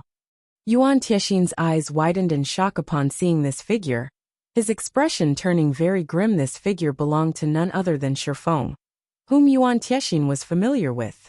Only, right now, Shifeng was actually level 44.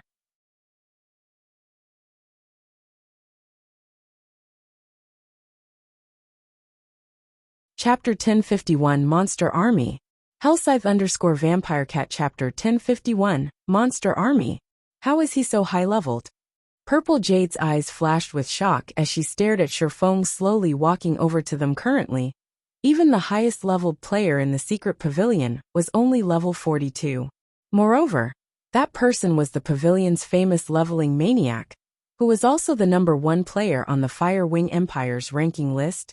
Sleepless Star. However, aside from Sleepless Star's personal strength, the reason he managed to come out on top in the Fire Wing Empire was the resources the secret pavilion supplied him with. Yet, Shifeng, a member of Zero Wing's upper echelon, who was frequently busy dealing with guild affairs, had actually managed to reach level 44. This was truly inconceivable. However, rather than Shifeng's level, what surprised Purple Jade the most was the danger she picked up from him. Moreover, her alarm bells rang increasingly louder. The closer Shifeng got to her, what a terrifying monster. Yuan Tiexin was much more experienced than Purple Jade, so he could tell very clearly just how much Shifeng had improved since they last met. Smiling bitterly, he could not help shaking his head as he said, "Jade, it seems it will be impossible for you to test Yifeng's bottom line this time. Right now he is no longer just strong. His strength is already at an entirely different level from ours." Previously, when Yuan Tiexin had met Shifeng, the latter had contained his aura exceptionally well, proof that the youth's control over his body had already reached a realm of perfection. However, this time, Shifeng failed to contain his aura that well when he moved. What did this mean? The only explanation for this was that Shifeng's power was so strong that even an expert like himself could not adapt to it properly. Hence, he was unable to contain his aura completely. When Purple Jade heard this, disappointment flashed across her eyes. In reality, her purpose in following Yuan Tiexin to Stone Forest Town this time was so that she could spar with Shifeng and hopefully learn some of his techniques. However, if the gap in strength was too wide, Shifeng could easily defeat her even without utilizing any profound techniques. With this, rather than a spar, she would simply be asking for a beating. Uncle Yuan, May I know why you have come looking for me this time? Shifeng asked unhurriedly truthfully. He already knew why the secret pavilion had come looking for him with the popularity of Stone Forest Town's battle arena right now. Even a transcendental power, like the secret pavilion, would not be able to sit still and do nothing currently. Stone Forest Town's development was still in its early stages. Aside from its geographical advantage, which allowed players to save up on travel time, it did not possess any actual advantage over other towns. This made it very difficult for the town to turn a profit and attract players. Establishing a money-making venture like the battle arena to draw players to the town represented a much more advanced business model. Only operating a successful battle arena would be very difficult without the magic tower the secret pavilion wishes to conduct a trade with. Zero Wing, Yuan Tiexin said as he retrieved a prepared contract from his bag. He then handed the contract over to Shifeng and said, "The conditions stated inside are definitely what Zero Wing wants the most right now. Meanwhile, what the secret pavilion wants in exchange is the magic tower design." What Zero Wing wants most? Shifeng could not help but take a curious look at the contract. After spending several minutes to scan through the contract, Shifeng realized that it was indeed just a simple trade. In summary, the secret pavilion would provide a kingdom for Zero Wing to develop in so that it could avoid annihilation by the Blackwater Guild. Meanwhile, all Zero Wing needed to do was hand over the magic tower design to the secret pavilion. The contract had other minor conditions, but that was basically the long and short of it. This is the condition that the secret pavilion is offering?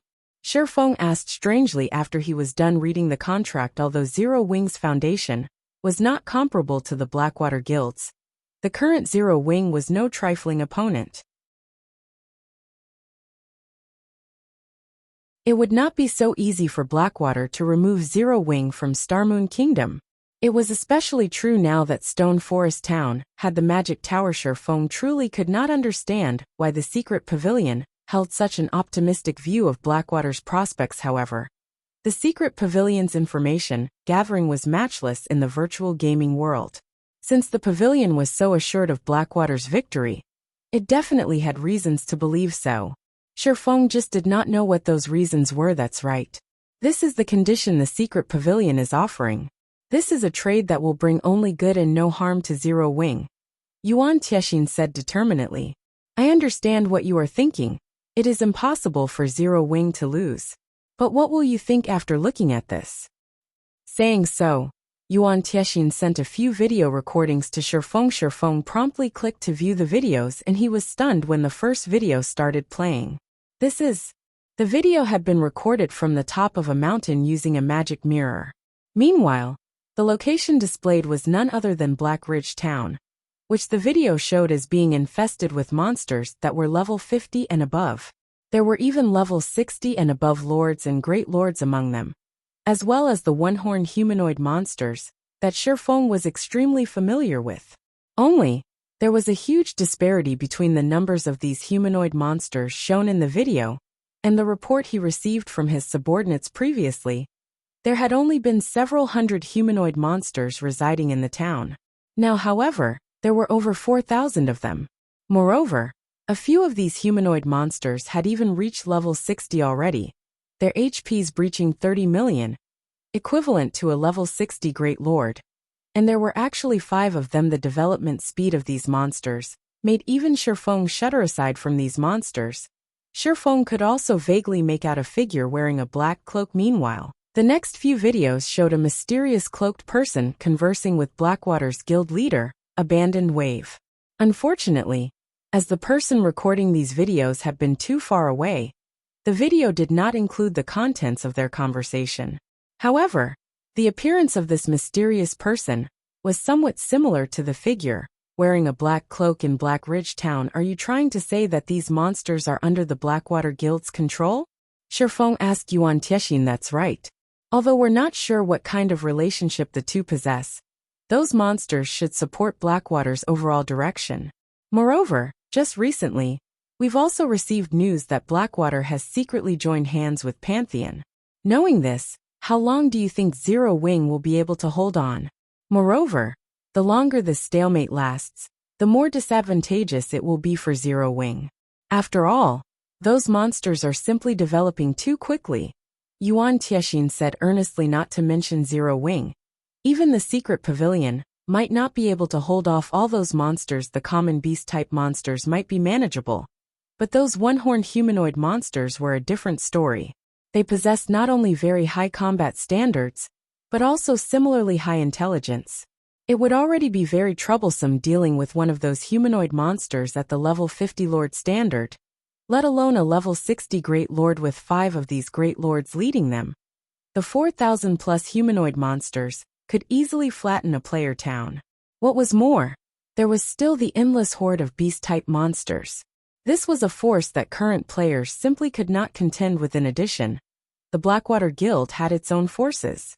Combined with the monster army, Blackwater was practically invincible in Star Moon Kingdom. The only way out for Zero Wing right now was to shift its base of operations to another location. Avoiding a confrontation with Blackwater was the best option.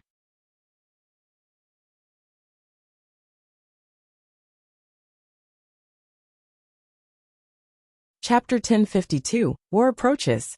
Hellscythe_VampireCat Chapter 1052, War Approaches.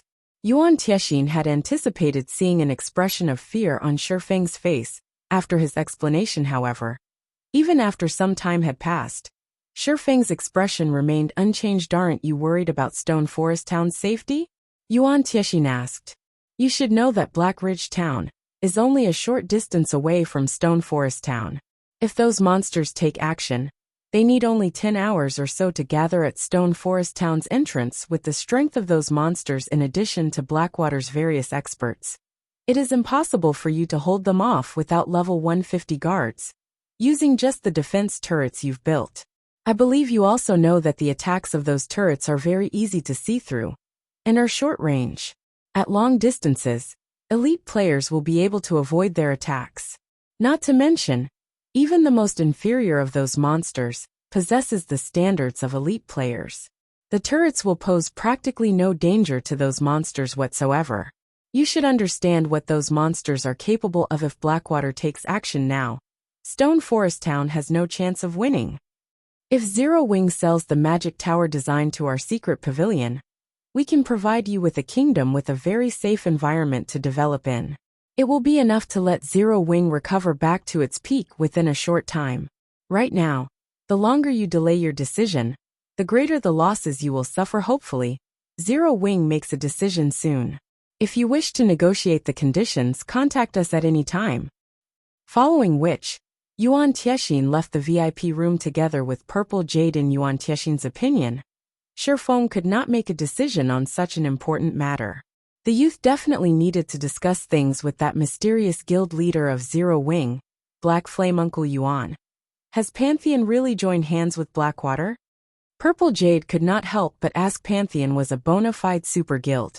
If it had indeed entered into an alliance with Blackwater, Zero Wing would have no chance of victory whatsoever in the upcoming war. Although Zero Wing had a lot of powerful experts for an upstart guild, in front of Pantheon, a guild whose history spanned several decades, that number of experts was not worth mentioning. The war this time would be different from when Zero Wing went up against the Star Alliance's elite army and the experts of the Flower of Seven Sins previously. Zero Wing's weapon of war had caught the Star Alliance's army by surprise. The Star Alliance's elite army had no way at all of defending against it currently. Pantheon could easily annihilate Zero Wing's experts by dispatching any one of its core legions. Moreover, Pantheon's resources were far superior to the Star Alliance's.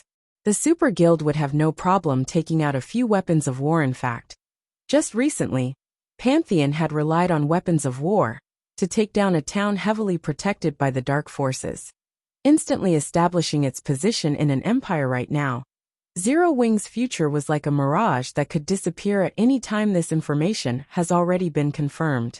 As long as Blackwater starts moving, Pantheon will dispatch 3 of its core legions to support Blackwater. If Zero Wing doesn't come to a decision in time, it will suffer even greater losses later on, Yuan Tiexin said, nodding. Hopefully Zero Wing decides as soon as possible. It seems I've truly underestimated the Blackwater Corporation. Shifeng revealed a bitter smile as he scrutinized the information from Yuan Tiexin several more times, not to mention the current Blackwater Corporation. Even in the past, despite the corporation having had such a late start in God's domain, it had still managed to develop a super guild within a short time. Moreover, he never imagined that Pantheon would actually stick a hand in Star Moon Kingdom's business with Zero Wing's current state. The guild truly did not possess many means of retaliation. It could only rely on the magic tower to defend Stone Forest Town now. However, defending against so many monsters was impossible with just a single magic tower. Fortunately, the situation was still salvageable at the very least. He had found out the Blackwater Corporation's trump card in advance. Even if Blackwater decided to take action right this instant, its armies would need over 10 hours to reach Stone Forest Town, following which, Shifeng contacted Melancholic Smile and instructed, "Melancholic, have everyone return to the Candlelight trading firm right now. I have something that I need you all to do." "But guild leader, we still have quite a lot of time remaining. It would be a huge waste if we return now," Melancholic Smile argued. Reluctance written her face. Living in Titan City felt like heaven. Their technical skills improved significantly every day. Advanced lifestyle players also emerged in their group one after another. It would truly be a huge loss to leave the Holy City before their time was up. "Relax. You all still have chances to visit there in the future. Hurry up and have everyone return." Shifeng could very much understand what was going through Melancholic Smile's mind. However, they were in a race against time. In any case, he had the evolved Holy City's emblem. There would be many more chances to send players to Titan City. Really? Melancholic Smile immediately revealed an ecstatic expression. "Alright, I'll notify the others right away." After Shifeng was done dealing with matters on Melancholic Smile's side, he immediately instructed Aqua Rose to begin collecting the building materials needed for the magic tower. As for the necessary funds, he had her sell off the lands near the teleportation house. Although the value of those lands had yet peaked, he had purchased them very cheaply back then. Once they all sold, he should be able to earn over 10,000 gold at the very least. After Shifeng left the Blue Moon high-class bar, he rushed to the battle arena, without hesitation, as advanced NPCs were responsible for the entire management of the battle arena right now. The income of the establishment was stored inside the battle arena itself. If he wanted to use the funds, he had to make a personal trip there to collect them. Currently, the battle arena was crowded with players. From afar, Shifeng could see many players surging into the building. Due to this scene, he suspected that had he not made the battle arena large enough back then, the structure might really have burst apart by now. After Shifeng entered the battle arena, he noticed that the establishment's original interior layout and decorations had transformed beyond recognition. The place looked nothing like when he had first constructed it. The splendid scene was reminiscent of the auction house in the kingdom's capital.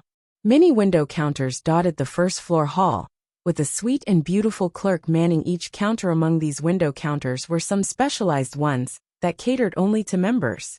Members of the battle arena could simply use these empty counters to register for a combat room, instead of braving the absurdly long lines at the regular counter. Shifeng did not stop on the first floor. Instead, he headed directly to the 5th floor. The 5th floor of the battle arena housed not only combat halls and personal rooms for tournament winners, but also a warehouse and meeting room controlled by the NPC managers. These places were off-limits to outsiders and ordinary NPCs. After entering the warehouse, Shifeng turned towards Cook, the middle-aged man currently taking account inside the warehouse, and asked, "How is the operation of the battle arena coming along?" Cook had 78 points in wisdom. Among the 10 advanced managers Shifeng hired, Cook had the second highest wisdom. In terms of management capabilities, he was superior to even Aqua Rose. For example, he had negotiated the prices for the interior decoration of the battle arena all by himself. In the end, the NPC managed to outfit the battle arena with the most luxurious decorations, using the least amount of money in the shortest possible time.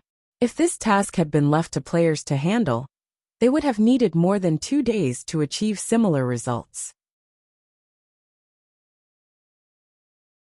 You're tuning in to the Li Mei's Wuxia Whispers YouTube channel.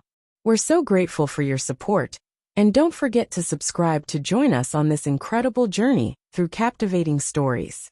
Your generosity through donations truly makes a world of difference, as it's the primary source of revenue that allows me to expand and enhance this channel for you. Thank you from the bottom of my heart for being a part of this adventure.